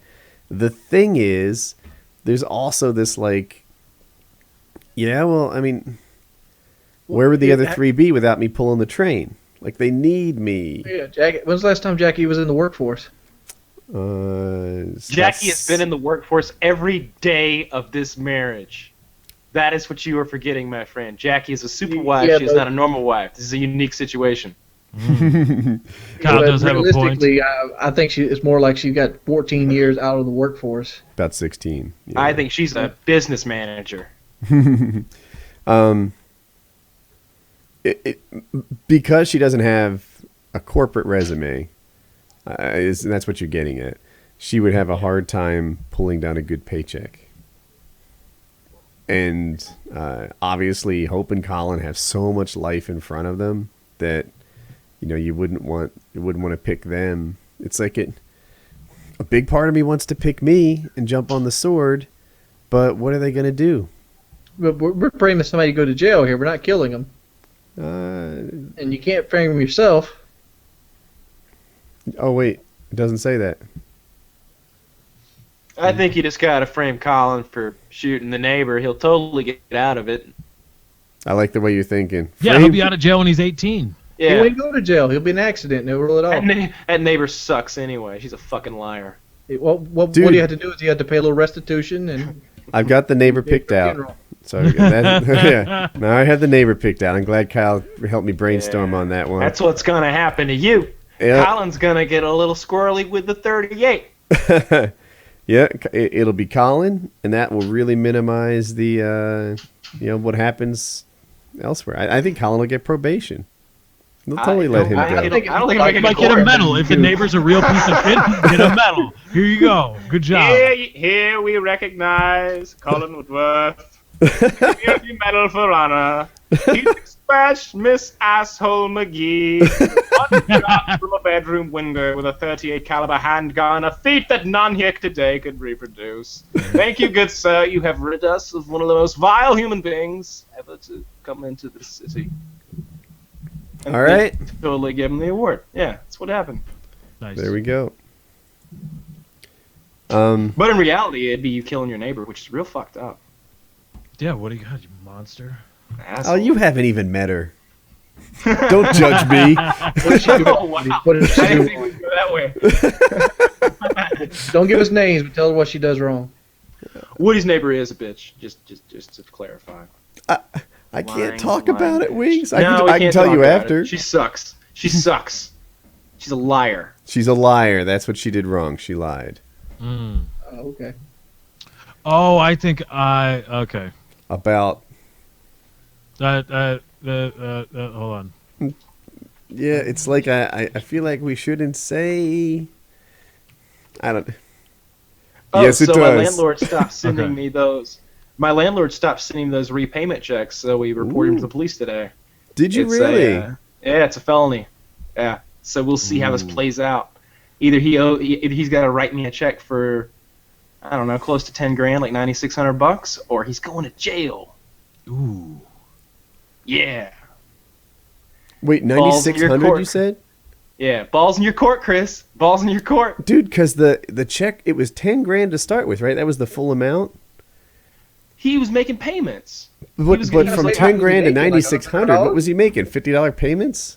No. All right, so here's the deal. It was 10,000 that he had debited extra from my account, and it was. Can I back up a step? Yes. For people who missed the PKA where Kyle first explained this, he was renting a place, and I think he had some sort of automatic withdrawal on his bank account.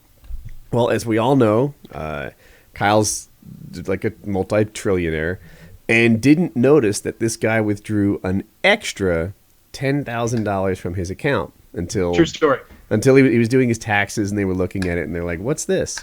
So Kyle looks at this, sees that this guy owes him money, confronts him, and allows him to pay him back instead of just like pressing charges. And so the full amount is roughly, I guess it's whatever 8 times $1,400 is. That's the amount that was debited extra because there were $1,400 debits, and then also the deposit, which was an additional like $1,400, and he's paid me back like $2,000 of that amount. So 8 times 1,400 is 11,200, and then there's another 1,400. Yes. 12,600. 12,600. All right, 12,600. So he owes me like $10,600 right now. Why isn't he paying you back in increments of $1,400 then? He sent me a $2,000 check, and he assured me that there'd be like another one every week for and it wasn't gonna take. He was like, oh, this isn't gonna drag on forever, and I'm like, and he sent me $2,000, and I was like, oh, he's good to go, and then no more came, and I'm just like, what the fuck? I mean, I would expect at least $1,400 at least every month. Because I take it he took it out. No, this is a guy who runs a business, a real estate business that, he told me that they do, $800,000 in gross numbers a year. Why don't he just cut you a check right there then? Moving around this business. He told me he was in a rough spot, just bullshit. So now he's up on a felony charge if he doesn't pay me my money back. He does $800,000 worth of business and he can't cut a $12,000 check? I'm not standing by this guy. I'm just letting you know what he said. So I'll probably have an update next PKA. I'm sure you would have settled for 12, would you have not? I want all my fucking money that is owed to me, all of it. Sure, I settled too easy. Like if he gave me like $10,000 of the 12,600, I'm like, all right, dude, don't fuck up again. No, give me all my fucking money, and you're lucky I don't call the police still. That was my attitude from the beginning. And Start charging him points too. You should be like, it's 2 points a week. Yeah, I want to send 2 big What kind of check is he writing? Is he writing you like a personal check or is it a business check? I don't recall. The last check was received like 2 months ago. I've been letting this guy slide. If he's writing checks to cash, he's fucking up. You can take all the money he sends you and then like pretend that didn't happen. And that would make Kyle a criminal, Wings. So I'm not going to commit any crimes. I'm just going to be good guy Kyle and let him commit the crimes and let the police deal with that. Also, I doubt he's writing checks made out to cash when he's paying someone back a loan. That would be crazy. Yeah, it's ridiculous. He's probably trying to cover his ass. It's a possibility. So you guys. Oh, I'm sorry. I was about to cut that topic off. Did it run its course? Yeah, we're done. Okay. Yeah, we're done here. You're going to commit a crime. Your partner in crime will be one Painkiller already host. Who's your partner in crime? Kyle. What crime are we committing, though? That's the key. Doesn't matter, Kyle. What if we're robbing a buffet, Lefty? Yeah, had you even considered that? Get Kyle some Adderall. He'll be good. Like, Kyle, go eat. Okay. And, yeah. It doesn't matter. Rape, murder, embezzlement, pillaging, all that kind of stuff, pirating, Kyle. I'd love to pillage. I really am looking forward to those end times, and I believe, a little part of me at least, believes that the Fallout times are coming and that I'm going to be in those times, and that's when I'm going to really shine. Are you sure you're not going to be sucked up to heaven with the good people? No, I'm staying down here to fuck shit up. It's going to be hardcore, too, because it's going to be great. I would love to be Fallout in real life. I would love that. That is my dream life. That or zombies. Either way, post-apocalyptic, and let my real talent What shine. about pre-society? You could go Wild West. You mean like in time? Like yes. The actual Wild West? Yeah. Can I take my own shit with me? I've always fantasized about that. Oh, you mean you've got the only AR-15? I want a bulletproof vest, and I want a SIG 9. None of that 44 6-shooter bullshit. They're gonna clink me once, and I'm just gonna gun them all down. Well, if they shoot Great. you in the head. Well, I mean, that's a risk you take, Wings. That's what Lloyd said in Dumb and Dumber. But I mean, it's a risk you take. Well, I see no better man to gather your wisdom from. Absolutely. All right, so Wings, you're going to commit a crime. Who's your partner in crime? Dude, like I said, what crime are we committing? Are we popping cars? Are we doing like pyramid schemes? I mean, like different answers require different talents. We're robbing a bank. Robbing a bank.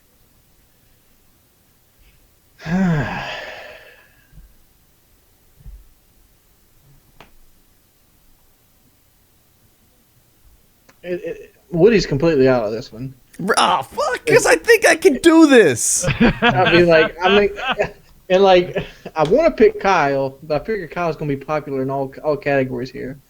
And, I want to find a scenario where Lefty works, but I just can't because, Lefty, he said he took a fall, and, he might not breathe too well, he might not run too well. You could throw the money in the truck, I can drive away and use him as a single man.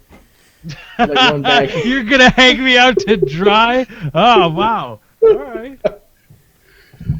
Well, there Oh, goes man, Wings good as my front man. partner. I'd be a good front man. So you want Woody. If I'm robbing a bank, I want Woody. Woody would keep his cool. If he said something, he'd mean it. If I asked him, "Are you ready?" If he wasn't ready, he'd tell me. If he was ready, he'd mean it.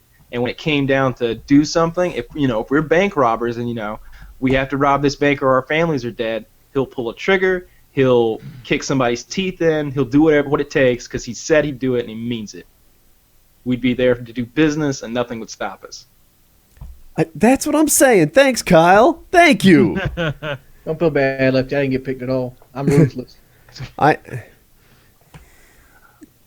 All right, so if I have to do some sort of hamburgling, me and Wing's gonna run. I just feel like gonna out of the pull me PKA into a guy, Burger I'm the King one in that's most likely to his shoot somebody. rickshaw. No, see, if I'm operating a slum, if I want to be a slumlord, Wings is going to be my handyman. Oh, yes. So obviously Kyle it seems to be everybody's top pick. So I'm almost struggling to find a situation in which Kyle isn't the top pick.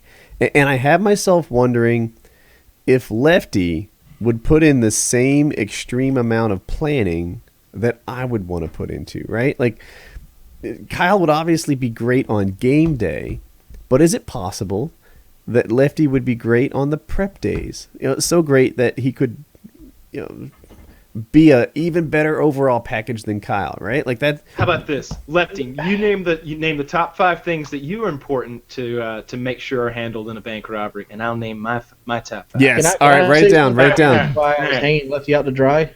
Okay. So top 5 things important in a bank robbery. Yeah. The top 5 things that have to go right for a bank robbery to go right.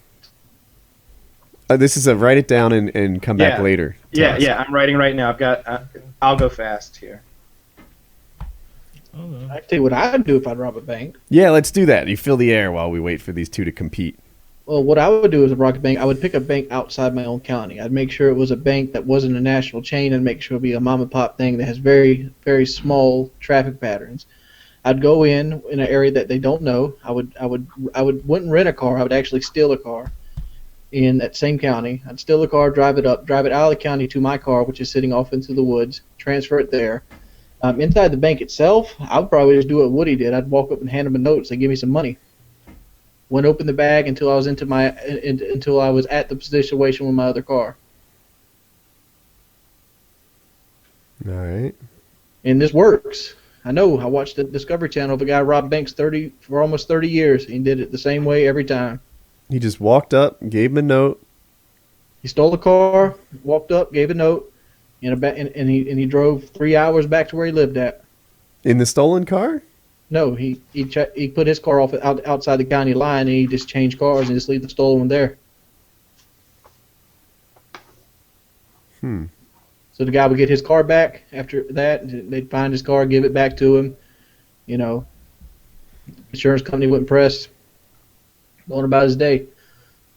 Well, how he got caught was he liked to party, and somebody recognized him from a bank robbery from like 3 counties over that was actually working at the bank, and she was at a party he was at. Huh. All right, wait. I got mine. Kyle has 5. Lefty, what number are you on? This is my 5th. Now Wings and I will compare the top 5 lists of each and figure out who is a better bank rob prep partner. I'm the obvious choice if you want somebody to shoot the bank up. Kyle's a good shot, though. I can't miss from 5 feet. You're not gonna shoot the bank up. You're gonna go in there with suppressed AR-15s. I walk up, shoot the teller in the face, and like, You're not gonna shoot anyone. Give him my money. Nobody's getting shot. If somebody gets shot, things have gone terribly wrong. Yeah. All right, shall I go first? Yes. Sure. Now, we said top 5 things. Like I listed some general things, not like top 5 things that in my specific narrow bank robbery of Exactly. This. Okay. Yeah. Keys to success. In no particular order. Equipment procurement, whatever we're going to need it on game day, ready to go, make sure it all works. Operation tempo, we want to get in and we want to get out. We don't want to spend a lot of time there going for the big prize because it's pretty much all profit. Once we hit our goal, we get in, we get out. We don't want to spend a lot of time. That's how you get hurt. Identity obscurity. We don't want to get caught, obviously. We don't want people recognizing who we are from a robbery 3 counties ago at some party or some other bullshit. Number 2, op security. You want to make sure people are secure in the area that you are operating. You want to make sure you have somebody, you know where they are, what they're doing, and when they're going to get it done. And the most important thing is exfiltration. You got to have an exit plan. You got to have one that's going to get you out. You got to know where you're going, how you're going to leave, probably different routes, different vehicles, all that stuff. Can I throw salt in your game? What? They're going to trace you by the gear that you acquired. No, they're not. So let me. So I'll run through my list. So we agreed in a couple of senses. I feel like in no particular order, time management that you touched on a little bit is really important. You should be from the time that you're in the bank to the time you're out of the bank, no more than 90 seconds. We're clearing the registers. We're not going to the vault unless we have done the homework to know that vault's going to be open. The second thing is crowd control. Everybody in America has a cell phone. They're moments away from calling 911 and getting the police on the way. You don't want the police to be called at all, so you've got to do something about that. All the cell phones have to be center of the room. Somebody has to be looking at the crowd, and that's their entire job, is disposing of cell phones and making sure nobody fucking has a piece on their ankle or something.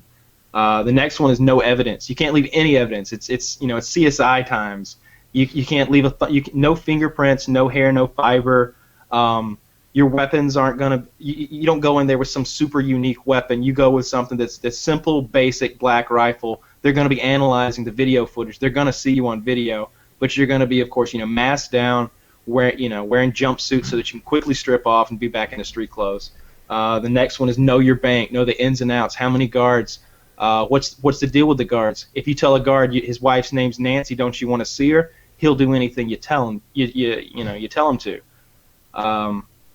So you know your bank, you know the alarm system, you know the manager, you know those things that you need to know to be able to manipulate these people and get them to do what you need them to do. And the final thing is don't hesitate to be violent.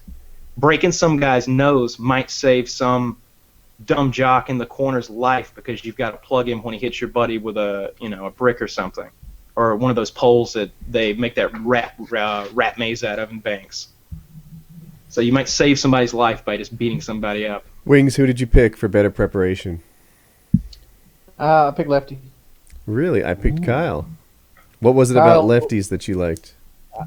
Kyle's plan is enormously flawed because the amount of resources that he's using for the amount of money he's getting is not going to be worth robbing a bank.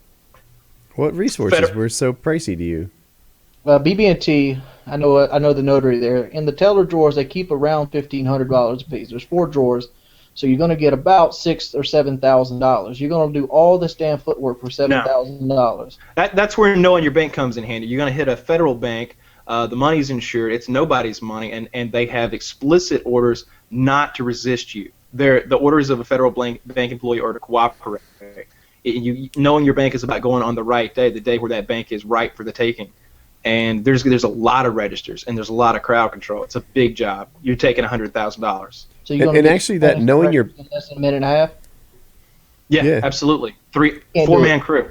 Four-man crew. You got one guy on crowd control. You got two guys running behind. You got another guy that's door security. knowing your bank was the part that made me pick Kyle. I especially like that he knew the people at the bank. But as I think it through, knowing your bank also introduces you to a bunch of risk. It does introduce, like, how are you going to stalk these people? Yeah, if What you're in happens there, if you scout a lot, then you also introduce yourself to the authorities. I don't think you have to scout a lot. You can get all the records you need online. Dude, we had somebody rob Conway National Bank on a bike and got away with it.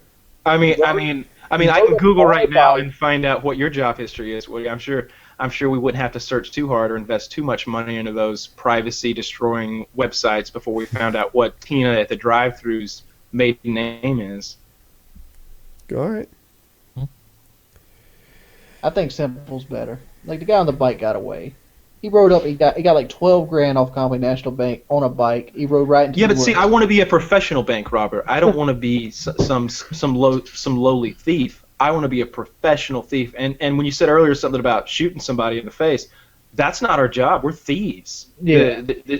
We are no more in the job of shooting people than police are. It's your job to steal things. It's the police's job to stop you from stealing things. It's no more your job to kill somebody or a part of your job to kill somebody than it is the cops on a daily basis. You're in and out. You're a professional thief. Nobody should get hurt.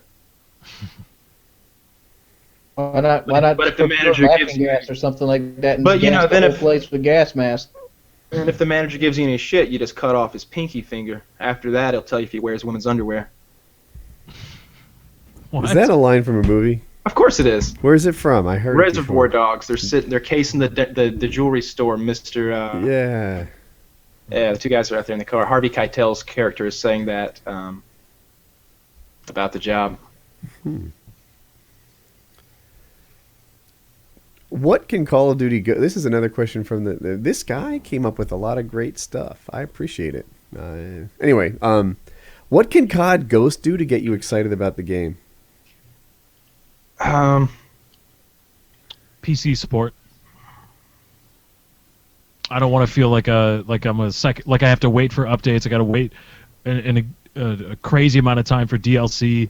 I want actual hype and advertising aimed at PC players. That means letting Steam sell your shit on sale at pretty good discounts once in a while. Activision, not Call of Duty 4 is $14.99. Woo! Get it while it's hot, baby.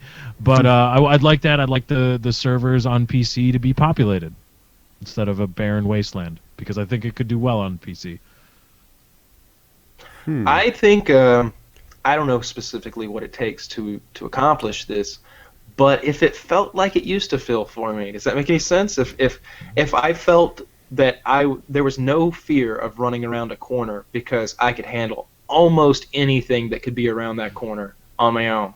If they brought that back, I think I would be really excited, because that's how it was up until the noob tube started in Modern Warfare 2, and it hasn't really been that. It was like that a little bit in Black Ops 1, but it hasn't really been like that since, when I could just dominate in a lot of games, not every game of course, but most of the time I sprint around that corner. There's three guys, two of them are going down, and I'm hurting the third one at least. I wish they would just innovate the damn game.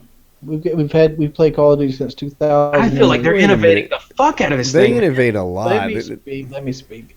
They're doing innovations that don't fucking matter. Like, do you really care if you can get to play as a girl or that, or Sure. you get a fucking dog? I mean, Yeah. why hasn't they made, like, swimming in the game? Why haven't they made running more fluid? Why they haven't made mantling more fluid? Why They did haven't make they, mantling more They fluid. have done those things. they haven't made mantling more fluid? They changed mantling completely. Am I wrong? I haven't played the game yet. So There's like a knee slide and an improved mantle system. Am I wrong about this? There's a knee slide and a different mantle system, but I didn't find it to be all that improved.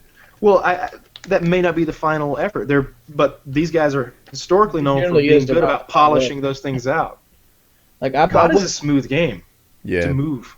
But I think Battlefield 3, I was going to say 4, I played that too. I think Battlefield 3 and 4 both mantle better than COD, I think. They do both, man. That's what I was thinking about. It's a smooth mantling. When I cross a wall in Battlefield 3, it's more like, oop, it's an obstacle. When I cross a wall in Call of Duty Black Ops 2, it's like old man hips. Yeah, it's like suddenly they climb thigh-high walls. Well, Whereas what's the perk that helps you do it faster? Because I think it's Dexterity. Dexterity. I use that a lot on almost every one of my classes, so I hit those walls fast. Yeah, but even then, you have to stop. There's an awkward pause. I mean, like, I understand if it's like a chest high, but like, just a little thing where you could, in real life, you could like do a little hop and step right on top of it and jump over. Yeah, that you do that deal where like your gun was in your right hand, you put your left palm on the wall and kind of skipped your feet over sideways. That's what they do in Battlefield, and I like it. Yeah. Yeah, there's little stuff like that, and I don't know. I feel like I wish the maps would go back to be chess maps instead of smorgasbords of fucking let's shoot somebody in behind, because the maps aren't designed for playability. They're designed for maximum conflict. They're designed that you're always going to have a way to get to somebody. There's never going to be that camping spot, because people have isolated camping so much, and they're trying their hardest to fight camping. But you can camp in an open fucking field if you're die hard enough. I mean, you can camp with no cover. So I think map design in Call of Duty is pretty comparable to map design in paintball. And in paintball, there are different maps for different kinds of gameplay. There are some maps in which advancing is easy because everything's so cluttered. There's some maps where there are long long sight lines and things like that. Call of Duty should be like that. Each map should be. My favorite map, Backlot. Backlot. Backlot? Why do you like Backlot? So Backlot's, you probably think of it as a small map, but with Call of Duty 4 weapons, Which one's Backlot again? Is that the one with the Backlot's cubes in COD 4 and the DLC? In the middle, and everything's around it. No, it's one of the original maps. It's a really good search. It's a really good search and story map. Oh. There's a construction building on one side of the map with a mounted gun in it. Completely opposite that, there's a broken up building. I'm thinking ambush right now. There's a bulldozer right in the middle of it. It's a small map. People would throw grenades over the top of the big building and land on search and destroy. Wait, there's a three-story building. COD 4? Just Google Backlot real quick. You'll have it. All right. COD 4, right? When I think of Backlot, I think that's a map that has good cover. It has really long lines of sight that helps sniper rifles or assault rifles. But the cover is good enough so it has enough blind corners that a submachine gun can get around and play. Or even a shotgun in some of the closer back alleys. You play to what your class is. It's a map that offers everything up, but there is no 300 ways to get around to somebody. Backlot if somebody's sitting on top of those stairs, you have the left side and you have in front of you. There isn't a secret climb up in 3 or 4 different alleyways to get there. You can use every different weapon that's available in Call of Duty 4 effectively on Backlot. Every game mode plays really well on it. Search and Destroy is a little bit lopsided. I take it back. I'm not Search and Destroy, but I was going to say Domination, but Domination is not lopsided. I've won from both sides of it handily, and never thought that there was a bad side to be on. Backlot, for me, took the longest to master of any of the original COD 4 maps. I remember that. I remember I used to watch really good YouTubers like Beyond and XCal and those guys, and I would sit there and leave positive comments on their videos saying like, man, would you really post a Backlot? I really would like to see you play Backlot in an effort to learn from how you do it. And what do you have a guy I like having subbed? Yeah, it's just like that's why I watched. I like the people and I like learning, and I would just be can I see you do what you do on Backlot? That would mean a lot to me, so that I could learn it. And I felt like there were fewer Backlot videos on YouTube than there were anything. It was just a tough map to get my arms around. I think I eventually did. On Backlot, you play an assault rifle in L's. Your movements are in L's around the side of the map. You move down the long lines of sight to take advantage of your range. With a submachine gun, you circle the map and stay out of the middle. And one thing I don't like about Backlot, that Infinity Ward is like a mistake they don't usually make, is I felt like you were really vulnerable when capping B-Dom. Like I'm looking at it right now. There's a construction building with long lines of sight that let you kill the people at B with an elevated position, and there's a damaged building that would let you kill people at B who were trying to cap it there. There's also a building with a window that let you kill 2 spots at B. Yep. So this is how the way you had to play this was you had to get control of the mounted gun. If you had the mounted gun up there, then you could sweep the whole B area. And if you look closely down where the B flag is, I don't have it in front of me, but there's a grassy area in a corner where a metal type of divider fence is attached to a mud hut building, and there's like a silver barrel there, I believe. In there, you can cap B, so you can kind of nook up into there and capture B from there, and then with a smoke grenade, you got it most of the time. And you just need your buddy up there sweeping with the mounted to keep him shooting you from 10 to your left, and the two-story to your right with the car in the bottom. I didn't get... You know how most people stand on flags when they cap them? More knowledgeable players stand on a particular spot of a flag, right? They're able to cover their flanks much better. I didn't really get into that until Modern Warfare 2. Like, I played a lot of COD 4. Like I said earlier, I was 10th Prestige. But I didn't know secret cap spot. Like, Modern Warfare 2, I did a video series on secret cap spots, and it was good. You know, I'd have you laying down next to air conditioners outside. I'd protect you from the spawn noob tubers. I did some good shit on Modern Warfare 2 cap spots. But since then, the game's evolved, and I think they've tried really hard to make sure cap spots don't exist. And I feel like that's a shame. It's just... Yeah, anything I could teach you now, like, hey, if you nuzzle up in this corner, it's slightly better, they would say, Woody, that's obvious to me. Like, it's not like 2, where... Like, you know the Afghan cap spot on, I think it was C-Dom? No, B. It was B. The Afghan cap spot on B-Dom, do you know it? Yeah. You get up in that, up in the plane, right?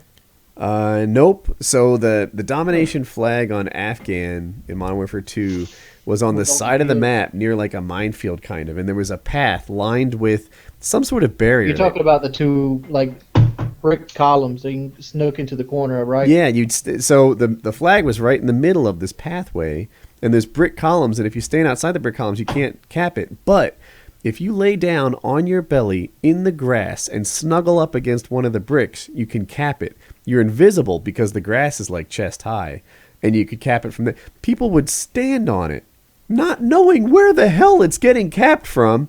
I'd pop out of the grass like a Vietnamese soldier, shoot them, and finish my cap. It was brilliant. That's great play. I mean, that's what flag capping should be like. I love that Infinity Ward seemed to have that a lot. Is it Underpass? Is that... Wings, remember when we did our first dual comm ever? Yes. That map. It was rainy all the time. It's Underpass. Underpass, right. I think it was C-Dom on Underpass. So everyone else would go to B, right? From the one spawn. They go to B and they cap it behind that mattress because you had at least some visual cover. I'd run straight to C, go into the building, lay down underneath the stairs, and start... If you laid on your belly, went prone, and slid forward under the stairs, you could cap C. You mean A. It wasn't A? Do I have it backwards? Okay. C was in the train yard. Okay. Oh, thank you. So it'd be A. If someone went to cap that flag, I'd be hidden behind the stairs. I'd shoot the guy and I'd finish the cap. It worked every time. I'd always start off my games with a flag cap and a kill because I was a student of interesting flag cap spots. I'd go in private matches and figure it out and share it with my subs. That just doesn't exist in COD anymore. It's like I love that gameplay, dude. Especially when you can bait them. Like you throw a care package, or like you wait for them to come get the flag. They cap the flag. You go cap it again. Then you kill them. They come back, and boom. Yeah, I felt like I had a knowledge gap in the older CODs that's impossible to have now. Now there's invisible walls everywhere. There's no secret cap spots. There's lines of sight, and there's good. If there's any knowledge gap I have now, it's just good practices like rounding a corner, not sprinting around corners, not running inside buildings. You know, it's not really a map knowledge that's exclusive to me because that stuff isn't there, according to me. I don't like the new maps. I remember everything had a counter in the old maps. I really like the new zombie map. Oh, the brand new one? I haven't played it. Oh my god. Okay. So let me kind of run through this. So it's during World War One. So this is the zombie like origin story, and there's like it takes place on a World War One battlefield. It looks like Germany maybe, and there's like mud. It's outdoors. There's lots of buildings. The map is enormous. Like it's huge. And in this alternate universe, there are gigantic robots who are like Megatrons stomping into battle. And you've got to be careful because every now and then they walk across the map and they'll step on you. They don't aim for you. They step in the same spot every time, but you've got to be wary of that or they'll crush you and you'll lose everything. there's staffs. I guess there's some sort of magical staffs, and that has something to do with the zombie origin, the magic. But there's like a fire staff, a wind staff, an ice staff, and water staff, I think. I may be wrong about that, but they all do different things. It's really cool. Lots of power weapons, lots of cool things to do, and putting the pieces to the puzzle together to get to do all those things I'm describing is like really complicated. So it's an in-depth thing. And above you in the sky during this World War I battle scene is a World War I air battle with biplanes, like dogfighting. And at one point, one of the parts that you need to build one of the fire staff, you have to obtain it by shooting down a flaming plane that's in the air. So it's really good for zombies. I played it with Taylor Mercadurker the other night and his girlfriend. Yeah, I got into zombies when what was the recent one, the Wild Wild West one that came out? I Dead didn't play it. something? I can't remember. All right, it's not even that old. But anyway, I felt like Dead Redemption? No. Or are you talking about that game or a zombies thing? It's a zombies thing. It was in the previous DLC, and it was pretty good. For some reason, I can't remember what it's called. But yeah, it was good. I liked it. I played a bunch of time in it, but it wore out quick for me. Zombies does that for me. But yeah, I feel like Ghost is innovating a ton. There's 7 new game types. That's a lot. I appreciate that. There's character customization that's wild, and not just skin customization, like being a girl. Like I could give a crap about that, but more dramatic customization, like having to do with like you thought the Pick 10 system was interesting. This is a whole new level. Now not every slot is worth a point. They might deem something like Ghost to be worth 3 points, whereas something like throwing a grenade farther could be worth 1. Ooh, and here's a thought. Maybe they can alter that as the game plays out as patches. Exactly. Yeah, I was thinking the same thing. They might learn later that like fast reloads is actually an incredibly important thing, more so than they originally predicted, or what have you. And there's no more concept of slots. They are, but they're just decorative only. Like in Black Ops 2, you pick a perk from each slot, and if you want 2 perks from a slot, that costs 3 points. In COD Ghosts, they have slots, but just for organizational sense. I mean, you can pick and choose from anywhere you want. Yeah, there aren't any perk categories anymore. There's just perks. Yeah, they've changed the character you play by a ton. They have 7 new game types. I went to COD Ghost, not really interested in. I don't want to say not interested in COD, but I'm kind of worn out. And then sometime during that event, I got 100% excited. I was like, I can't believe this. They've actually rejuvenated my COD hype. Like my COD, anticipation. That's what I'm looking for. And then I guess it faded a little bit in the time since then. But yeah, they did a good job. That was a perfect little press conference. My COD anticipation went up a ton. So... Topics, guys? I feel like everyone's... Wings, you surfing the web? Yeah. I'm not sure. I'm trying to think of a topic. Oh, I heard zombies talking. I zoned the fuck out. Okay. So I guess we shouldn't talk about World War Z then? I saw that movie. The movie sucked ass. I liked it. But you have questionable taste, Kyle. I don't think I do. I think I have awesome What did you taste. like about it? Here's what I liked about it. I liked the premise of the zombie disease. I liked how it worked in this movie. How it was, this thing takes. It made sense because like some zombies, it's like, wait, this thing takes a day for you to become a zombie. You actually have to die to become a zombie. We're gonna take these things out fast. It's not gonna spread fast enough. But when it's 10 seconds and you're one of them, I like that. I liked how I'm not gonna spoil it, but I liked how they defeated the zombies in the end. I thought Brad Pitt did an awesome job, and they hit all those locations up. They were flying around the world. That was cool. That he was like, there was some humor mixed in. I thought the Israeli girl was a great character. I liked it. I liked how they defeated them, quote unquote, in the end. But I didn't like a million things in the middle of the movie. And here's the thing: it is okay when you're doing a movie for bad luck or coincidence to get you into trouble, but you need to get out of trouble through pure skill, devotion, and hard work. In this movie, he consistently got out of trouble through luck.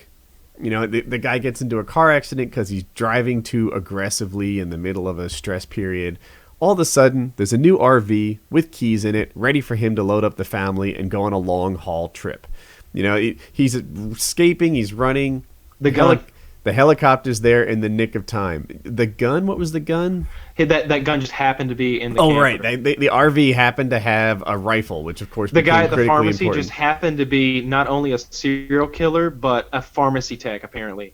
Yeah, the kid has asthma, cliche, so he has to go into the pharmacy and get the kid the asthma medicine. And this mugger comes along, mugger serial murder person, and he says, "Oh, you know what though? You seem cool." And he's a pharmacy tech and hands him the proper medication that the kid needs to solve her asthma problem.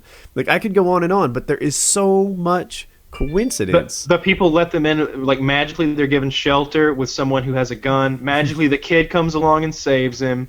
The helicopter's there at the nick of the time. He just happened to have that magazine on his wrist so the zombie couldn't bite him. The zombie disease doesn't work in a way in which getting it in his mouth that infected him. He just happens to be like the most important motherfucker in the world because they're going through all this trouble to save him and his family and this random Latino gentleman who is from Newark. Like they don't need that guy on the ship to salvation. And I'm just gonna keep going. So let's see. They make it on fumes, flying from 200 miles off the coast of the Atlantic to South Korea in a like a C-130 cargo plane. That's not what it is. It's totally not what it is. There's a plane crash that is ridiculous. The plane splits in two, and he's fine. No, he's not fine. That's right. It's even more ridiculous than him being fine. Fine, right. I could have believed, because freak shit happens. He instead has a piece of shrapnel completely impaling the left side of his abdomen. You know, kind of where your liver is. Right through there. Totally would have nicked an organ. It's the size of a butcher knife. It's like this big a knife. Yeah. Yes, exactly. It is the equivalent of taking a butcher's knife and shoving it all the way through, and it's sticking out the back and the front. He walks what must have been miles with the aid of a girl whose hand he had chopped off earlier, who, and keep in mind, young military girl who was a badass character. I liked her character a lot. Lost her. She gets her hand chopped off, and she keeps soldiering up. She literally gets in a gunfight with zombies on an airplane. But she's also incompetent. Like, so everyone knows these zombies are having issues with noise. It's been well established as part of a key thing in the movie, and they're whispering around. And Jackass, by the way, super well trained. Whatever, leaves his phone on. But now they're going through the building later in the movie, and they need to be super quiet and stealthy. And she brings a gun with her. And she also... and there's two weapons, right? One is a crowbar, which you can kind of manage with one hand. The other one is a baseball bat, which is really just a two-handed club. So what does the one-handed chick pick? What does the one-handed chick pick? The baseball bat. That's right. And she immediately realizes that she can't swing a baseball bat very well, so she starts firing the gun and gets hundreds of zombies swarming on them. Listen, one-handed sweetheart. I appreciate your effort. I appreciate how willing you are to help me save the world. But why don't you stay home? You've got one hand. It did not make any sense for them to bring her on this super secret quiet mission to the evil side of the complex that has 80 zombies in it, when it was clear that she was not going to be able to take zombies out with one arm, the other in a sling, and a baseball bat. You need to be Ty Cobbing those motherfuckers, okay? You need to be rearing back and letting go. And the weapons are...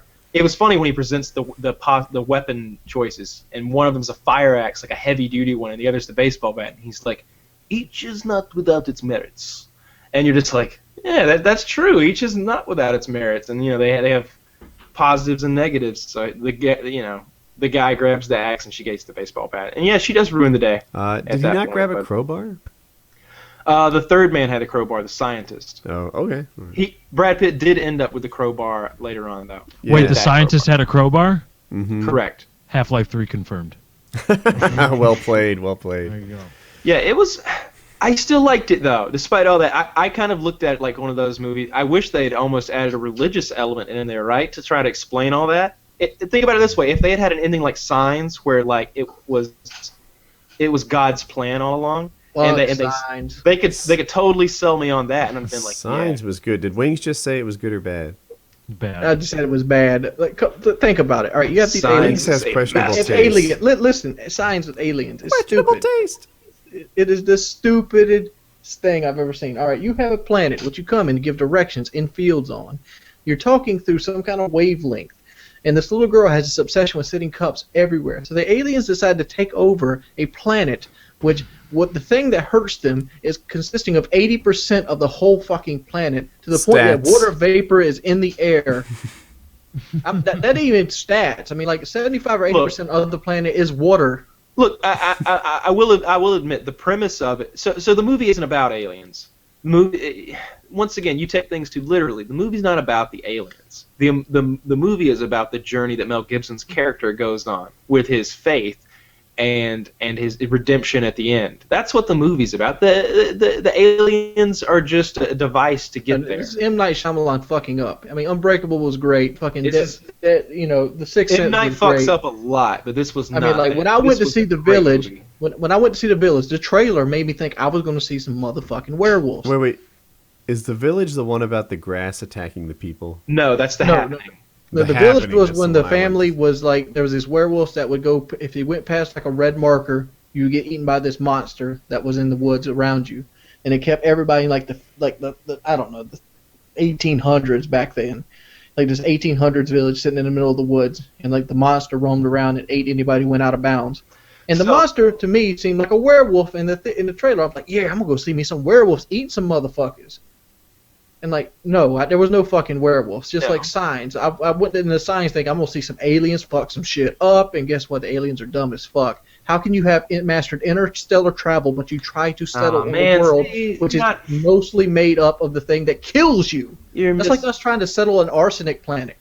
You're totally missing out here, man. You're totally missing out here on what makes I those like movies signs. good. I like the way they tied it together, the little twist. It was Oh, really cool. when that all fell together. On the other Fuck hand- his wife too. You're not gonna sit there half cut open yeah, that's a between totally a car and a tree that's and sit there totally a thing. talk. No, that's totally a thing. That's, On the that's other based on a hand, real thing. I saw that in ER too, so it must be true. The Happening was about a movie of people trying to avoid vegetation by going to farmland. It was the stupidest thing in the history of movies. It was a horrible film. It was a horrible premise for a film.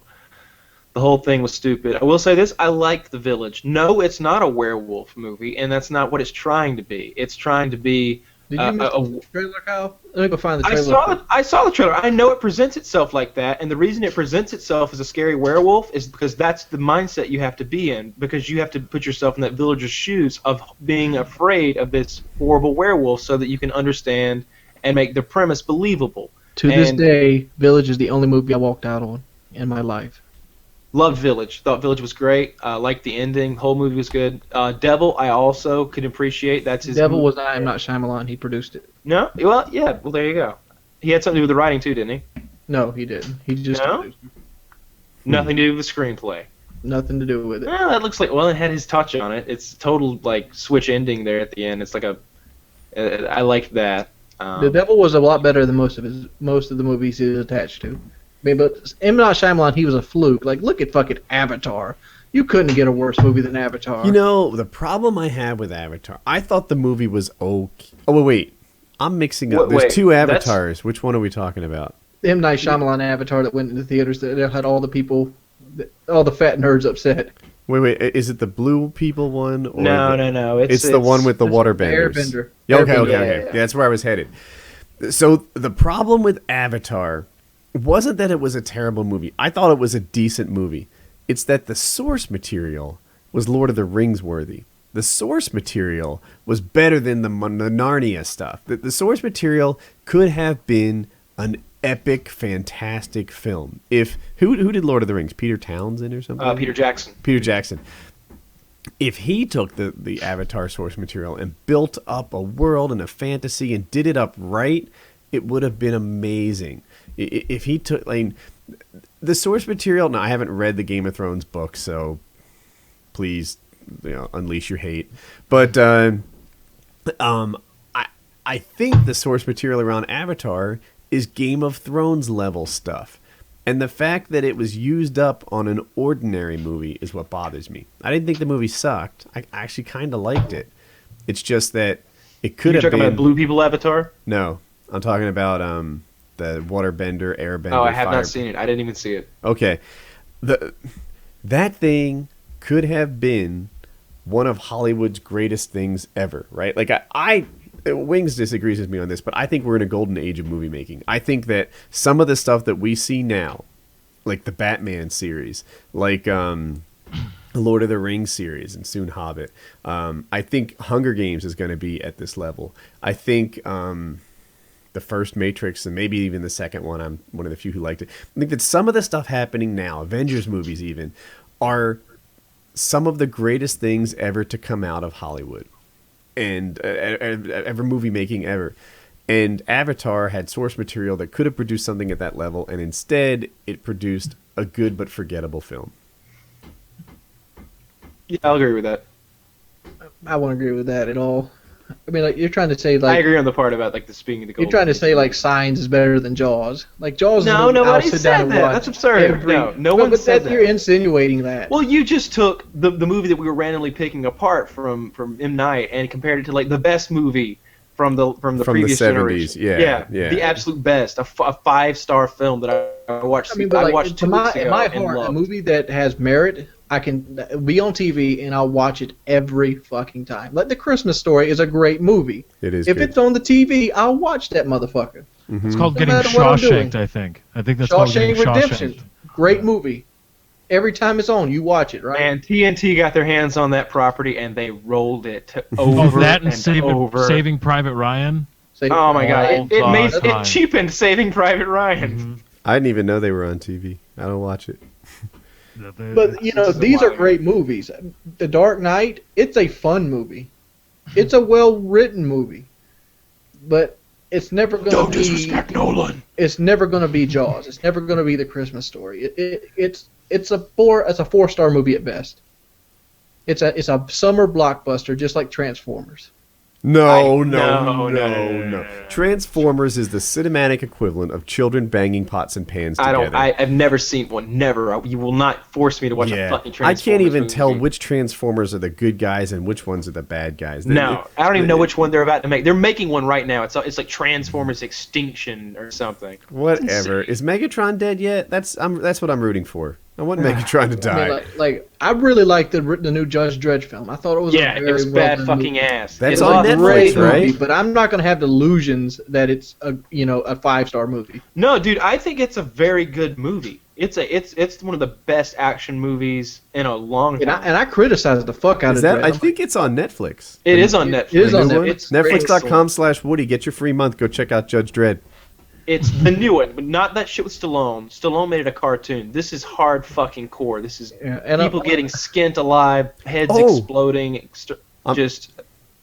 I'm sorry to cut you. I just read Netflix introduced Ultra HD. They have higher quality available to every ISP now. You know what I saw? That their list of supported devices, the PS3 could do Ultra HD, but the 360 couldn't. Oh. Yeah, personally, I've been using the Roku lately, and it can do Ultra HD. Yeah, I got a Roku right here. I know. Yeah, I'm pretty happy with mine. One I'm interested in. I'm sorry, I'm like taking us off movie talk almost. That was terrible, but the Xbox One has they're the people that kind of stressed how well they do things in addition to gaming, and I'm wondering if it will win its place as my new Netflix client. We'll see. Currently, I think I'm switching toward the Roku, even though I almost always have used the 360. This thing is just so easy to use. I hooked one up for my dad, and he loves that shit. He's like, I saw him today. He's like, I really appreciate you hooking that thing up for me. I'm like, what are you watching? He's watching that series Hell on Wheels. I was like, oh, nice. He's got good taste too. He's like 17 episodes into this really good show. And you can pick a movie. Like if you search Netflix for a movie, that's one thing. But if you search your Roku for a movie, it'll find it. It'll be like, give you the cheapest version. Yeah, it'll say, oh, here it is on Netflix. You already have a subscription. Go for it. It'll say, it's not on Netflix unless you had the disc service, but it's here on Amazon for $2.99, and it's here on like Popcorn something for $1.99, and you're like, oh, well, I'll watch that. It'll search for any movie across all sorts of different things. Did I show it to you, Kyle? I think I introduced you to the Roku, right? Yeah, I think so. I think it was the search feature that was like, wow, this is a thing. Yeah, I really like it. You know, if you want to watch Pulp Fiction, you search Pulp Fiction, and it gives you all the possible options, and you just use the cheapest one, which of course is Netflix. And I remember people would say like about the Apple TV, like, oh, the amazing thing about it is the size. It's the size. And I didn't really get why that was cool. But the Roku is the size of like a thick cell phone. And I think Not it's cool. even. It's the size of a thick coaster. Okay. Like a drink coaster. It's so tiny. It's I don't know. It's and you can put it anywhere. You could use those Velcro double-sided sticky things and just Velcro it to your wall if you wanted. I don't do it, but I think it has Wi-Fi built into it too. Yeah, I use mine with Wi-Fi. Mine's near a switch, so if you can go wired, you go wired. That's a How much rule of computing. Like $80. Yeah, it's a great. They're brilliant. Great. But dude, we're in a golden age of movie making. They're making fantastic stuff. I totally agree with you. And like Tarantino is he hits home run every single time. And you see. Oh, what was his last movie? The West one. The Django. Django's a masterpiece. That was an so amazing fucking movie. good. Although in hindsight, did they have to drop the N-bomb that much? Yes. Yes. Yeah. Okay. Absolutely. If you took it away, you lost it. I saw a thing where Leonardo DiCaprio was having a hard time saying the N-word so many times. He was having a tough time with it, and he was kind of taking a moment to himself aside during filming. And Sam Jackson was like, "Ain't nothing you can say hurt us. Come on, keep going." like you saying it a few times isn't gonna mean shit. Like, come on, we do this shit all the time. And then got him right back in it. I think it was important to all of them that it was in there. He staunchly defends that. Like he's like the N-bomb. He does. Yeah, he's like that's what our movie's about. It's like nobody had a problem with all the the anti-Semitic stuff in Inglourious Bastards. We were exterminating Jews. We were talking about kikes and dealing with all these race issues. We did the same thing to Jews. Now we're doing it with African Americans. I like the violence when he defends violence. Your movie's totally. So violent, and I think there was an event like it might have been the Boston bombing near the Django release. I forget. There was a murder though that got a lot of attention, like a mass murder, and then his movie comes out, and they're all like, "Oh, aren't you feel bad about your violence? Don't you think that violence is corrupting the show?" And he's like, "No. I do movies with violence in them. I think it makes for interesting storytelling." And you're like, "Good on you." I like movies with violence in them. When an HBO show starts, at the beginning of it, it says this thing has violence, nudity, sexual situations, and some other stuff. And I'm like, that's some of my favorite shit. Let's get the popcorn. Yeah. I love Tarantino movies. So there's this whole theory about the Tarantino universes. And it basically goes that there are 3 levels of the Tarantino movies, and they all take place within the same quasi-universe. So characters carry on from movie to movie, and the coolest thing is that all of the Tarantino movies take place in a universe in which World War II ended, as it does in the Inglourious Bastards, with Hitler's brutal murder by the American soldiers, with just a whole massacre and a bombing. So now America's more desensitized to violence. It's a scarier, dirtier America. And then you've got characters like Vincent Vega, who is the brother of Michael Madsen's character in Reservoir Dogs. So Pulp Fiction, Reservoir Dogs, those 2 characters are brothers. They're in the same universe. When Uma Thurman's character in Pulp Fiction talks about her TV pilot, Fox Force 5, that's Kill Bill. Kill Bill is a movie that takes place in the Pulp Fiction universe, which is in the same universe as Reservoir Dogs, in which Mia Wallace plays the character of the bride. It's just a movie within a movie. Wow. There's tons of similarities. But do you think the that name? I'm sorry, you want to do more? The Bear Jew's last name is like Scagnetti or something like that. And he's the great grandfather of like the movie producer from like Jackie Brown or something like that. He's also there's this huge. director. But do they contend that Tarantino planned this, or do they just reverse engineer it in? It's hard to say. See, okay, The Matrix. I watched that movie and I liked it, and then I hit the internet and I started learning about like all the fan theories, the Jesus Christ tie-in, the how it was like a rewrite of the Bible, and then I loved it then I realized that this movie existed on a level that was far deeper and more interesting than I absorbed by myself in the movie theater. When I saw the parallels to Jesus, and this guy represented that guy, and the architect was this, and then I was like, oh my God, this is the most amazing movie. And then the second one came out, and they did it again. And I watched it in the theater, and I liked it. And then I went home and read the fan theories, and I loved it. And I was like, my Lord, that was when I first started saying, but Matrix 2, that we exist in a golden age of movie making. Fuck the silver screen. It's the golden screen right now. Things have gotten better. It is incredible. These movies exist in these twisted layers that make Inception jealous. And then I saw the third movie. The third movie, I was there ready to dissect it and find out what this and all the conclusions to these wild fan theories that I fully understood because of all the background research I had done to fully get it. And after the third movie, I realized that the first two sucked because it wasn't as good as I thought it was, because all the fan theories were just reverse engineered into a very basic movie. And it wasn't actually there. All these wild off-screen sort of things that tie it in were just invented, and the movie wasn't as good as I thought it was. The third movie was so bad in The Matrix that it made the other two not as good because they didn't answer the questions I needed answered. It revealed the fact that the first movies were the surface dupe movies that I thought they were as I watched them in the theater. Yeah. The first one was just wonderful, though. I really liked the first one. It was good. I like that whole journey he went on, and the idea of learning is just but the information things is that plugged made into it your brain. a super movie, the fact that it was like a futuristic version of a Bible, with this character representing that, and that's not what did it for me. This guy is actually Judas because he's the guy that betrayed them, and like all this wild like tie-in stuff that turned out to be just fan art bullshittery. What got it for me was this kind of it was kind of this virtual reality where there weren't really any consequences, and like when he goes on that shooting spree in that building at the end, when that music's cranked up and it's just like the graphic novel, like the pages that were written, and it's perfect. That scene is so good. That's what did it for me. I love the action scenes, the fighting, and the choreography and all the gunplay, and also they did a lot of stuff visually that had never been done before. That whole bullet time thing, that spinning in 3D in the movie, that was really cool. And I'm interested in where that's going, because like the bullet time in The Matrix was amazing. It had never been done before, and it was groundbreaking.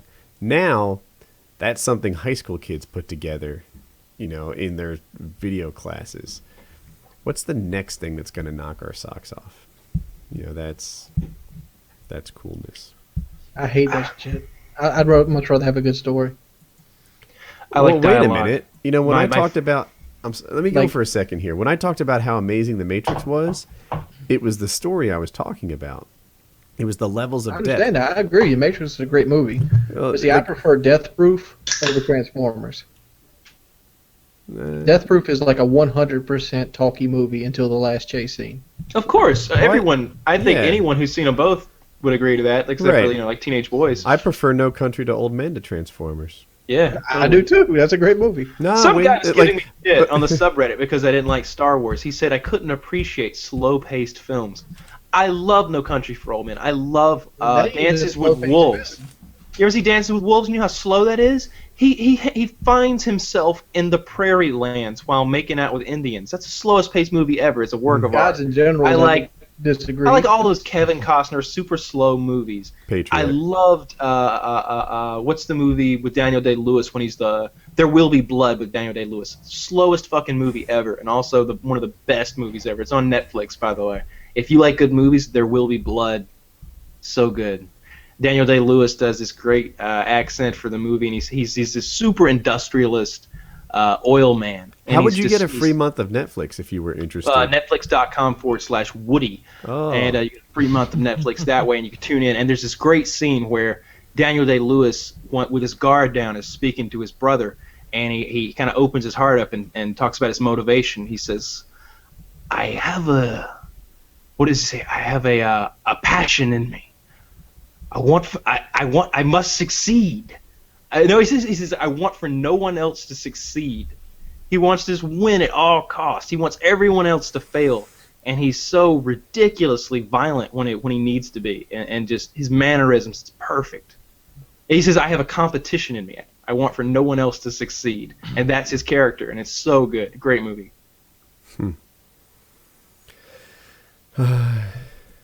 Wild card? Yep. Wild card. Wild card. All right. I was about to do the Fallout